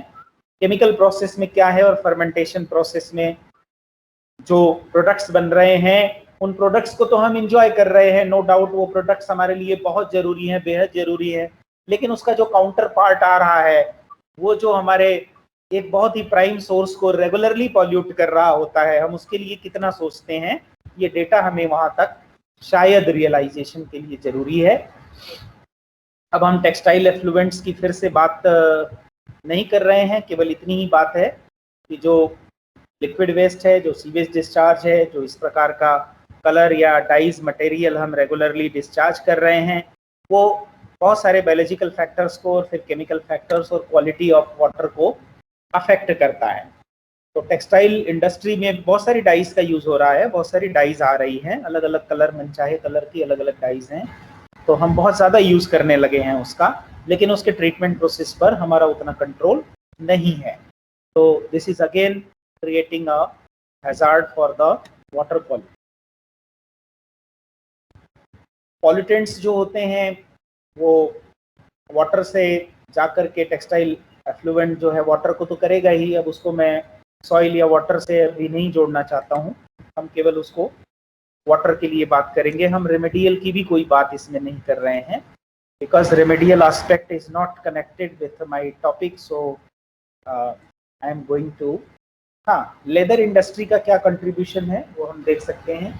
लेदर इंडस्ट्री या फार्मास्यूटिकल इंडस्ट्री या टेक्सटाइल इंडस्ट्री या ऑयल इंडस्ट्री या पेंट मैन्युफैक्चरिंग इंडस्ट्री या बहुत सारे मेडिसिन और ड्रग्स के मैन्युफैक्चरर्स, ये टाइम टू टाइम इनके एफ्लुएंट्स को जो बिना ट्रीटमेंट के जोड़ते जाते हैं अलग अलग वाटर स्ट्रीम्स में, उसके इम्पैक्ट बहुत डेंजरस होते हैं। कुछ डायरेक्ट इम्पैक्ट होते हैं, direct interactions of an activity with an environment, जैसे कोई मान लीजिए डिस्चार्ज हुआ है अगर एफ्लुएंट का रिवर में, तो रिवर में लोड बढ़ेगा और वो डिक्लाइन होगी वाटर की क्वालिटी। बीओडी, सीओडी, डीओ देख के हम समझ जाएंगे कि वाटर क्वालिटी डिक्लाइन हो रही है। इनडायरेक्ट इफेक्ट क्या होगा, जो एम्बिएंट एयर है, SO2 रिस्क है, ड्यू टू स्टैक इमिशन में डिपॉजिट ऑन लैंड्स, जमीन पर भी तो जाएगा, परकोलेशन भी तो होगा, सॉइल की क्वालिटी को भी तो खराब करेगा, उसकी फर्टिलिटी को भी तो डैमेज करेगा. So long term we are having the indirect impacts of water quality in different industrial sector and on the different living system. तो वाटर पॉल्यूशन कंट्रोल मेजर्स की अभी हम कोई बात नहीं कर रहे हैं, लेकिन हैवी मेटल्स से क्या क्या होता है थोड़ा सा ब्रीफ में मैं केवल स्लाइड शेयर कर लेता हूँ. उसकी ज़्यादा चर्चा नहीं करेंगे, आपने समय मुझे 3:30 तक का दिया है, मैं एक्सीड नहीं करना चाहता. जो हैवी मेटल्स हैं वो बहुत ज़्यादा हम यूज़ करने लगे हैं, और आप जानते हैं दुनिया में ऐसी बहुत सारी महामारी आई. इसमें आप देख रहे हैं मैंने हैवी मेटल्स को रेड कलर से आपको बताया हुआ है. जितने भी ट्रांजिशन मेटल्स हैं सब हैवी मेटल्स के रूप में लिए हैं हमने. इनका जहाँ भी यूज़ हो रहा है वो वाटर क्वालिटी को बहुत ज़्यादा अफेक्ट कर रहे हैं और तुरंत कोई डिजीज को जनरेट करते हैं या तुरंत कोई हेल्थ इशू को जनरेट करते हैं.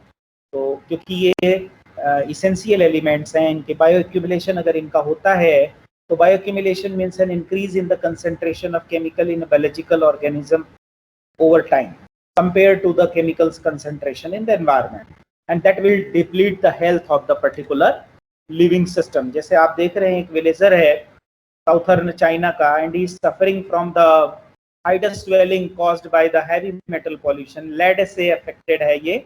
आप इसके symptoms को देख करके थोड़ा समझ सकते हैं कि ये कितना संवेदनशील मैटर है. हम बहुत यूज करते हैं हैवी मेटल का, जैसे डैमेज्ड या रिड्यूस्ड मेंटल या सेंट्रल नर्वस सिस्टम पर इसका असर जाता है.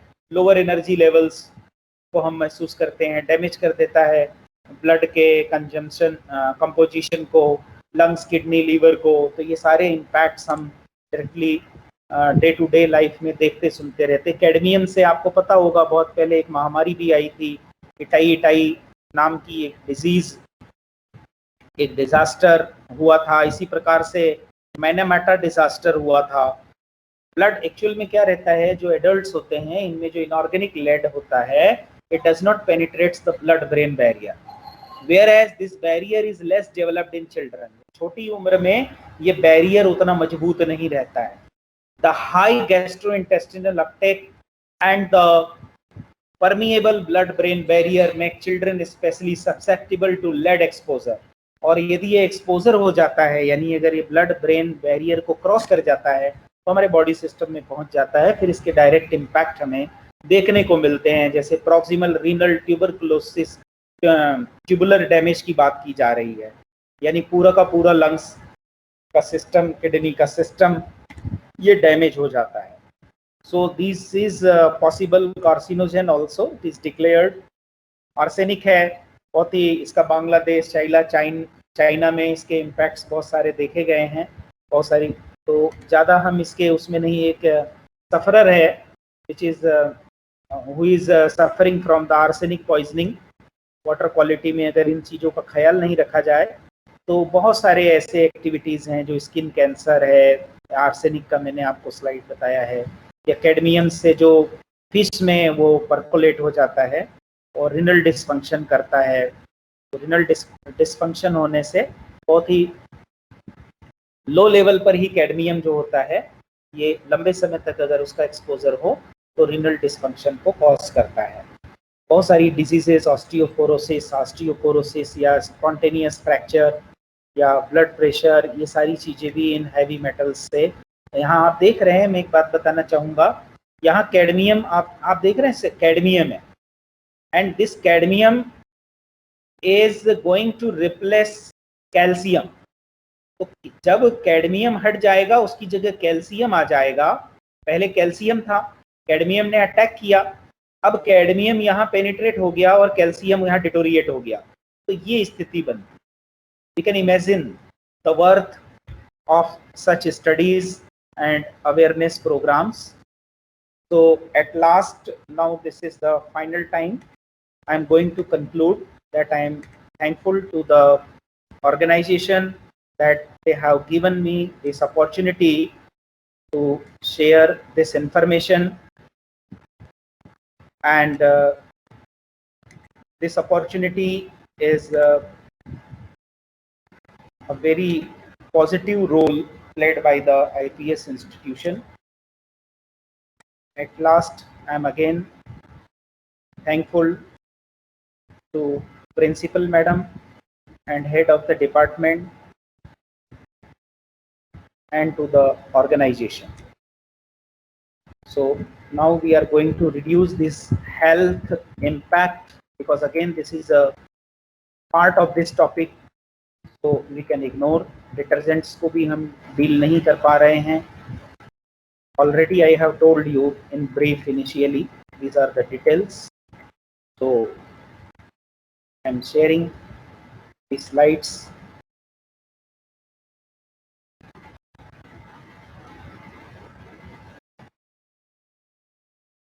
Thank you.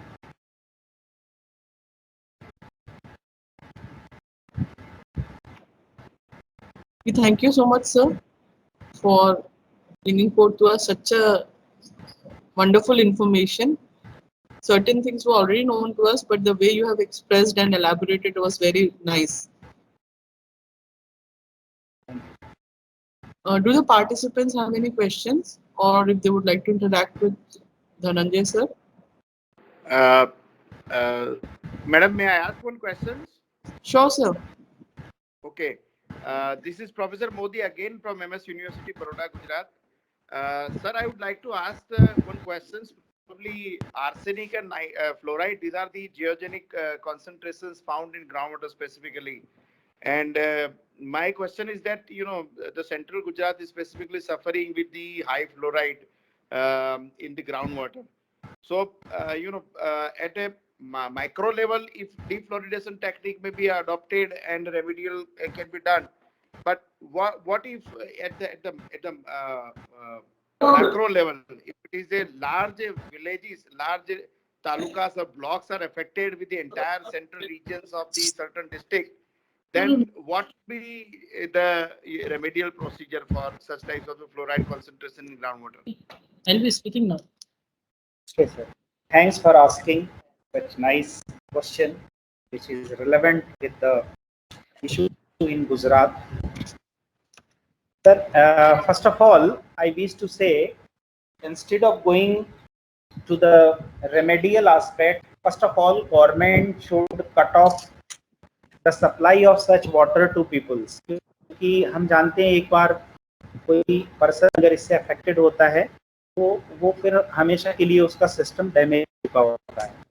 Second thing is that remedial जो एस्पेक्ट्स हैं, हम अलग अलग एड्सॉर्बेंट डेवलपमेंट में लगे हुए हैं.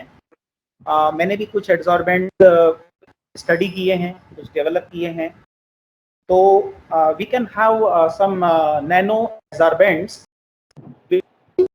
can be developed by the fusion of certain plant material and chemicals to form, and they are having the wonderful capacity to absorb anions like fluoride. So still it is a matter of extensive research and understanding that how it can be at the level of economic range, because any study on the pilot level is successful can contribute to the society only if it is economic, and it can be adopted at a large level with the bill of the government. So I have to say only this thing: the different adsorbents we can develop for the such cases, arsenic, fluoride, etc. Thank you so much, sir. Sir, I'm unable to see your face, sir. If possible, if you can switch on the camera. Okay. This is a shortcoming. Yes, sir. If you unshare your screen, probably I'll be able to see you. Okay, definitely I will come on the screen. Actually, how it happened, I don't know. Otherwise, in all the different. Yes, sir. So this is a problem sometimes with MS. But it's a part of.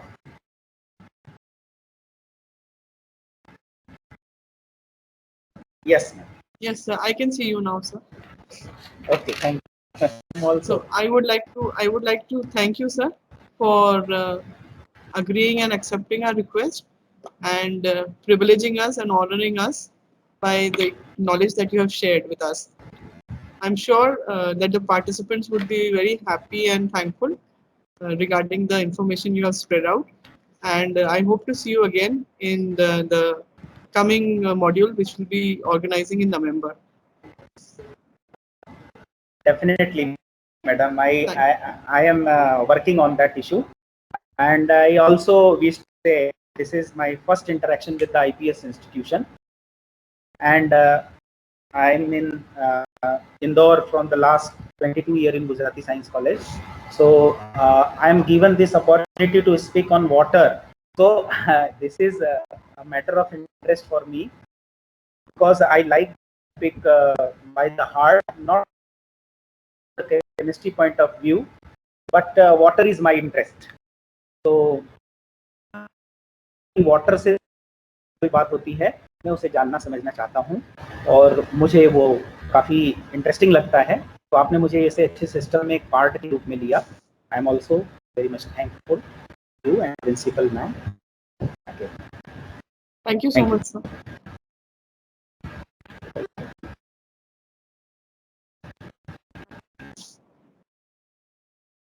I'm also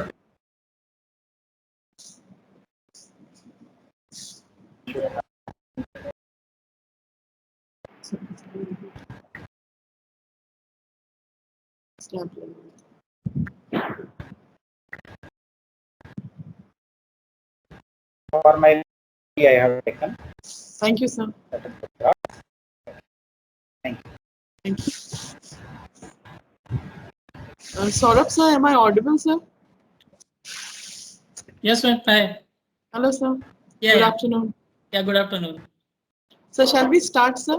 Sure, sure. Good afternoon, May I leave everyone. now, madam?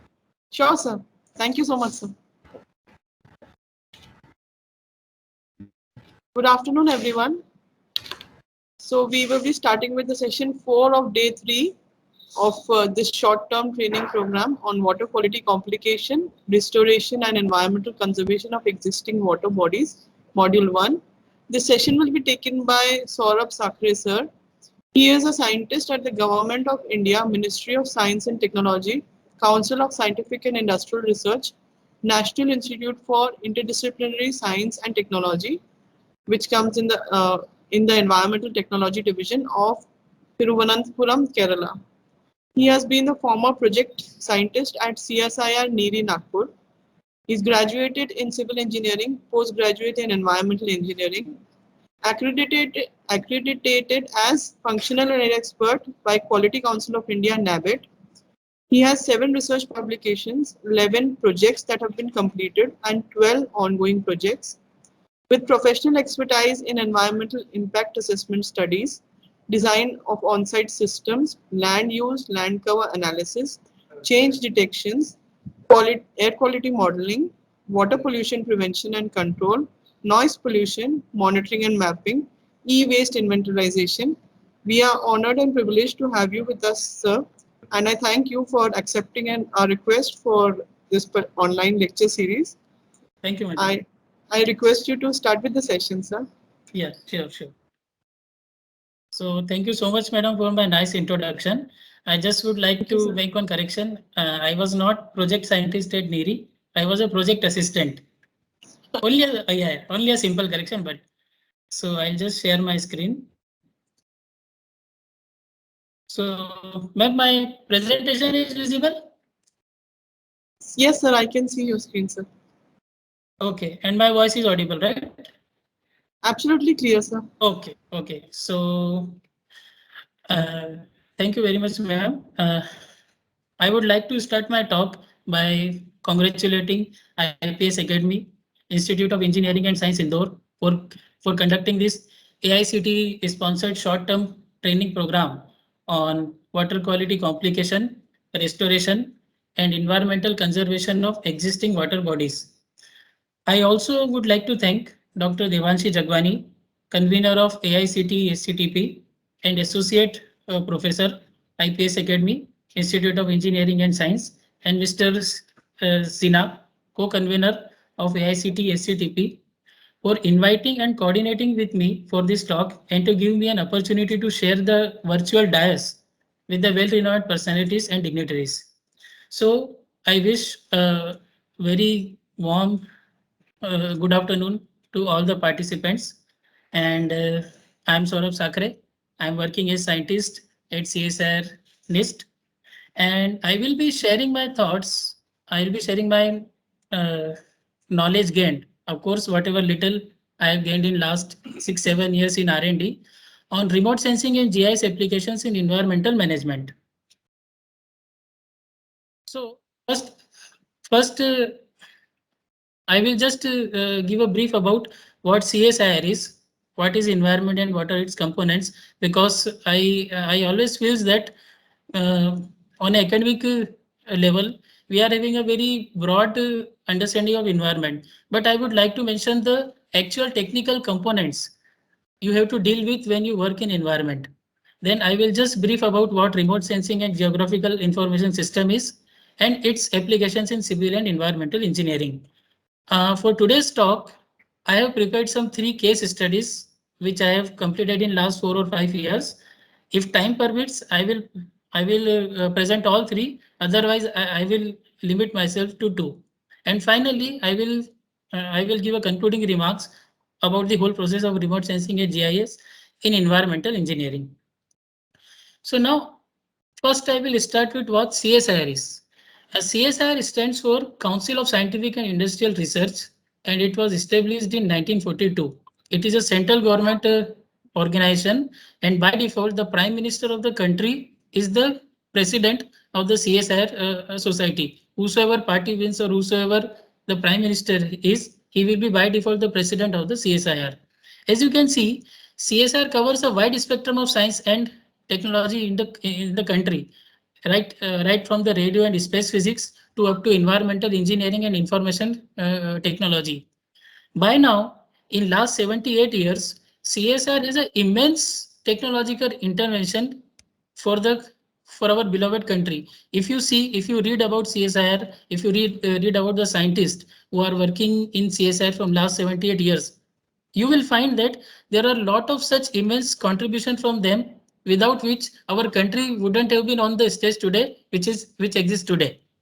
So CSR has contributed in environment, health, drinking water, food, housing, energy, farm and non-farm sectors and all.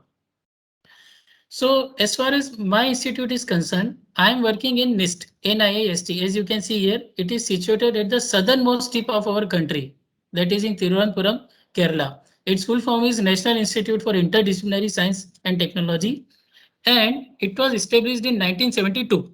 So, as the name indicates, it is truly an interdisciplinary institute.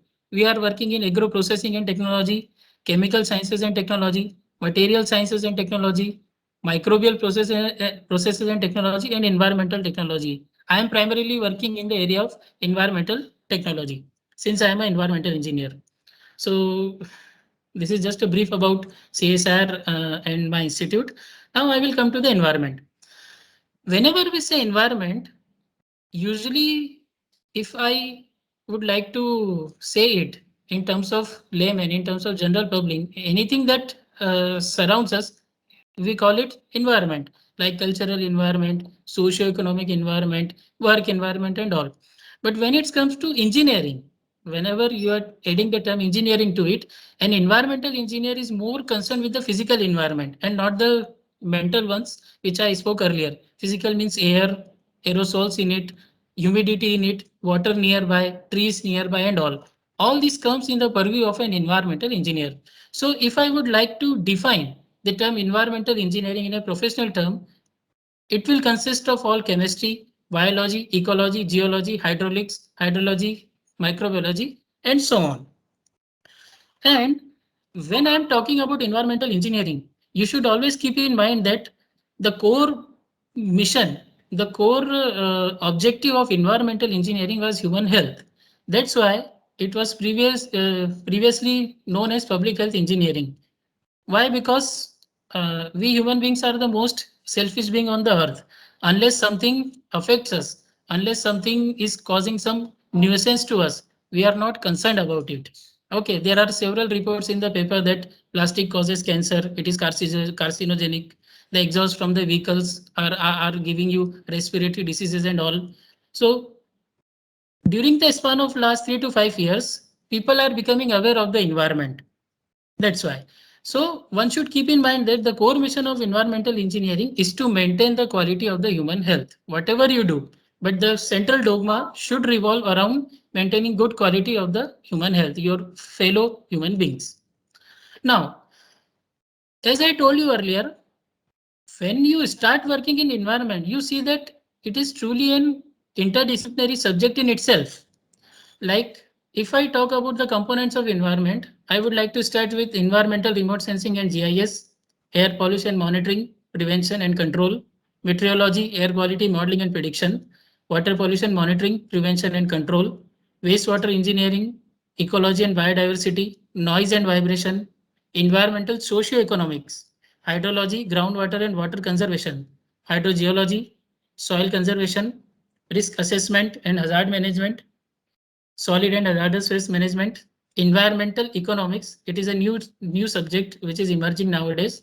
Environmental impact assessment, which is one of the mandatory conditions by Ministry of Environment, Forest and Climate Change for any industry or for any developmental activity to obtain an environmental clearance by submitting an environmental impact assessment report. And over and above that, the 16th part, which is personally my favorite, Mr. Sinha would be knowing, basic mathematics and statistics and optimization as part of all components. This statistics you can apply in any 16 of the components, any 15 of the components, sorry. So when you actually work in environmental engineering, you have to deal with all these subjects. I thought it would be good if I mention this because I am working in the professional field from last 5 to 6 years and I have seen the change. Environment is very different in academic books and it is very different when it is actually come on the field.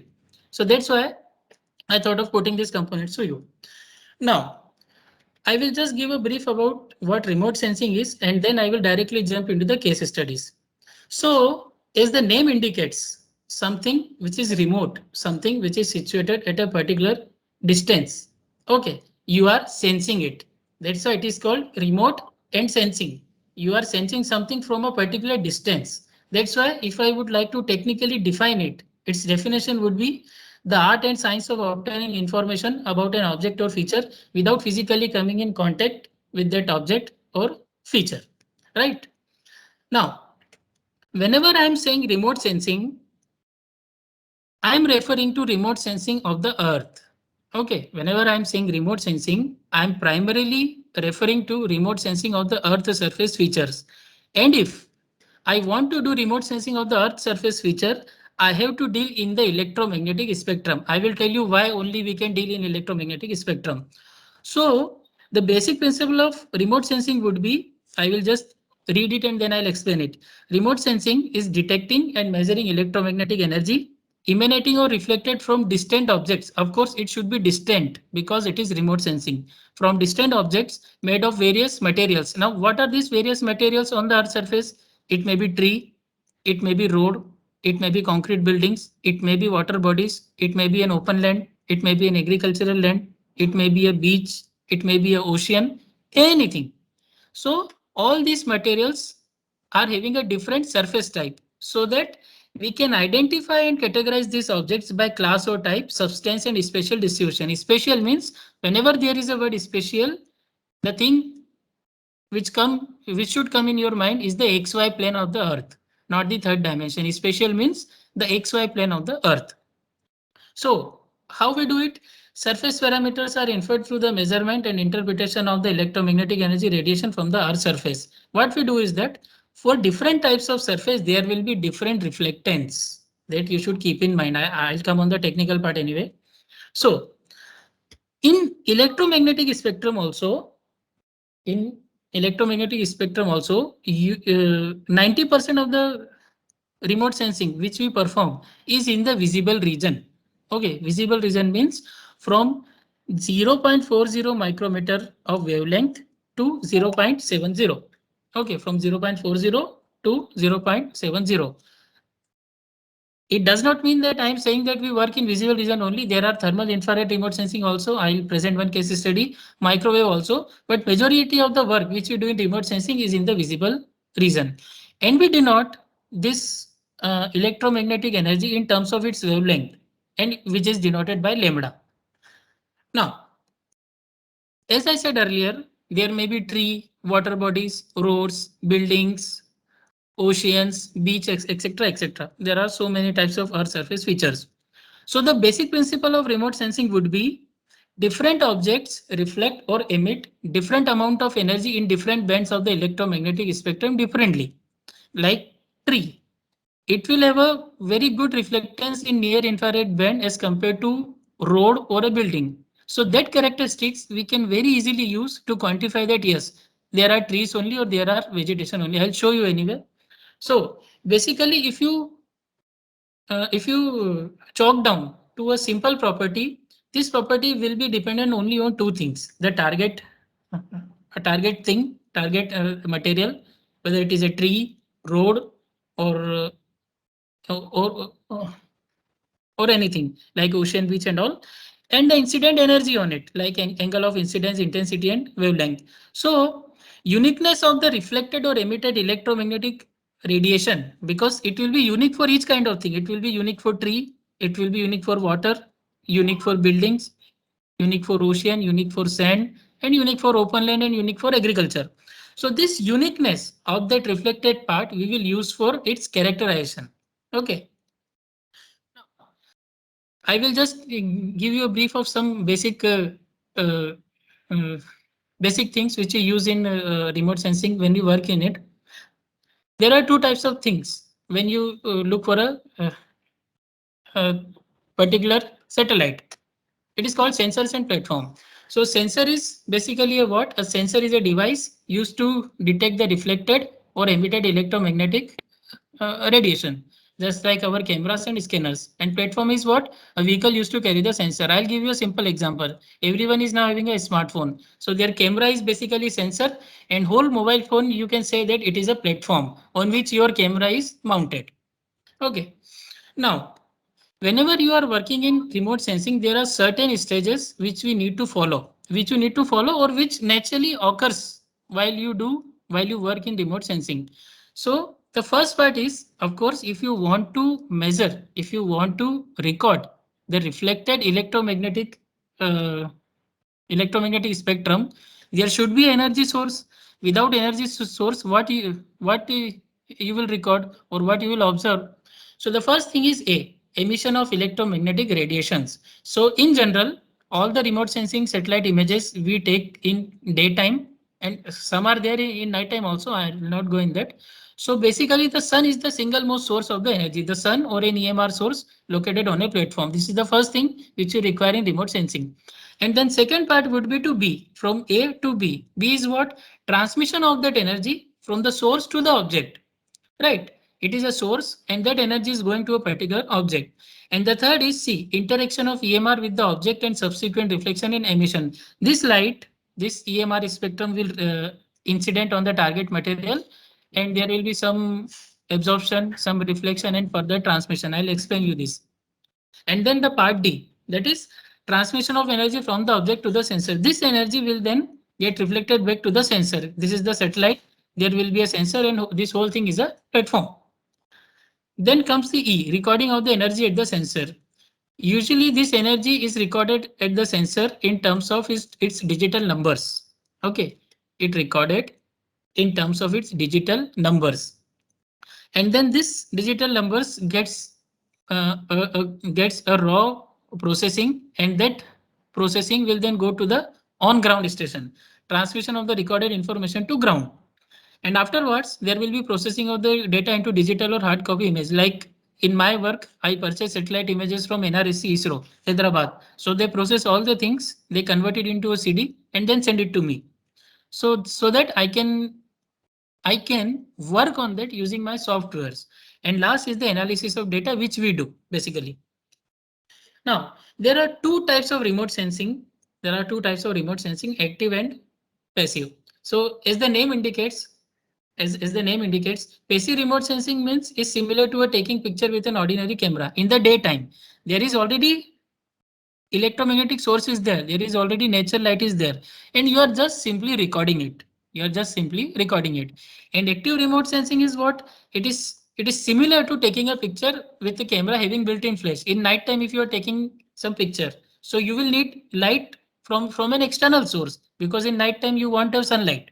So that is known as active system. So in active system, you send your own energy. Own energy means you send your own energy from the sensor and then record that energy.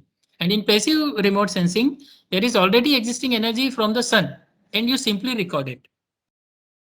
Now, there are some basic fundamental difference between both the types of remote sensing, like passive remote sensing, source of energy is that which is naturally available, like solar energy and energy emitted by the earth. And most of the remote sensing systems work in passive mode using solar energy. As I told you earlier, 90% of the remote sensing we do in passive mode and visible region. Okay, solar energy reflected by the target at specific bands are recorded using sensor. Then comes the active remote sensing. In that, what we do? Energy is generated and emitted from a sensing platform towards a target. There should be a target on which we will incident that energy. That energy reflected by the targets are recorded. Okay, in this kind of things, basically we use longer wavelength bands. This we should keep in mind. When you are doing active remote sensing, you have to use longer wavelength bands. Just like an example, our active microwave remote sensing radar. Okay, I hope after the Pulwama attack during last election, many of you must be remembering this, what radar is. Now, when you are doing remote sensing, there are certain categorization of remote sensing based on the height from which you are taking images. Okay, there are some categorization based on the height from which you are taking satellite images or you are taking pictures. So first thing is the ground level remote sensing. As you can see, ground level remote sensing, in that, of course, our handheld camera will come, and these kind of things are used to develop and calibrate sensors for different feature on the Earth surface. Why it is needed? Suppose from my spaceborne satellite, this MSS reactor, I am seeing some particular structure on the Earth surface, but I don't know whether it is true or not. So for some points, I will do the ground truth. Okay, for some points, I will do the ground truth and I will calibrate the sensor that yes, this is what you are looking for. And with that calibration sensor, we will do the measurement. Okay, so ground level remote sensing is a very important role for the actual remote sensing. Then comes the aerial remote sensing. It is simply like our balloon, drones, camera mounted on aeroplanes, helicopter, etc., etc. And then comes our spaceborne remote sensing, just like our space shuttles, polar orbiting satellites, and geostationary satellites, which we usually take image from. Now, I told you that I will explain you what kind of phenomena occurs when a light incident on the Earth surface. This is very important because out of 3 case studies, one case study will be on a different phenomena and the other case study will be on a different phenomena. So I request participants to have a cautious look into it. Now, whenever there is an incident radiation on the Earth surface, there will be 3 types of things. 3 types of process will happen. First is the reflection. Second is the absorption, and third is the transmission. Some part of the incident light will reflected back. Some part of it will reflected back. Some part of it will further transmit into the other geological strata of the Earth. And some part will be absorbed. You should keep in mind that if you see from a overall perspective, all things are absorbed, but out of that absorbed portion also, some part will be further transmitted and some will not. And out of that absorbed portion, after some time, there will be some emission from that Earth surface. That is known as emission. That's why you must have heard from your ancestor or your parents that if you go near a water body in your villages or any places, you will feel hot as compared to land. Why? Because whole day it has absorbed the energy, and in the night time it is just releasing it. It is just emitting it. So that is known as emission. I hope many of you must have heard about it. Now, Now, I would like to introduce to you a very important term. It is called spectral reflectance. It is called spectral reflectance. I told you in my first or second slide that there will be a different unique reflectance of tree, water, building, roads, ocean, beaches, etc. But there must be some range, na? Without that range, we will not be able to quantify it. So spectral reflectance is what? Energy of wavelength lambda reflected from the object, and energy of wavelength lambda incident on the object into 100. It is technically known as albedo. That means if I am saying 20% albedo, 20% of it gets reflected. That is what it means. So there are ranges of this albedo on different types of surface, like for grass 25, concrete 20, water. Actually for water, there is a high range. You see, it can go minimum up to 5 to a maximum up to 70. There are several reasons for it. Why? Because there must be some pollution in some particular lake or water body. So some turbidity or some solids particle will be there. So it will completely absorb the electromagnetic radiation. So that time there will be low reflectance. Similarly, some water bodies will be near a industry. So there will be more pollution. Likewise, there is a huge variation in reflectance of water bodies. That's why the range is high, 5 to 70. And similarly for fresh snow, forest, thick cloud, dark soil, etc.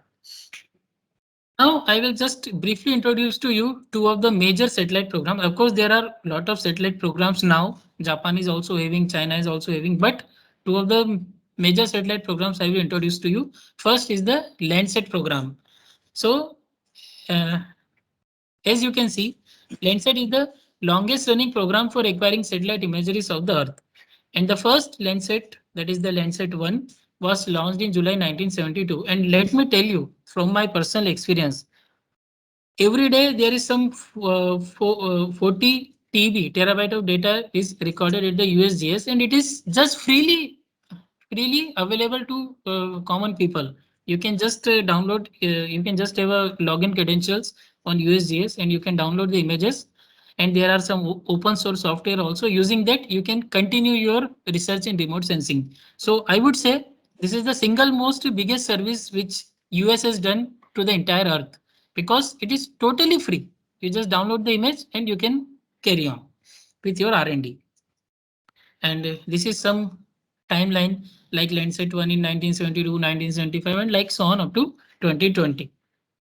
Second one is ours very own, our beloved countries, Indian remote sensing satellite system. After USGS, IRS is also one of the largest civilian remote sensing satellite constellation in the world used for Earth observation.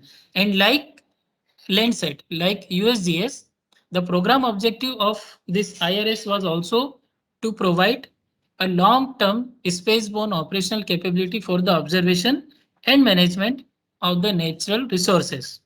And the first satellite of the mission IRS-1A was launched in 1988, as you can see with the cursor. And the applications of IRS is now truly vast. It is in agriculture, hydrogeology, geology, drought and flood monitoring, marine studies, and land use analysis. And these are some characteristics of the IRS satellite which are in use, like IRS-1A, IRS-1B, 1C, 1D, P2, Cartosat 2, and Resourcesat 2. And these are its properties. What will be its spatial resolution? What are its bands? What is its radiometric resolution? And all. So I will not go into the technical details of that. Now the second thing which actually we use synonymously this word, remote sensing and GIS. I know many of you must have heard it. If you are opening one book, you will see remote sensing and GIS. But I just wanted to put before you one fundamental difference between GIS and remote sensing. That's why I have added this slide. First, I will define what GIS is. GIS is what? Geographic, that is Earth, plus information, CD, pen drive, maps, etc., plus systems, computers and softwares. Okay, that is GIS, Geographic Information System. So technically it is a system for capturing, storing, checking, integrating, manipulating, analyzing and displaying data which are especially referenced to Earth. Especially I told you earlier, whenever this word comes, especially means something which is distributed in XY plane. Okay. Now this is just an schematic of GIS. What we do.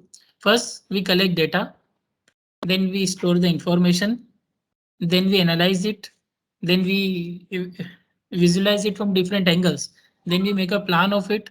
Using that plan we do decision making, and of that decision making we prepared maps that this is what our entire process looks like. That is what GIS. Now what is the fundamental difference basically in remote sensing and GIS, which I always used to tell my students also and whosoever I meet, that remote sensing is a complete science. Okay, you use physics in that, you use chemistry in that, you use Stephen Boltzmann law in that in very deep. But geographical information system is a tool only that you should keep in mind. GIS is a tool to perform remote sensing. That's how you should remember it. And that's why we use this term RS and GIS synonymously, but this is the fundamental difference of remote sensing and GIS. Now, if I talk about the applications of remote sensing and GIS in civil engineering, it is a very vast application, right? Starting from infrastructure management, critical infrastructure protection, site analysis, town planning, urban development, water resource engineering, and so on up to regional planning. And if I come to RS and GIS applications in environmental engineering, it is natural resource management, agriculture management, air quality monitoring, climate change, and right up to the health and human services and global green initiatives. So one case study I will show from civil engineering, one case study, sorry, and two case studies I will show from environmental engineering. That civil engineering application is also kind of environment only, but since I am assuming that most of the participants will be from civil engineering department, so I added it. Now my first case study is geospatial assessment of tourism impact on land environment of Dehradun, Uttarakhand, India. And keep in mind that whatever basics I have shown you just before it in remote sensing, using that basics only we did all this. That was the primary purpose of me having put that basics before the case studies. Now, the first case study is geospatial assessment of tourism impact on land environment of Dehradun, Uttarakhand, India. So in this study, we have determined the impact of increasing tourism activity in Uttarakhand, which is also known as Devbhumi of India, which is a very good hilly place. So what is the impact of that tourism on land environment that we determine? So our objective in this study was to assess the extent of urban sprawl over the course of time. That means how much development has been done, urban sprawl, and to determine land use land cover of the study area and perform change detection studies. I will show you what we did.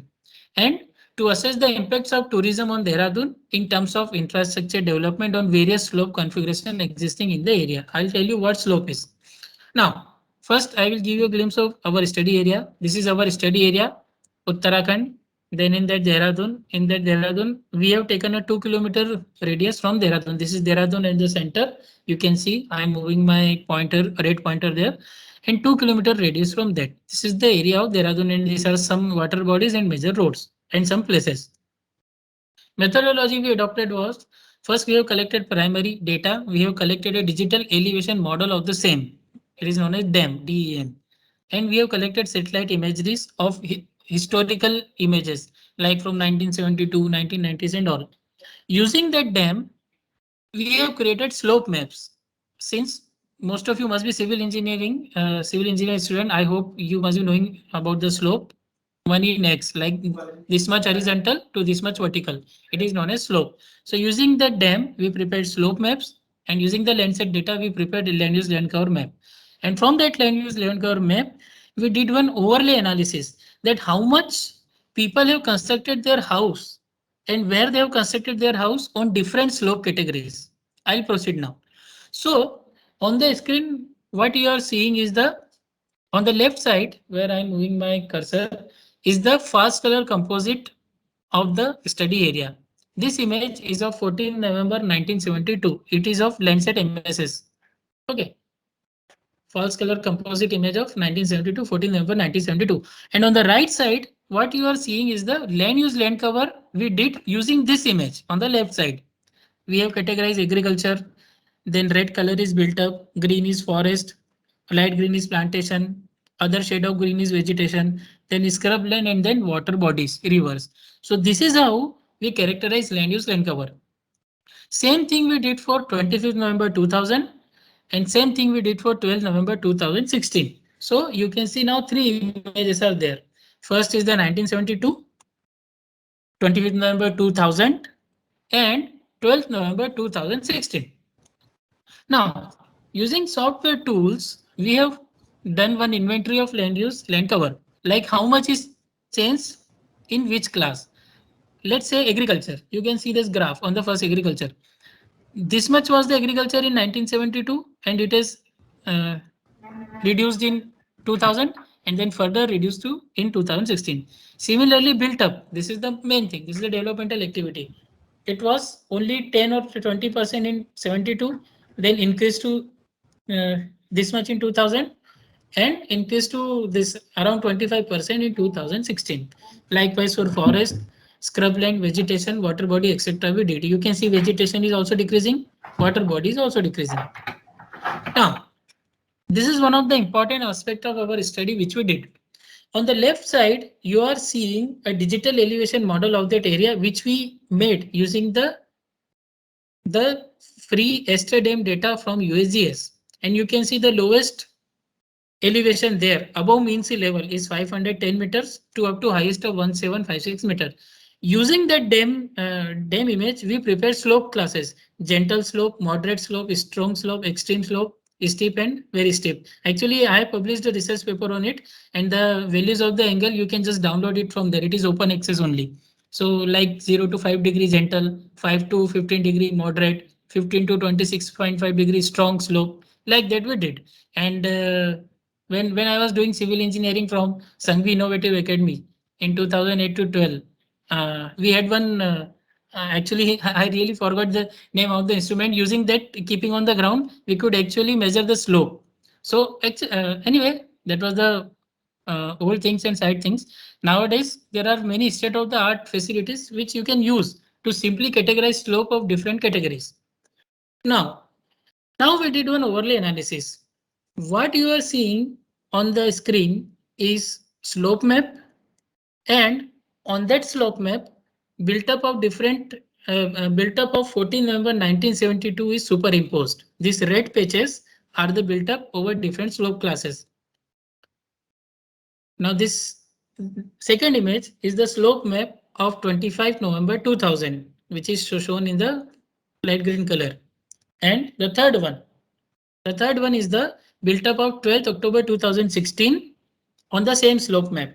Now you can see, just have a look how much built up is spread on different slope classes also, even on very steep and steep and extreme also. People will construct house in a very extreme slope.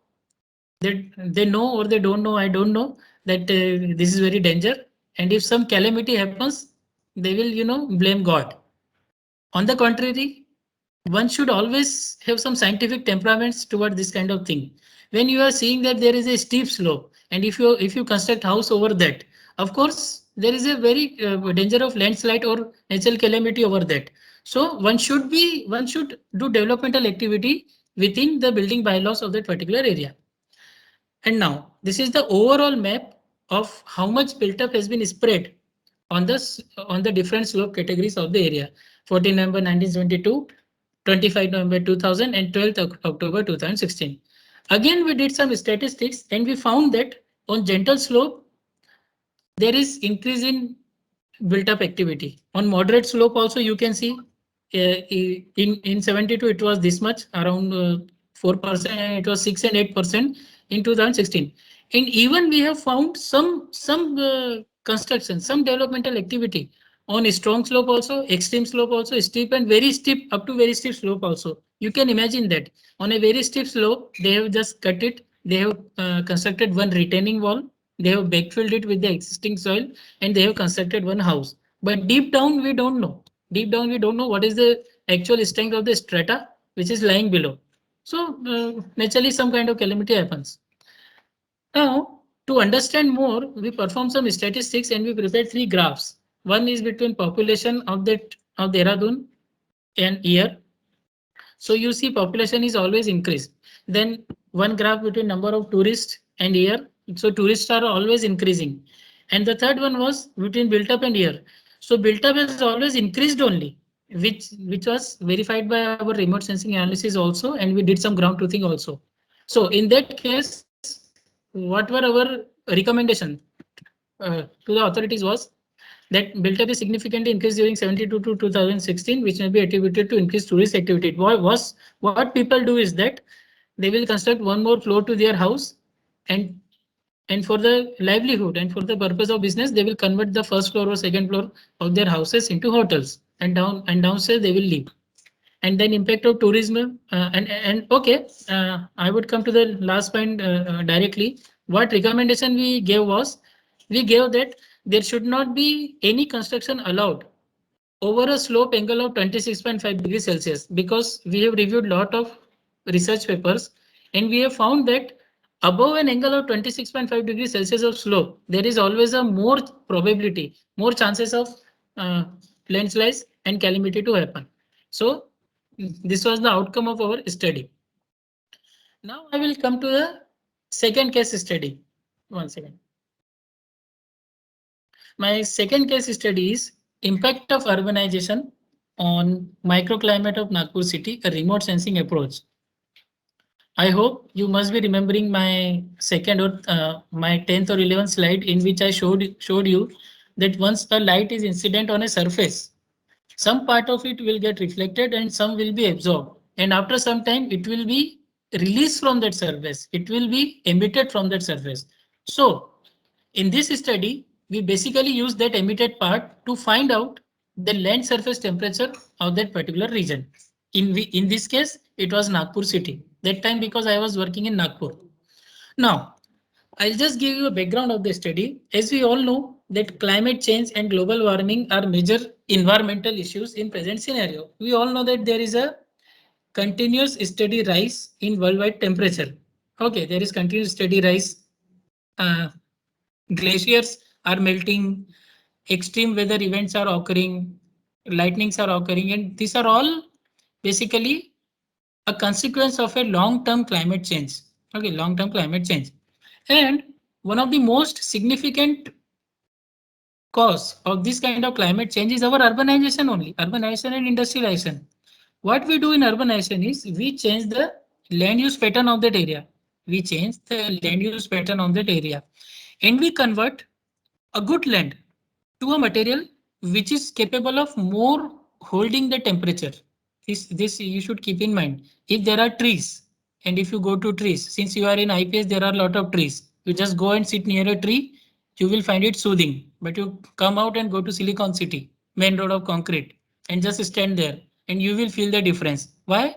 Because there are changes in the surface element. Okay, there are changes in the surface element. Concrete holds more temperature. It has a more temperature bearing capacity so that you will feel hot and near the trees you want. Now, if suppose I want to make a policy, I want to make a policy out of it and I want to measure temperature. If I go with the conventional temperature sensors on the site, it will be very time consuming. Where I would go and what all points I would measure temperature, and at the same time, lot of people will be required to go and measure the temperature. In this case, I would say remote sensing is the most feasible option to measure the land surface temperature of an area. Why? Because you don't need to go on site. You may go for just for some ground truthing and using some well-established physics laws, which I'll be showing in that Stephen Boltzmann law, that is the black body radiation law. You can simply, based on the reflectance, you can actually measure the temperature of the Earth's surface. That I'll show you now how. So how you will see, how you will measure the temperature is that I told you in start that 90% of the remote sensing we work in the visible region like 0.4 to 0.7. But this case study in particular which I am showing, I have worked in the thermal infrared range, that is 8 micrometer to 14 micrometer. You can see on the left top corner of my slide, 8 micrometer to 14 micrometer thermal infrared band. And this all phenomena I already explained you. What is reflection, what is emission, and what is emission reflection. So how we calculate temperature then? First, there will be an image which is having some digital numbers. Okay, you can see on the right side bottom one satellite image with digital number. Then we will see its spectral radiance. A spectral word, I hope now you know. Their spectral is a ratio. I hope you know now. Anyway, I'm not a good teacher maybe, but I believe that that much formula you have remembered by now. So using some well-established calibration formula, we will convert the digital number into spectral radiance. Okay, and then we have derived one equation. Not we means a scientific fraternity has derived one equation using Stephen Boltzmann law, in which you will put this L lambda, this spectral radiance in that, and you can actually find the land surface temperature. And it is calibrated for a long time that now it is giving more than 95% accuracy in measuring land surface temperature. So this is our study area. This is India, then Nagpur, India, Maharashtra, and then this is Nagpur, and this is the shapefile of Nagpur. Now actually it is changed. I did this study in 2017, but one more word is now added. So anyway, I'm just mentioning you. Now, first what we did was, first we did one change detection analysis. Okay, change detection analysis. So here what you are seeing is a satellite image, a land use land cover analysis of 2005. A land use land cover analysis of 2005. Now you can see that there are a lot of vegetation space and patches in it. Vegetation plus agriculture plus water bodies are all there. So this is the land use land cover analysis of 2005. Then this is the land use land cover analysis of 2008. Then this is 2010 and this is 2016. Now I want each one of you to just observe. Just observe. You see, in 2005, there were lot of vegetation in agricultural land on the outskirts of the Nagpur. You can see here, these are yellow. But when it comes to 2016, you see majority of the things had been occupied by built up. That is the red color. Red color is the built ups, developmental activity, anthropogenic activities, man-made activities. Okay, so we have changed the surface element of the Nagpur to a more concretized form. Earlier it was open land, agriculture, so many things. But during the course of the time, we have changed it to a more concretized surface. Then this is the land use land cover statistics of that. You see, just see the built up. In 2005, it was 55.41% of the study area. And in 2016, it was 69.84. So if I minus 69 from 55, some 9 plus 5, 14% increase. 14% of a large city like Nagpur area is too much development just within a span of 2 years. And mind you, this is the statistics up to 2016. Now 21, more 5 years, you could imagine the situation. Now, using that land use land cover map, we have prepared maps of emissivity. Now you can see one black rose. Of course, I'm kidding. This is shapefile of Nagpur. This emissivity is what? The more the emissivity, the more the material will be having the ability to release the captured temperature.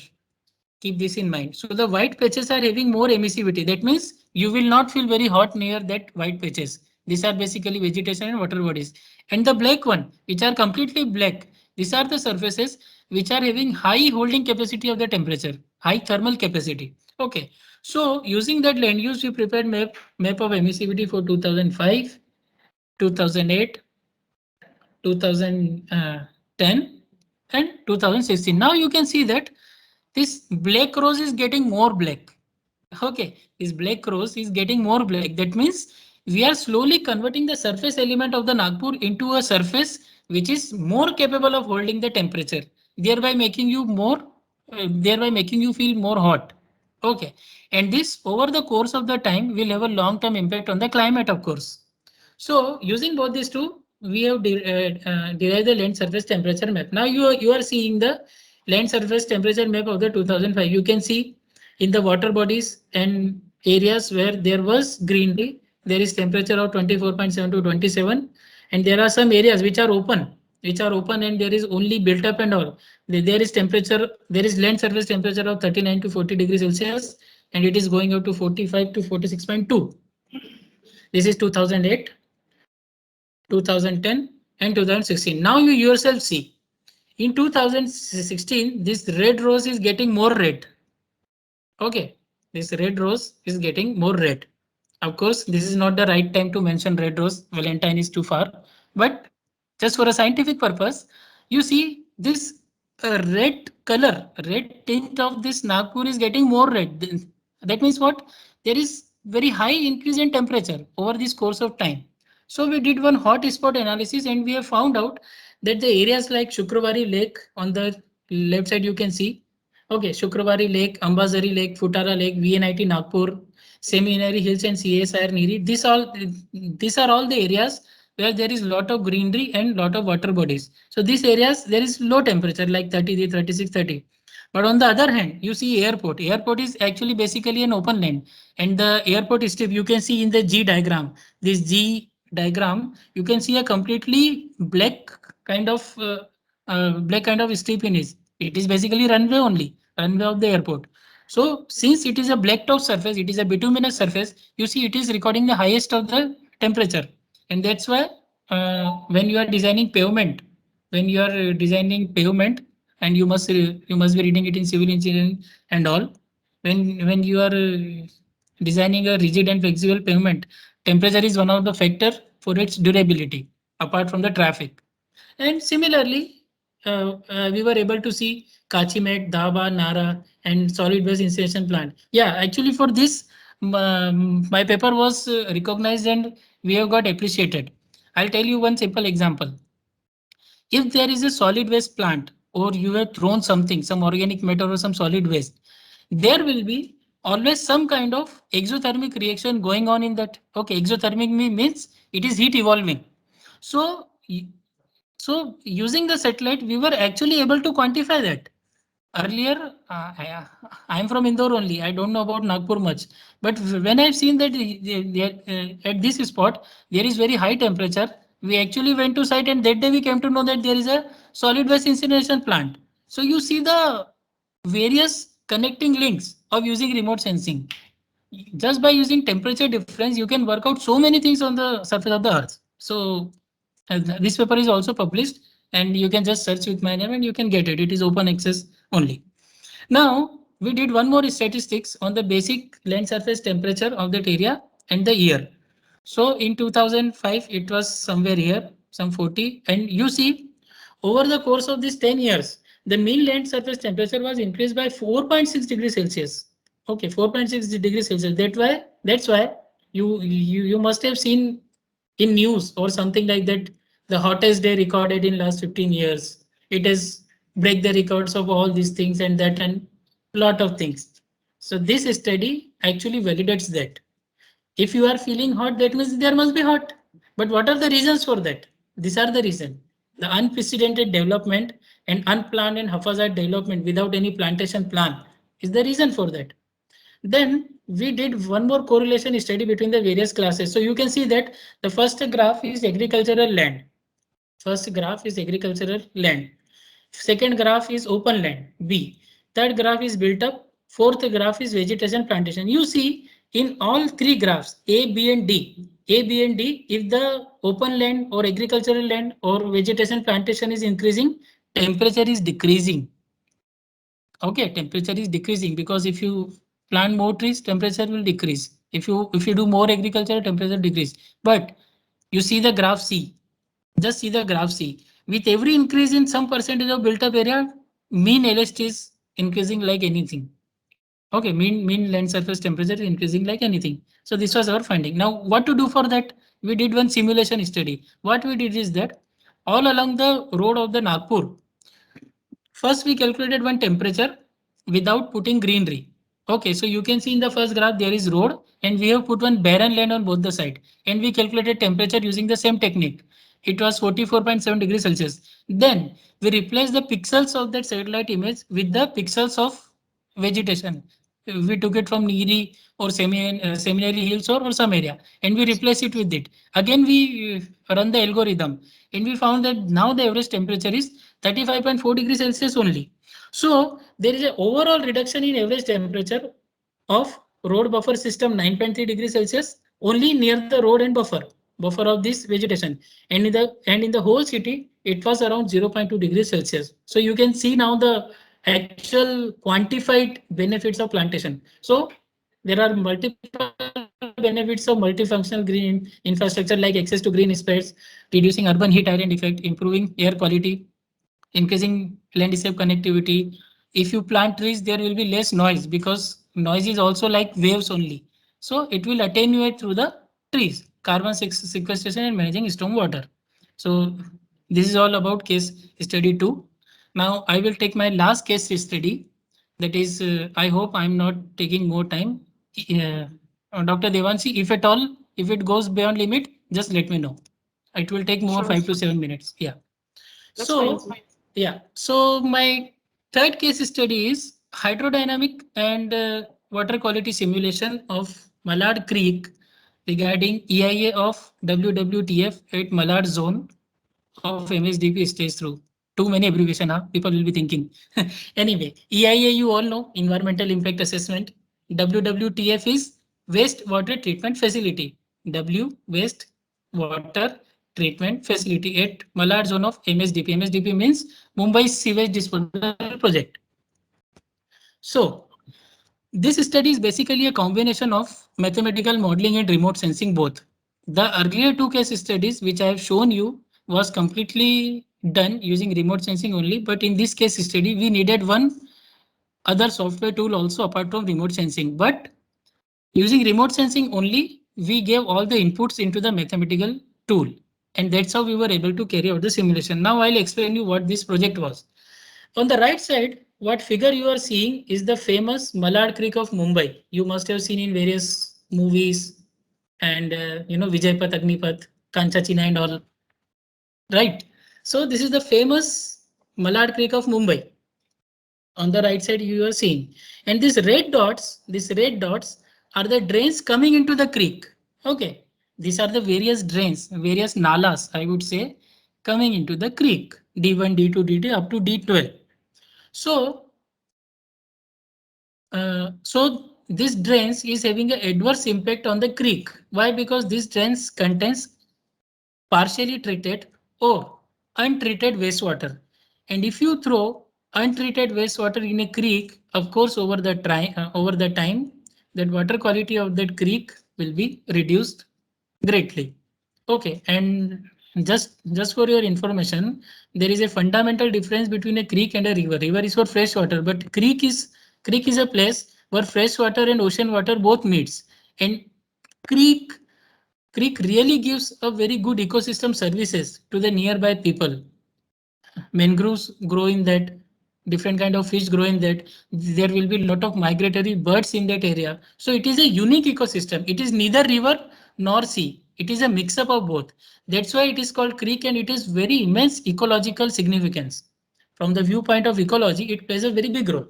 So the first impact of it was discharge of treated or partially treated effluent from treatment facilities near Malad Creek, and wastewater discharges from open drain and nalas, various nalas. These are the impact. So what should be the proposed solution? Of course, proposed solution is you collect the wastewater from all the drains, treat it in a treatment plant, and then you dispose it in the creek. Okay, collect all the wastewater, collect all the untreated wastewater from the drains, treat it to a required level, and then throw it in the, and then dispose of it in the creek. So our proposed solution was construction of Malad wastewater treatment facility with a design horizon of 2050, and its disposal in Malad Creek. That means up to 2050, this creek should be a clear water creek. Now, our task was, because of the restrictions in land, and based on the various civil engineering feasibility report. Since you all are civil engineer, I assume that you must have heard about the DPR, the detailed project report. After that DPR, we came to know that the plant can be installed here only. Okay, plant can be installed here only, this black dot, Malad WWTF, Malad Wastewater Treatment Facility. And because of the different creek ecosystem, there are only 3 outlet options. Outlet number 1, outlet number 2, and outlet number 3. That means after treating the wastewater from that plant, on these 3 places only I can dispose of my wastewater. Okay. So outlet 1, outlet 2, outlet 3. Now what was my objective? Our objective was to assess the hydrodynamics and water quality behavior of Malad Creek through hydrodynamic and water quality modeling and simulation. Our first task was selecting the best feasible outlet option in terms of water quality. Okay, our first task was to see which one will be the best outlet in terms of water quality, which outlet will have a less impact on the water quality of the creek. First, we had to decide that using remote sensing and modeling techniques. And second, with the selected outlet option, we have to generate the future scenarios. We have to generate the future scenarios with the selected outlet for year 2034 and 2050. I conducted this study in 2017, so 17 years from that, and then 2050. Okay. Now, what were the input parameters which we used in that?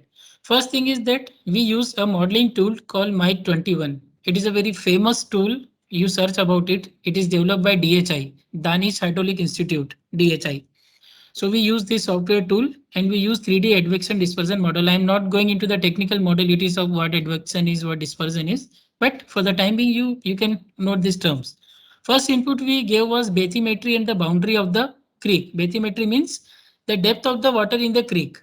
Okay, the depth of the water in the creek. It is going from 0 to -8. -8 means up to the -8 meter water can be filled in the creek. There will not be a certain level. Why? Because there will be a high tide, there will be low tide based on the gravitational pressure from the moon and based on the full moon and no moon situation, Amavasya and पूर्णिमा, जो कि हम बोलते हैं Hindu mythology के according. Second second input parameter was we gave one simulation period. So we did it for the low and high tides of Neap and spring. I request you to read about it. What is spring time? What is Neap time? There will be a full moon. Then after 15 days, no moon. And then from no moon, there will be full moon. Amavas, Purnima, Amavasya. So during that time, there will be a variations in the gravitational force from the moon. Okay. So certain 6 days are known as spring and certain 6 days are known as Neap, that you can read about it. So simulation period was 12 days. And then we have given one initial surface elevation of the water level at the tip of the creek, and same we have given at the mouth of the creek. And then we have decided to go for simulation on 3 variables only, BOD, DO and FC. I hope you are aware of these parameters because the previous speaker just before me have talked about it, what BOD, DO and FC is. These are known as state variables. Why these are known as state variables? Because it shows the state of the ecosystem. अवस्था, उसकी जो अवस्था है वो उसके बारे में बताते हैं. Right? These are known as state variables. And then sources. I showed you one map in which D1 to D12, 12 points were there. 12 drains were there. D1, D2, D3, D12. So we have gone by boat and we have measured the flow from that particular drain into that. So these are various flows. We have measured BOD also, DO also, and fecal coliform also. Fecal coliform means the single most biggest source of fecal coliform is our human excreta and urine. So that means if you have found fecal coliform in that area, which means that there are no septic tanks in that area, and whatever human waste that that is being generated, what is the fecal sludge and urine and other kind of waste like menstrual waste and so on, all that are being dumped into that fecal coliform denotes. Okay, so we measured all these things at the all 12 sources, and then we have given some other parameters like dispersion coefficient in X and Y direction both. Okay, 5.4 meters square per second, and some constants like first order decay rate of BOD at 20 degrees Celsius 1.5 day inverse, temperature coefficient 1.047, and half saturation oxygen concentration is 2 milligram per liter. And always there will be some forcing parameters. Okay, always there will be some forcing parameters which are not part of the system and which are not in your hand. Like from the drain, it is in your hand. If you treat it, you can simply improve the water quality. But like salinity and temperature is not in your hand. It is dependent on the overall climate of the area. So these are known as forcing parameters. It will force the other processes in the ecosystem to run in a certain environment. Okay, and the last input parameter we gave was computational cell size, which is 50 meter by 50 meter. That means whatever simulation our model will do, it will do for a grid of 50 meter by 50 meters. Now, first we did a simulation for the present condition, that is 2017. Okay, you can see present condition 2017, and this is hydrodynamic simulation. And I told you earlier, there will be two times, neap time for 6 days, spring time for 6 days. So in both the cases, we did simulation for high tide and low tide. So this is the figure of neap high tide. You can see water is up to the boundary only because it is high tide, and quite rightly so. If it is a high tide, water will be reaching up to the boundary of the creek. And this is low tide, which is going into the creek. Okay, it is not reaching up to the boundaries. And this is high tide and low tide diagrams of simulation output of spring time. The previous one was of neap time, and this is of the spring time. Now, this is the BOD output of the present condition of 2017. You can see in most of the area, the BOD is between 10 to 30, and these areas where there is less width of creek, BOD is going above 70 milligram per liter, which is too high for an ecosystem to work. Similarly, in low tide also similar situation. Similar situation in high tide and low tide of spring also for BOD. Then comes the DO. DO is also very low. High DO is considered as above 4 milligram per liter, but nowhere you will see the blue color. Blue color means the area where DO will be more than 4 milligram per liter. So DO was very low in high tide also, low tide also of neap, and high tide and low tide of spring also. Then comes the fecal coliform. You see very high fecal coliform, you can see. That means in that area, there is no treatment of fecal sludge. There are no septic tanks, and even if septic tanks are there, that are not working properly. That's why it is showing high fecal coliform. Okay, this is for the neap high tide, low tide, and this is for the spring high tide and low tide. Now, based on this simulation, as I told you earlier, our first task was to find out which outlet is the best. Okay, our first task was to find out which outlet is the best. So based on the graph and based on the samples collected, we have found out that outlet 1 is comparatively doing better than the outlet 2 and outlet 3. I am not showing the full results, but we have compared all the results of DO, FC, BOD, all these things. And we have found out that BOD1 will, outlet 1 will be the most suitable option when it comes to the quality of the creek, water quality of the creek. So based on the comparison of simulation results of BOD for 3 outlet options, outlet option 1 seems to be better than outlet option 2 and 3. So the remaining simulations we did using the outlet option 1.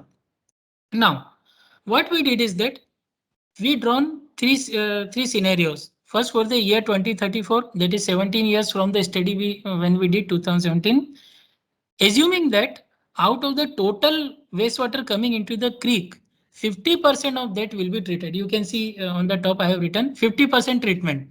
So just now observe, you did 50% treatment, and you can see that in some part of that BOD is going below 3 to 10. Why? Because we are treating 50%, only 50% pollution is coming now. So some improvement in quality has been observed in neap high tide, neap low tide, spring high tide and spring low tide also. Earlier you were not seeing blue color at all, but now you are able to see. That means the quality of the water is improving. Similarly for DO, in some portion you can see DO above 4 milligram per liter. Of course, in low tide, because of the low volume of water in the creek, there will be some low amount of DO, but still it is on the improving stage. This is for the spring high tide and low tide. And this is for the fecal coliform. Earlier fecal coliform were all about 10 raised to the power 5. But now you can see some are going below 100 to 1000 also. Okay. This is for the neap high tide, low tide, low tide of spring. This is for the year 2034.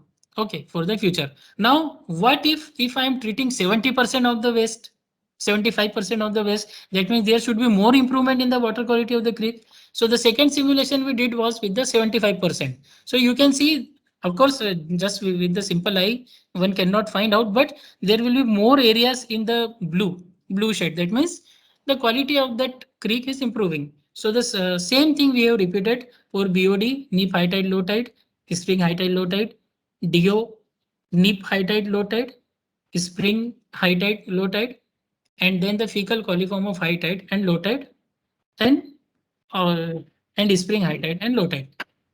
Now, What we did is that we did one simulation for three things.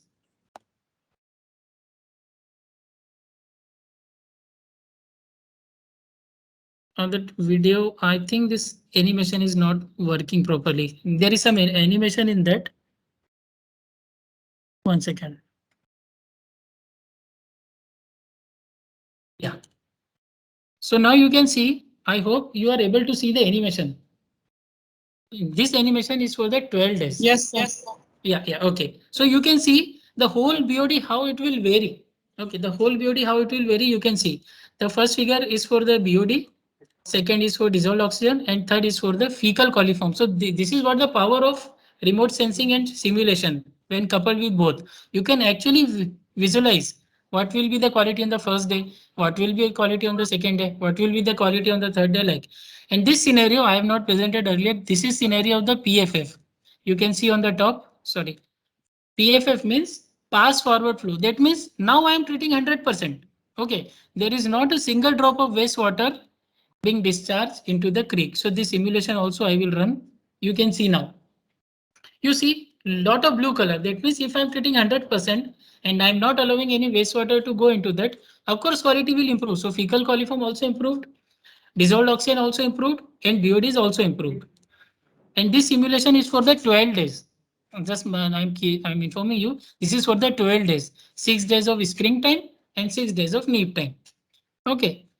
Now I'll just come to my conclusion side. What is that? First thing is that the outlet option was 1 is observed as better as compared to outlet option 2 and 3, as it is in the upper stage and helps in flushing and dilution of the sewage coming from the drains. Because it is in the upper stage, there is more water available for it to dilute the bad water. Okay, like wastewater.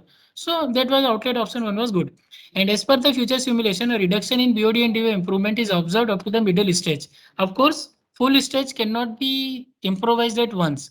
So future simulation shows that at least half of the stage will be improved in terms of water quality. And as a consultant, as a scientist, our recommendation was to dredge the upper stages of the creek. Why? Because people are disposing wastewater from a long time into the creek. So there are a lot of silt and lot of solids which are settled in the creek itself. So if we do dredging, if we dredge out the material and throw it off, or we can use it for other building purposes, the volume capacity of the creek will be increased. If you have dredged out the waste material from it, of course, naturally it will be able to accumulate more water into the creek. So more water means more dilution facility is available, right? And then our study recommends that unless sewage discharges from the open drain are being collected and transferred to treatment facilities, it is very difficult to improve the water quality of Malad Creek, especially the upper stage and low tide. Of course, unless you treat whole sewage, how you will improve the quality of the creek? What? So now I will come to the overall conclusion of my PPT. This will be the last PPT. Why remote sensing is very advantageous. You see, remote sensing is directly providing you data for large areas where physically you cannot go. Malad Creek was too large. Nagpur City was too large. Dehradun was too large. Still, just by sitting at my table and just by using some software tools, I was really able to do the analysis. Second thing is that it provides data of very remote and inaccessible region. Right. Dehradun is a hilly region. There can be many places where practically neither car can go nor you can go. So what you can do is that you can take a satellite image of that area. And third advantage, I would say, you are able to obtain imagery of any area over a continuous period of time. See, I did analysis in 2016, but still I was able to see from 1972 in case of Dehradun. So it is a very big achievement if you see. It's a very big technological advancement. Of course, we don't acknowledge it, but you just imagine, even if time machine is not with you, at least with the historical image, you can just see what exactly were the Earth features at that time was there and what is now today. Okay, and then as far as remote sensing is concerned, it is relatively inexpensive when compared to employing a team of surveyors, because the satellite image what I purchase is only 5,000 rupees. So in 5,000 rupees, you get a satellite image of 70 kilometer by 70 kilometer. That much swath width is there. And it is a very good decision making tool when coupled with modeling and simulation and rapid production of maps for interpretation. So thank you. I would really love to have a couple of questions, Dr. Devanshi, if at all is there. Thank you, sir. So I have a couple of questions. One second. Yeah, please go ahead. So the data which you got, those were majorly images. What? Right? Sorry, the data which you got from remote sensing, that were majorly images. Satellite images, yeah. So can we have quality like air quality, noise quality, water quality data also? Yeah, air quality we can do, water quality also we can do. I'll just give a brief in 1 or 2 minutes how we can do. Let's say there is one atmosphere nearby you, backside of you screen, and some indoor environment is there. Of course, you must have sneezed sometimes, or some people have come into your cabin and gone out of your cabin. So some amount of aerosol will be there in the atmosphere nearby you, aerosols. Okay. So nowadays there are satellites by which you can actually measure the aerosol optical thickness, AOT, in the air, not on the land, in the nearby environment. In that AOT, using some empirical models, and already some research has been done. Using that, you can calculate the amount of pollution in the air. Of course, you cannot quantify the what is PM10, what is PM2.5, but superficially you can say that okay, this much is the particulate matter present in the air. First thing.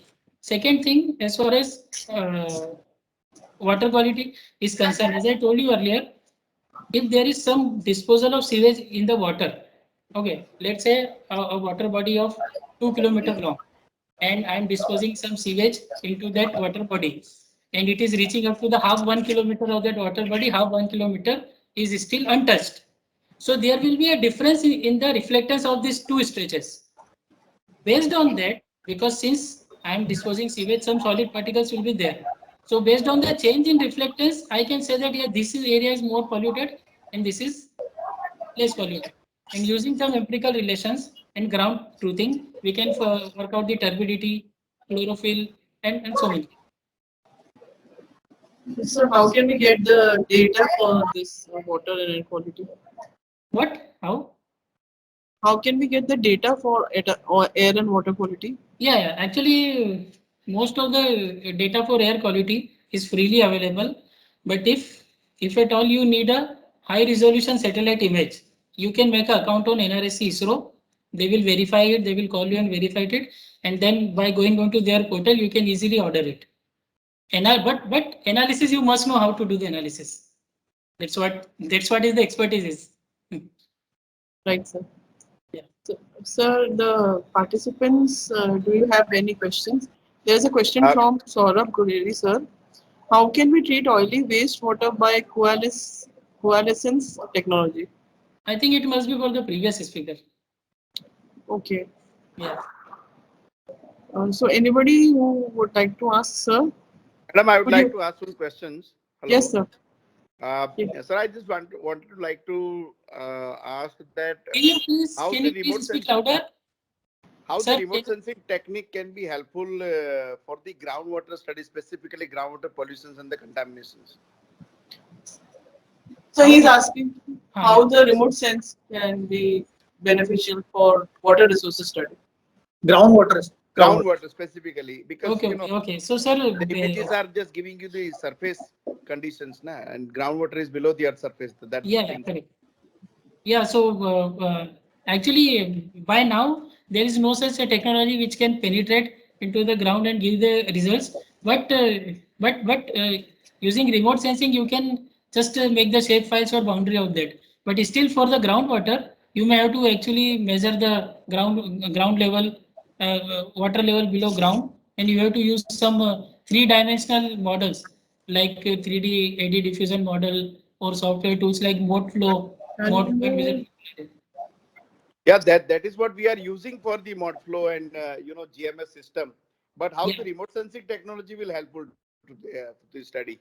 So that's what I'm telling you. By far, we have not on that advanced stage in which we can go, in which we can penetrate below the ground and can work out the ground level. That's what I'm telling you. There are some instruments. There are some instruments based on the electrical resistivity of the strata, but for that you have to go on the ground.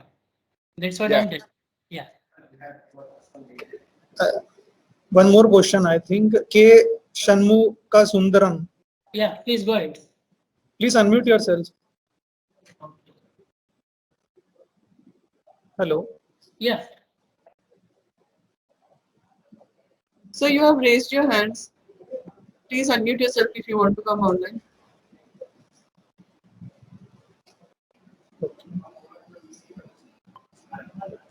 Okay, I think he's not there.